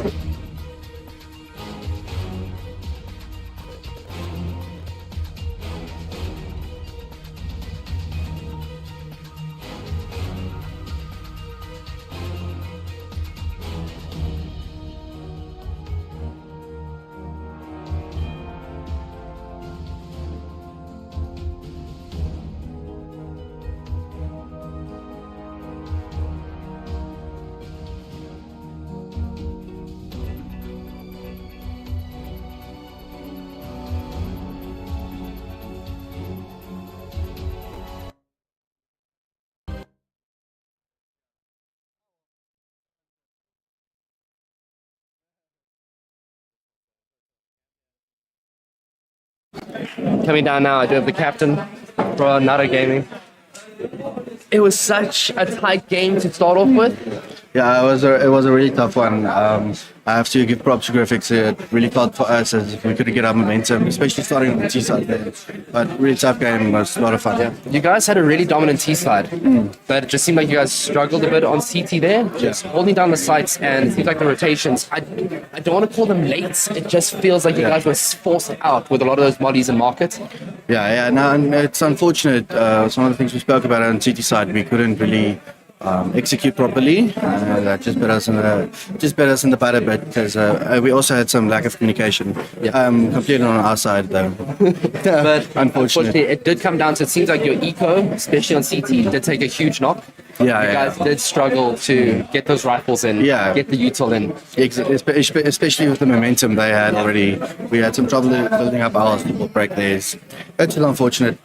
But again, an incredible game from you guys. Thank you. Thank you so much for joining us. And yeah, thank you for the LAN and everything. It was really fun. Perfect. Thank you. Have a good one. Great. Thank you, guys. Give me 1 second now to get the captain from Griffix. Can I have the captain? Cool. Can I have the captain from Griffix quickly for a quick interview so I can? Yeah. You want to come take a quick thing with me? I'm going to get the captain from Griffix, get a few words from him. Well, from that incredible game. Just give him 1 second here to jump down. Busy taking off a jacket there. There we go, now I got the captain progress. An incredible game from you guys. Absolutely an incredible game. You guys, I did see at the start where Nara was playing T, you guys did struggle a bit there to stop their momentum.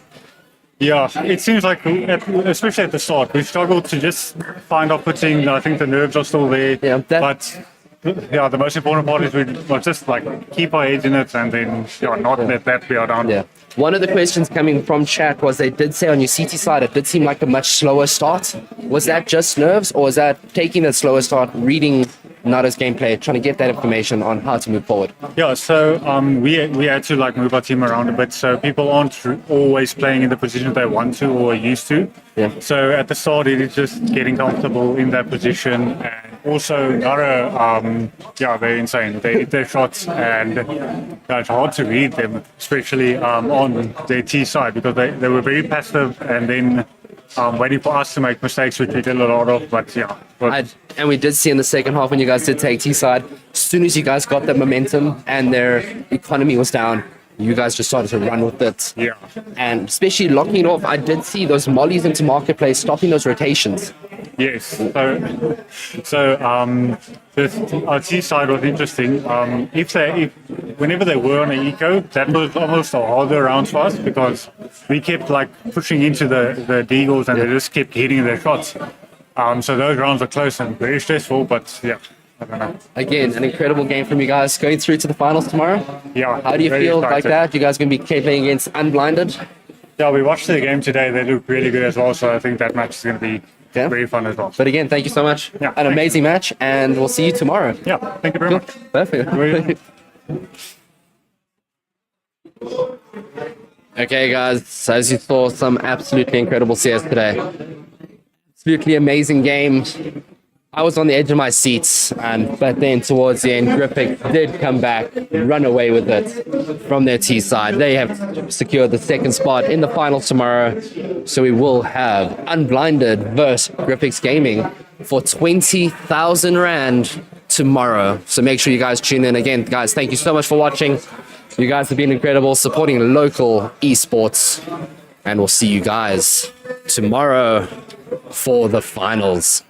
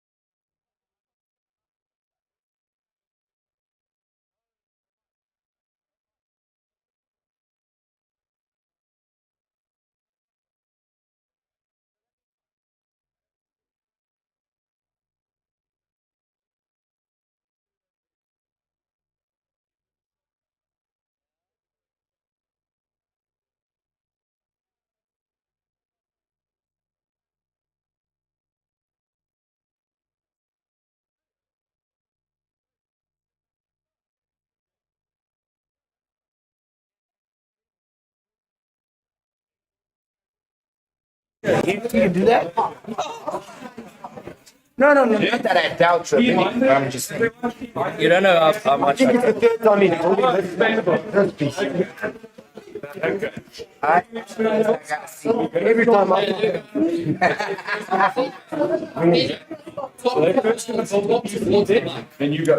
day, good evening. Yeah, no, bro, it's gonna be difficult. Welcome, please. Oh, yeah. I don't think they're gonna hear me.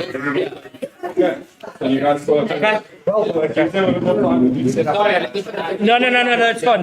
Let's just shift everything up. It's fine. If you can do that, it will be a lot easier.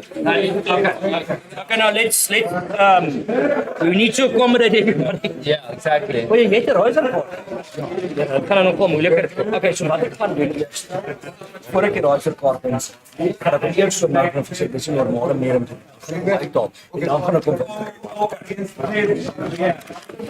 By die klas, ek experience, ek doen dit maklik vir slimmer te word. Yes. Ek gaan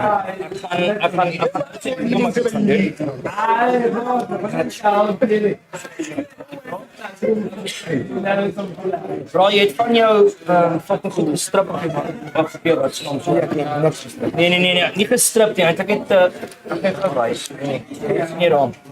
Wat sê?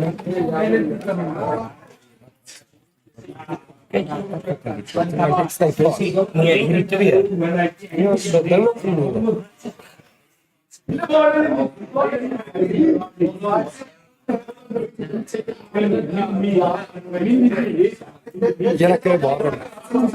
what I need to do is rotate the screen. No, so you can see chat. I don't give a fuck what you're showing, but you need to see chat. Dude, it's so tricky to rotate. Still around. With the base. Yeah, but you don't have any cables that But I just need to control up and flip the screen. Yeah. I don't want to see It's not going to help you. Once you are building it, I plug it in. Building it from scratch. CJ, then That's what I want to know. this CJ, this would be your T screen. Chat's here. Can't we put the camera on this? You'll see your stream. No, I'll see it there on this. I'm not going to rotate because I've got all my cables set up. No, I don't want to see that. I want to see That's the stream. the whole screen needs to be the cam of the webcam. Okay. Horizon. So the stream on the other side. I love it. You're going to see this. No, but it's not. It's just holding it. We need more light. If you turn on this main stage light on the side there, I'll do it. Please. Thank you. I'll give you something to come. Yeah. Brandon, what do you think? Should I give you something? Yeah.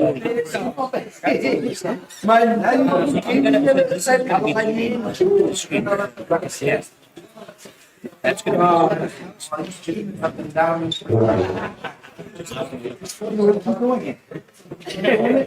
Honestly,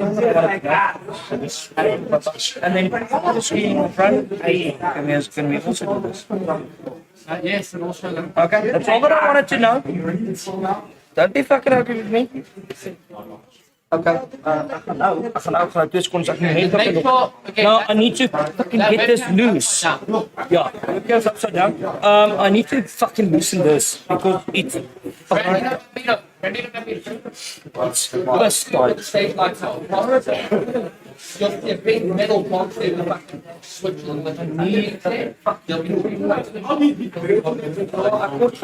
Jy nie tang vir ding nie. Ek word 'n tangetjie want ek moet die ding fok en ek moet die ding afhaal, hy's baie styf ingedraai.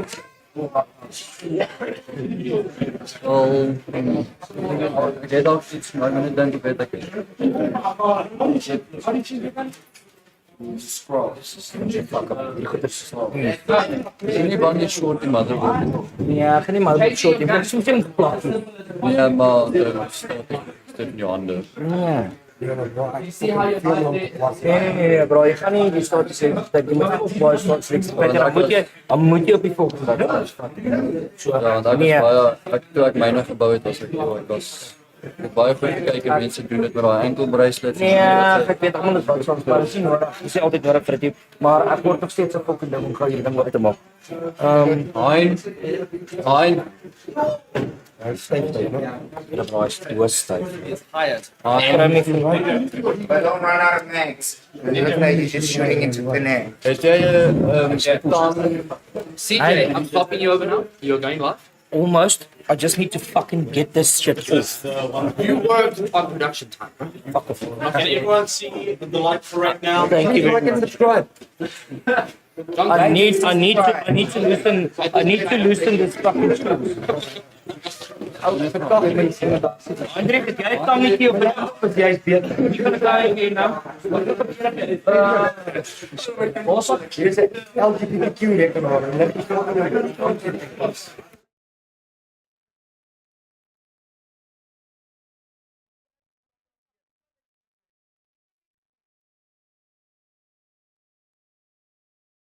Okay, guys, we'll be going live. We're going to be handing you over to CJ, which is going to be building a computer for you guys, so you can see what is happening there. No, I need to talk. Okay,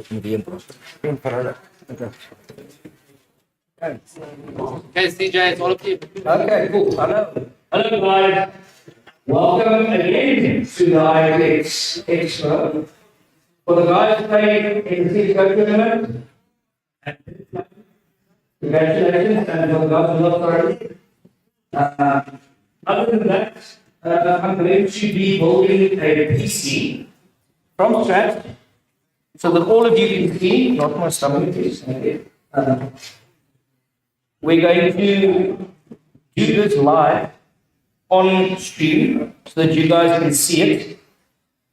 First of all, okay, so let me just show you what we have here. It's a little bit chaotic because we had to take one of our guys' pieces apart. So yeah, please guys look at the live stream and then I'm gonna chat to you guys from there. Okay.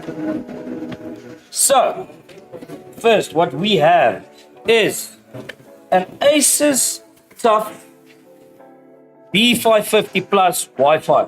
So this motherboard, it has Wi-Fi built in, which is very nice.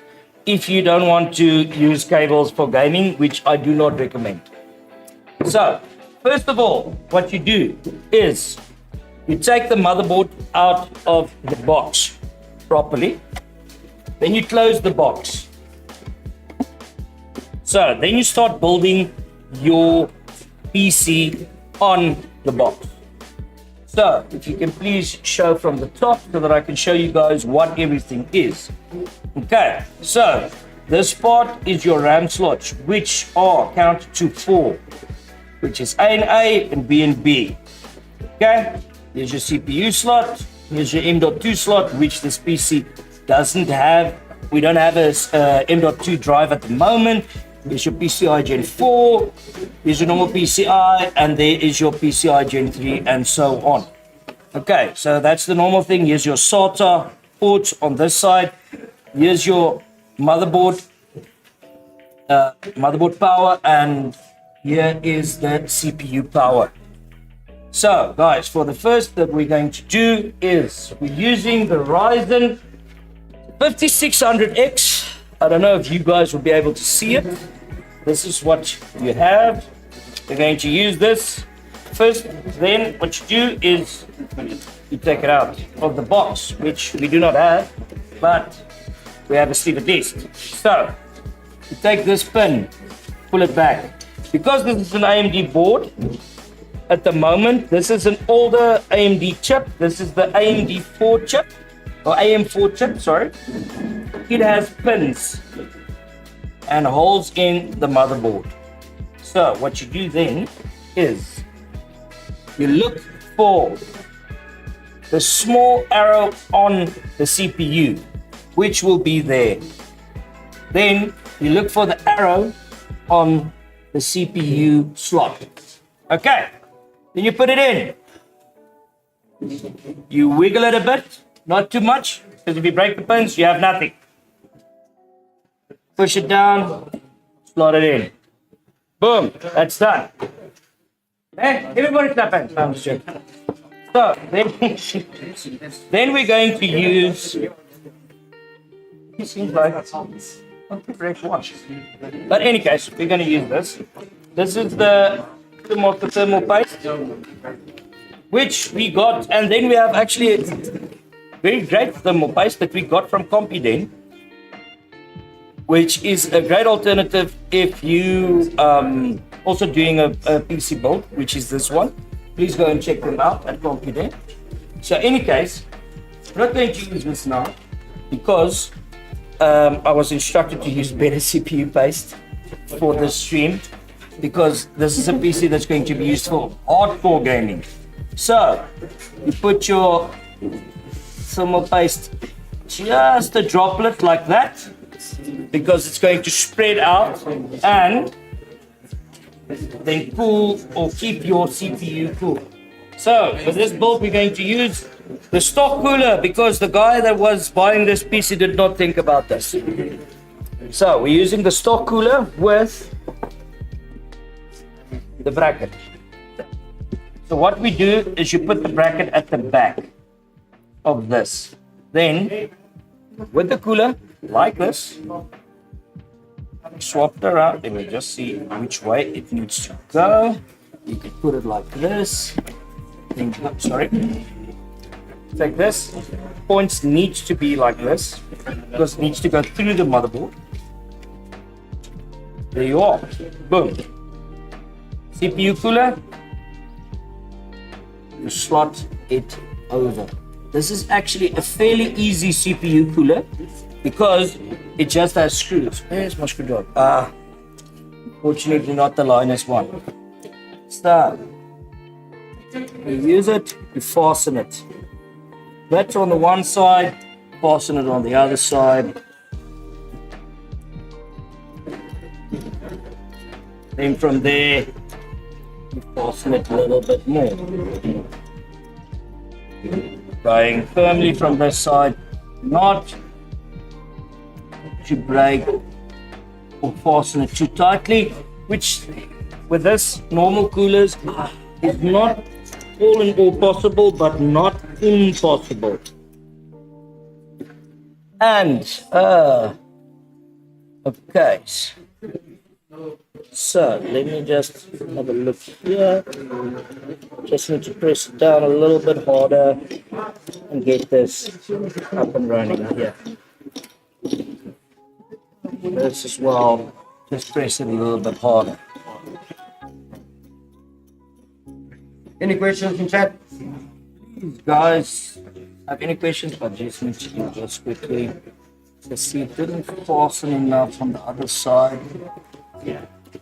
Like I said previously, you need to make sure that it fastens all the way to each and every single side. Just a little bit, just so that it works up, and then obviously goes in, and then we're good. On this side here, like you guys can see, sorry for the bad quality, but we're doing with what we can. If you guys can hear me, hopefully. Okay, so in any case, let's do this. Finish up this.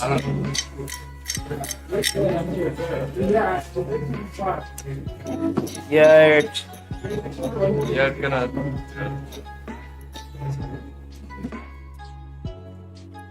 Decided doesn't want to go through.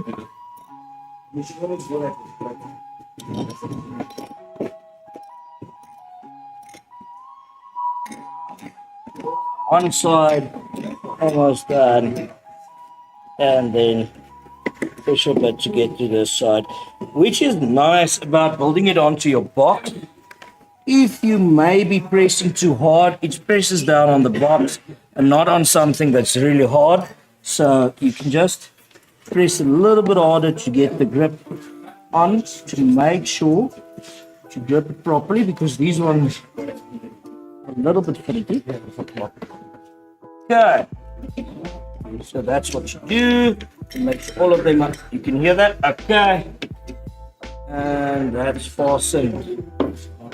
Then here on the top is the CPU fan,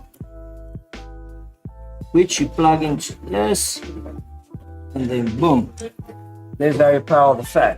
Okay, great. So, what I usually do with regards to building a PC is put it on straight up, but with this build, to make it easier for everybody to see, I'm going to lie it flat down. With this case that you got here is fans already installed, so we're not doing water cooled like you can see. Then all of the risers are already done as well. On the normally when you buy a PC case, you get the risers automatically installed already. If you have a separate motherboard, then which usually goes with the case, then you can just swap them out for what you use for ATX, micro, mini, whatever you have. So you put the case like this, put it in, put it like this. So now it just needs to fit snugly, and then we've got the one side done. Like you guys can see, as long as this side here at the back it's properly aligned, then you would be good. So what you do then is you fasten the board, which I pulled out all the flipping screws and I put it here. So yes. Which way? Oh. Yep. Yeah, so this is actually the USB I/O that's actually installed. Okay, so cool. Then you take this, slot it in there.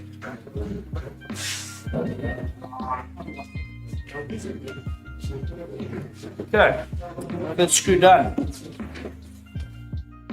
Then we do the second screw here. Okay. This is a very timely process and you need to do it as good as you can, because some of these boards don't want to get this. Okay. So, the other ones.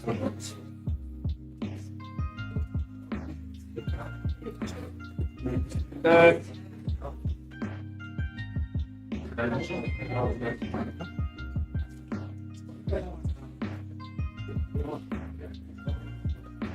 Okay, so once fasten them all around where you have your risers. Depends on your motherboards that you got. So anybody wanting to know anything about me? Okay, so once fastened, the next one go from there.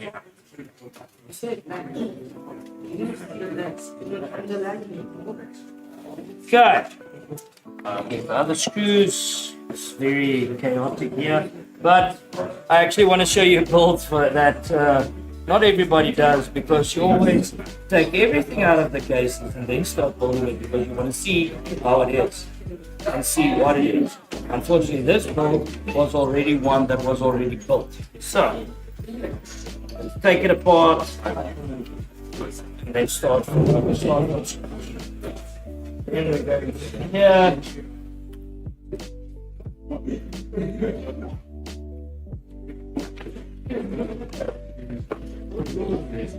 I hate the mods on the channel. They are a bunch of idiots. But our host people.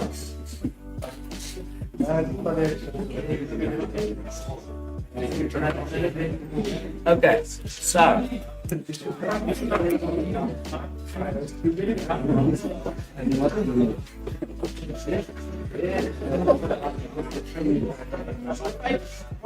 am so, then what you do then is obviously with this ball, with this hole, what I like to do after I do the motherboard is slot in your power supply because this is a power supply that you put in the cables.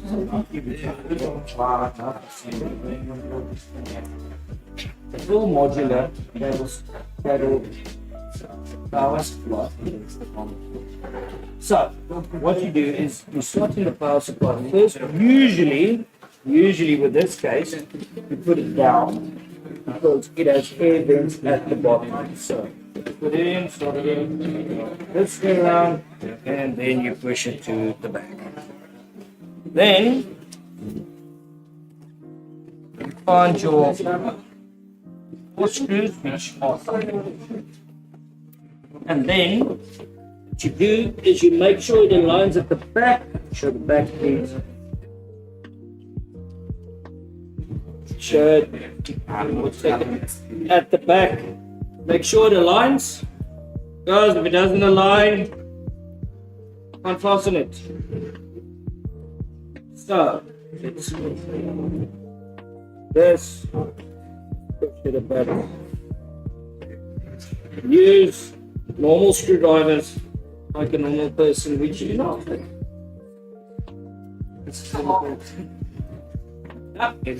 Sorry. You just fasten it a bit and then good.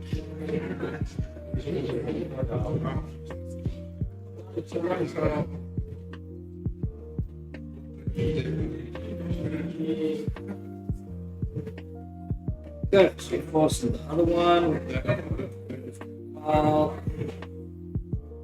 Fasten the other one.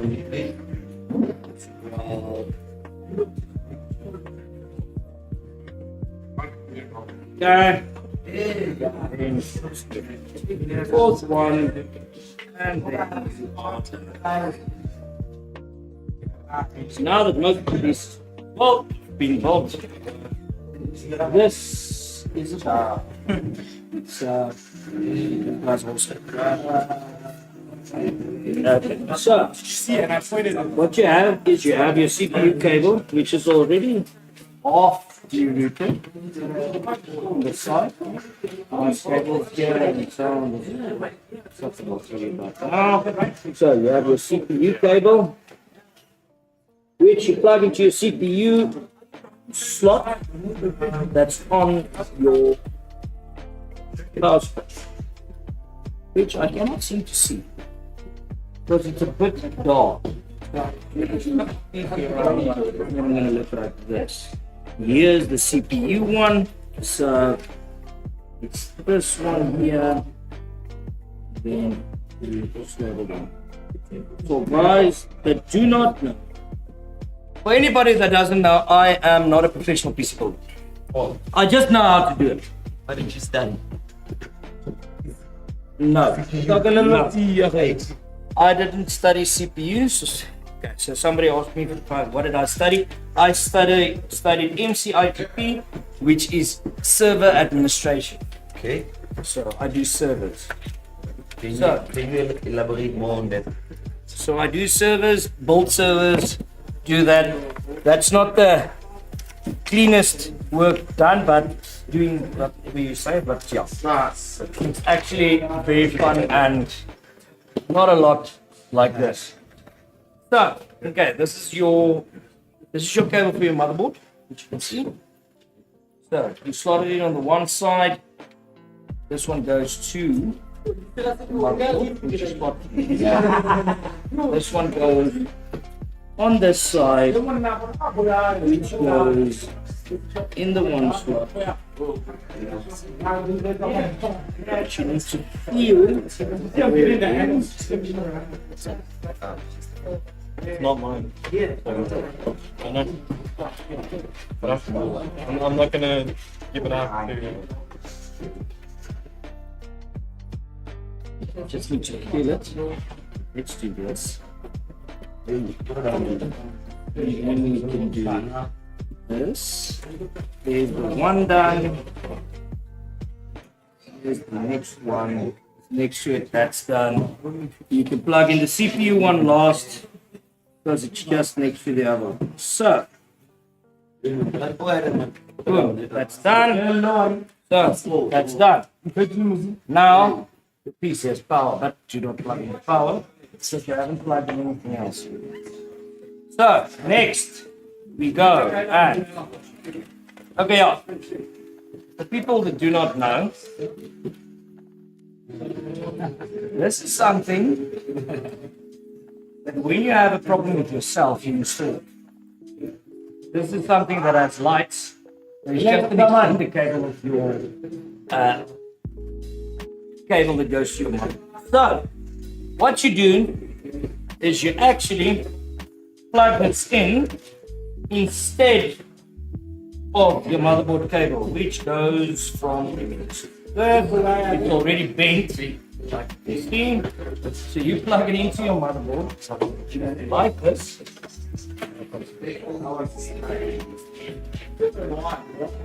Already done. Then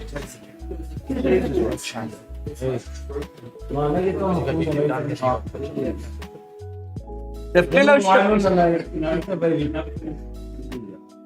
I hate you guys. Why are you building this PC? Because it's actually a Flying Donkey's PC. So the reason why I'm building it is because I don't know why I'm building it. That's my reason. I don't know why I'm building it. Someone did ask it was like they're just glad to see they got a day job after saving middle of finish. Well, I was saving the world, so I need to have a day job. Because the saving the world doesn't pay that much. Exactly. Just to be brutally honest. So we're plugging this into this riser here, like you can see here. Plugging that in. Boom. Then, actually, what I want to do is plug it in here. Put it in here at the top. You can see this is your cable that you do for the CPU, so that this thing has many colors, like the person that I'm building this PC for has many colors. So we do this, we slot it a bit back so that it looks like that. So now the guys can actually see, look there. Now this is going to have a lot of lights. Now, you don't normally need to install this first. You can install the rest if you're going with Slave Crash XR RGB DDR4 gaming memory, 16 gigs of 3600 megahertz of RAM, which is also very colorful, like my friends. So here are the sticks. This is RAM. This is how it looks. If nobody else knows, this is how it looks. So we're flipping the PC over again. So what you do, usually what you'll see on the motherboard, it will have the same color slots. Now that means that you need to put the RAM in the according color. So it depends on the motherboard. It will say it here on the motherboard. It will show you the recommended slot. It will have it in brackets usually. It will show you DIMM A, DIMM B, whatever it is. So this one needs to have it in the first two slots. I know this because I've taken it apart and I've built this piece previously. So slot it in, push it down, and then it flips. Easy as that. Then here's the other one. You slot it in, and it flips. So how many gigs of RAM is that? That is 16 gigs of RAM. So not a lot, but you can at least run a crisis. So, at least you can it run crisis. At least it can run crisis. So, now we have nice colorful cables, which are all right. But let's start then. Okay, so these are actually the cables that you use for your GPU, which we are having a very colorful Game Rock 3070 Ti, a palette. So, how you do it normally is you flick it over and you install it into this PCIe slot. You slot it in. These cables slot it into the power supply, and then you're good to go. But today we're not doing this. We're making life difficult for ourselves because we like light.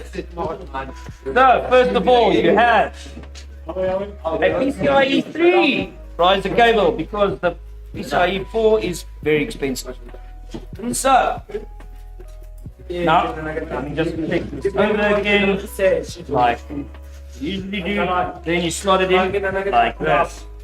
So this is for the guys that want to run this graphics card. Good. Then look at this. It's almost like the what is that royal RAM? Almost looks like that RAM with the diamonds for it. So you slot it in, just like this. It's a normal PCIe slot. You slot it in like this. Then this is how you do it, baby. Slot it in like this. This is how it goes vertically. Then you fasten it because otherwise it's going to sag. You don't like anything to sag? I don't like anything to sag. So, take this one, put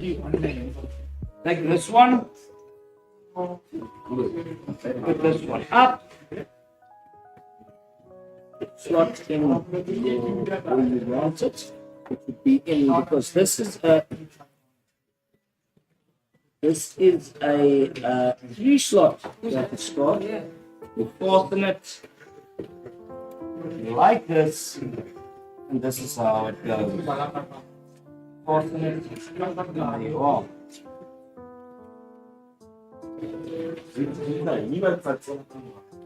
So, like you guys can see, you fold it, it's going to sag like this, but now, when you put it upright, it's not going to sag that,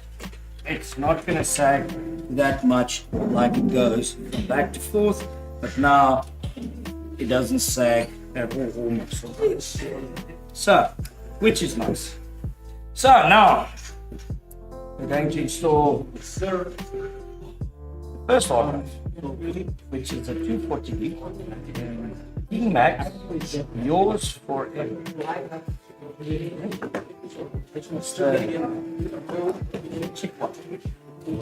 So, what you do, you're at the back.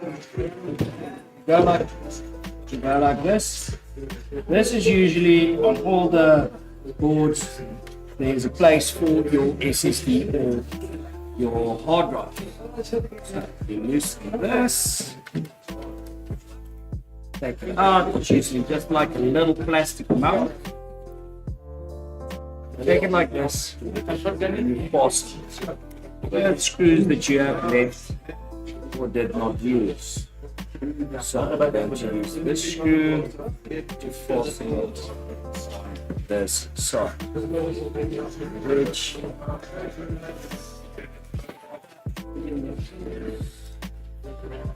done. For SSDs, you don't need all the screws, but use all the screws. So load shedding. Really, don't be a sag. Don't be a sag.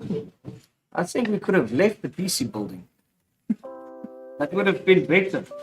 This shit that I have to sit up. But okay. Any case. Oh, I'm sweating. And I'm busy thinking. Yes.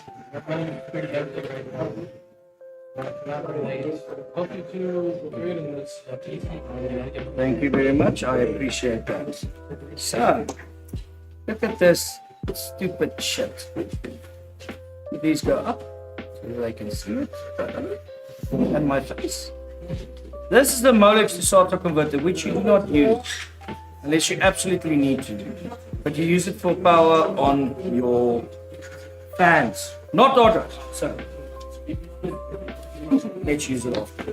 So now we need to plug in this bad boy.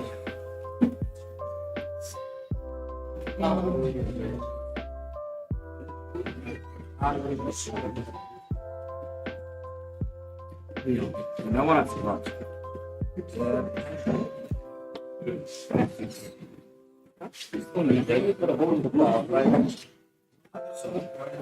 Cannot see now. This is the piece of ID. Yep. This is the one that. So, this is your PCIe ones. You can plug in this side, just so that you power your GPU. And do not forget, that's the nice thing about PC building, because SAG and shit learning new stuff today. I'm watching and I'm behind you, guys. I appreciate it, man. I appreciate it. You must just let the YouTube and the Twitch know that you're behind me, eh? So, then you go in here, and you put this. Come to the front. See here, which is nice. There's two of them, which is 8 pins, which you can slot in just here, so that you're not a sag, like Francia said. That's the Molex cables. It was invented 3 years after you were born. How do you know when I was born?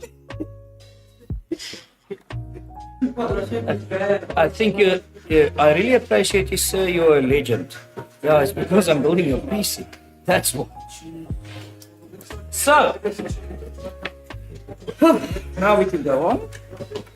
I just need to plug in this SATA one on the side, which, if you are a man, usually you will know how to find something in the dark, which I am unable to do at this moment.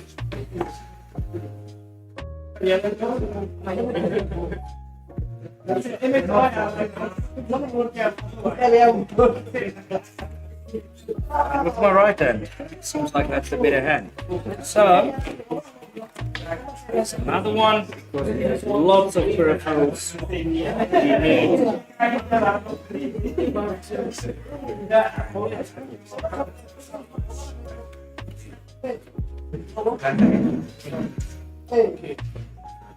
Again,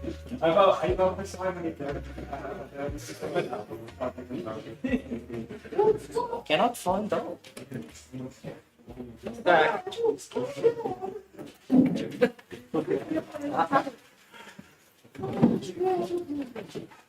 I'm looking very, but I don't know how to find the whole part. There it is. There it is. What? Get out of here, bro. This is how you build a PC at home. No.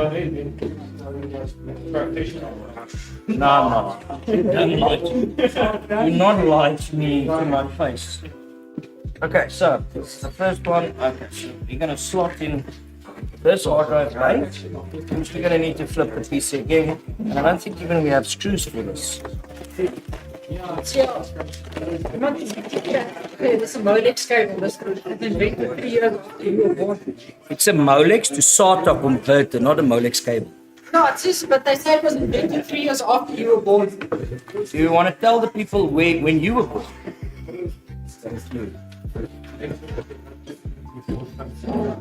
So, it's all nice cables for the USB cable as well. Okay, so we'll just slot this in because this is how we install hard drives. Make it twice as fast. Now I'm just going you slot it in like this. You take one screw, a screw at the bottom, two screws, it's too far. It's going to be too much. You just take because we only have one screw. So the people are not going to learn anything from this build because it seems to cannot find the hole again. Yes. So now we'll find screws afterwards, but this is just to tell you that it's fastened here, like you can see. So first things first. We're going to use the fans on this side. Now, what we're going to do here, click it here, and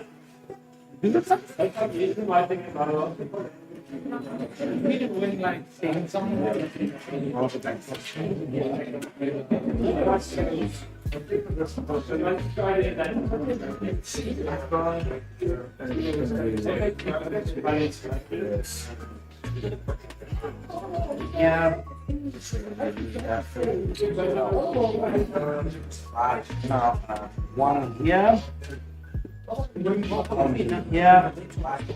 See, nice red solder cable, which is the default ones.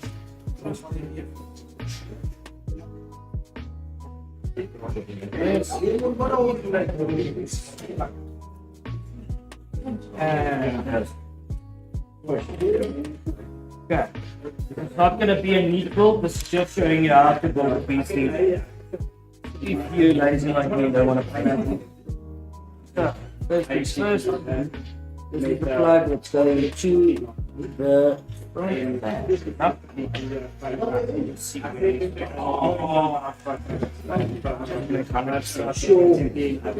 These ones are guys.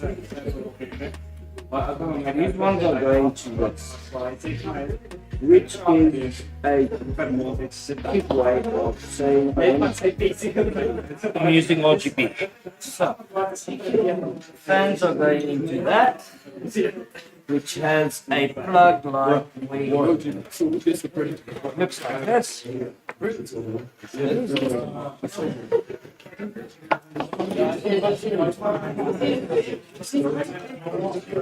did these ones go now? Did I pull it out? Okay, I pulled it out. Then this is the one. Okay, so this is the other part.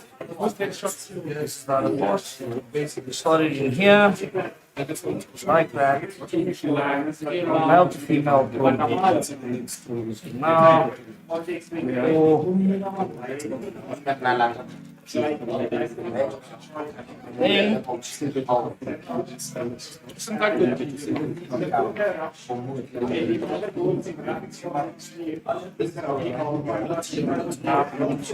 make it a little bit neater, slot it in here.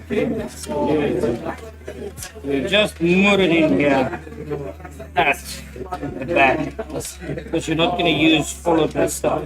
You just put it in here like this. This is how you do it. Normal you slot everything in.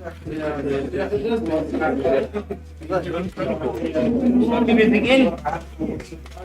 Here's your starter connector for the lights. Boom, there it's in. Okay. Now,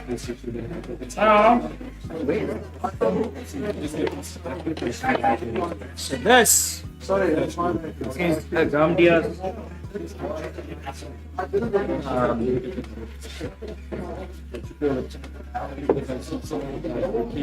Gambia's controller to control your RGB. Just couldn't get the name of it. So you plug that in.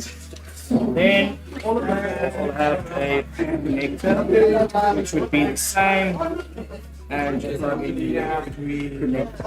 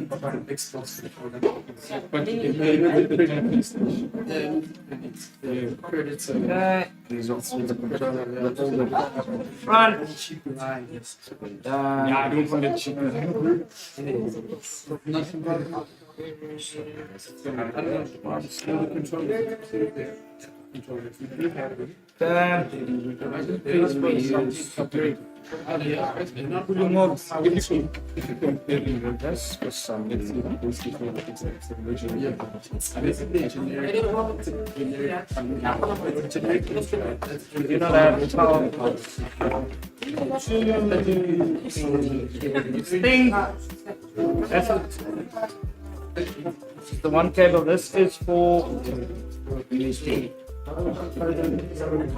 Put this in here. Plug it in here. Okay, then this is the other one for this controller. This is a really.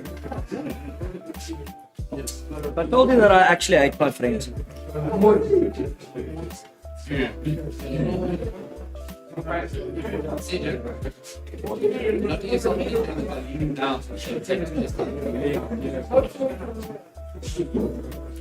Okay. She looks great, by the way. His sister as well.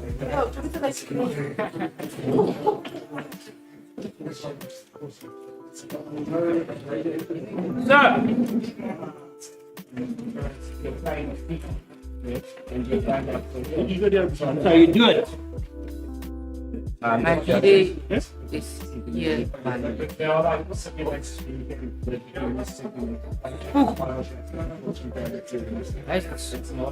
please don't let me build you a PC for today.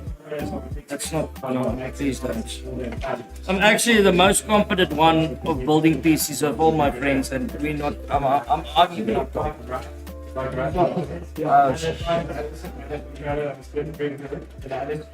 First mistake. Actually, didn't think about. It will be fine. It will be fine. I'll sort all of it out because it has a little bit of gaps. So I'm and we just like put it on the side. Okay, nice around. Back again. Here's your sorter. Which, if you're not dumb like me, controller up, shut up. So if you're dumb like me, you didn't plug in the sorter before you put in the graphics card. Which this graphics card makes it difficult to get your hands behind because I'm very fat. Let's do this and then try to sort this out. It's not gonna work. Let's just do this.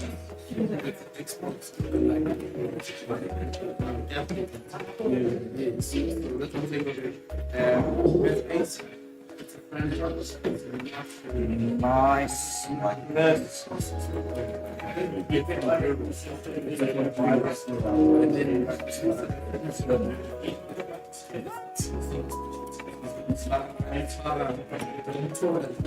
This is turning out to be a bit right. You. Please don't do this around my knees. No. If you're not professional like me, don't do that. So, plug in your solder cable, which is. Plug in your solder cable. That. Plug in your USB 3 cable. That.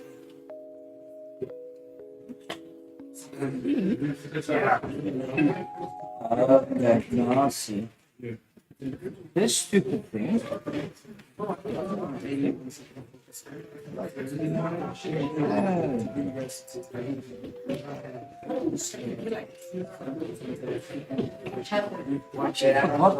I stopped like this? And now I remember.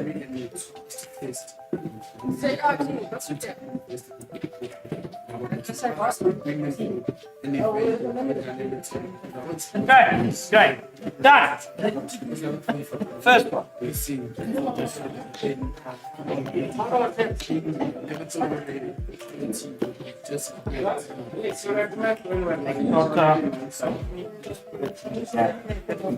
Then we can put this. Happy, happy, happy, happy, happy, happy. Exactly how it is. Like this. Exactly how it was. Just push it down. Make sure it's and put it back. Because he wants to have a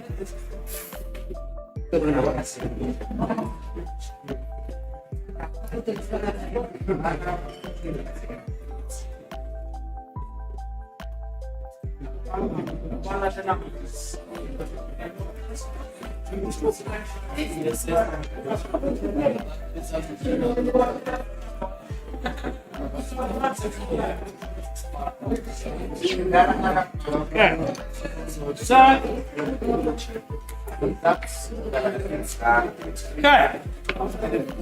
okay. Let's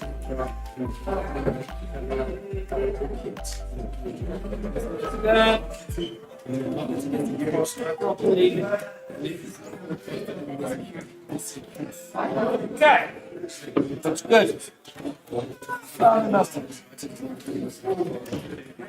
How we can power up these stupid things.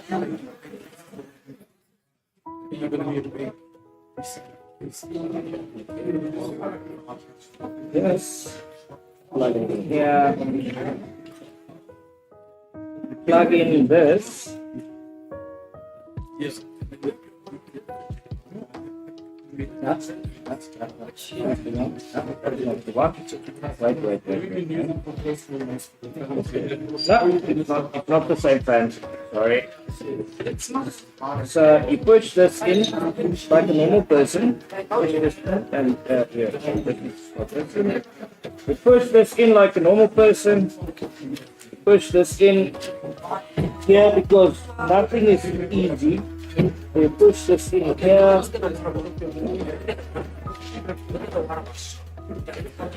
Push this in here.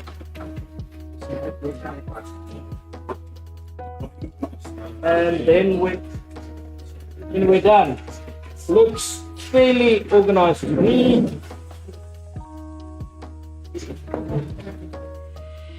Fairly organized.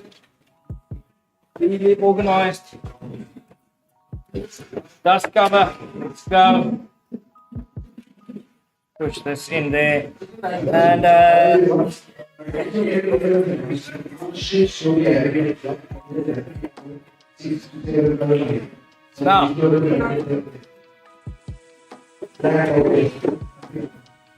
please, if you're going to shoot, please bring me here as well. Thank you.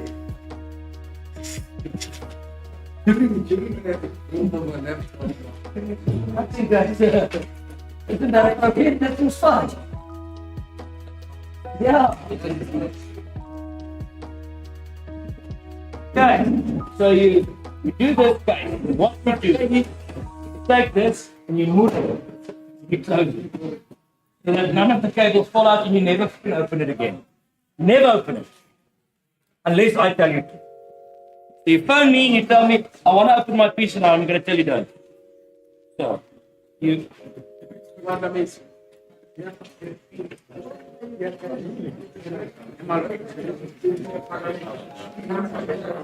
Somebody move it, make sure that it works.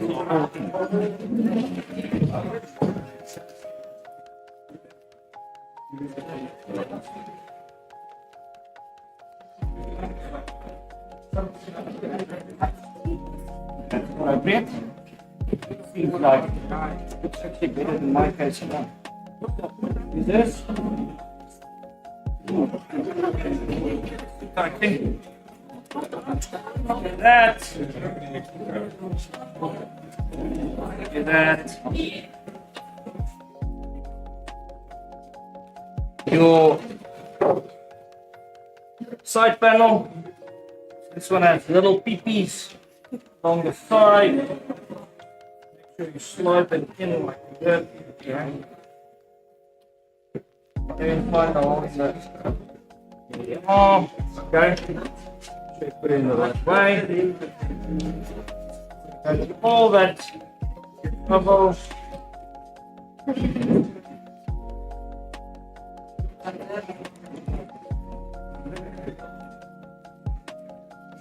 Don't hijack me, bro. Don't see them.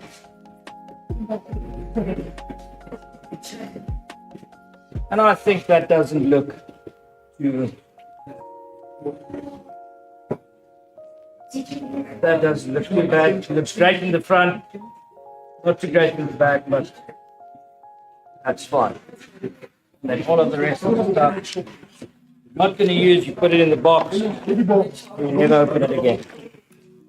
So, that's how you build a PC. Hope you guys have a lovely weekend. Hope you guys understood what I did. If you didn't understand, I'm very sorry. So, yeah.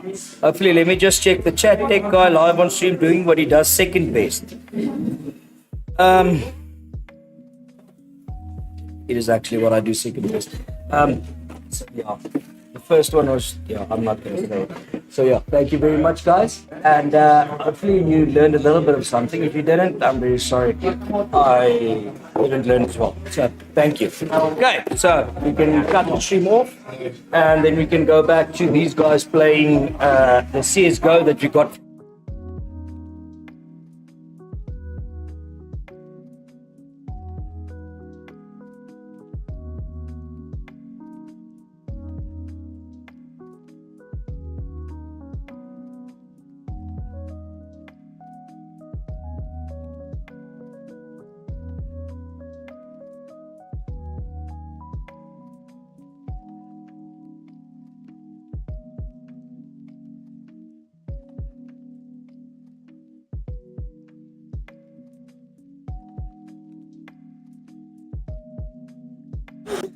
Okay, guys, that is going to bring our stream for the day to a close. Thank every single one of you that has tuned in, that did join. Don't forget to be back here tomorrow for the finals of Dota and the grand finals of CSGO. Both competitions have a 20,000 Rand prize pool. It's going to be an incredible day. Last day of the Expo, get down here.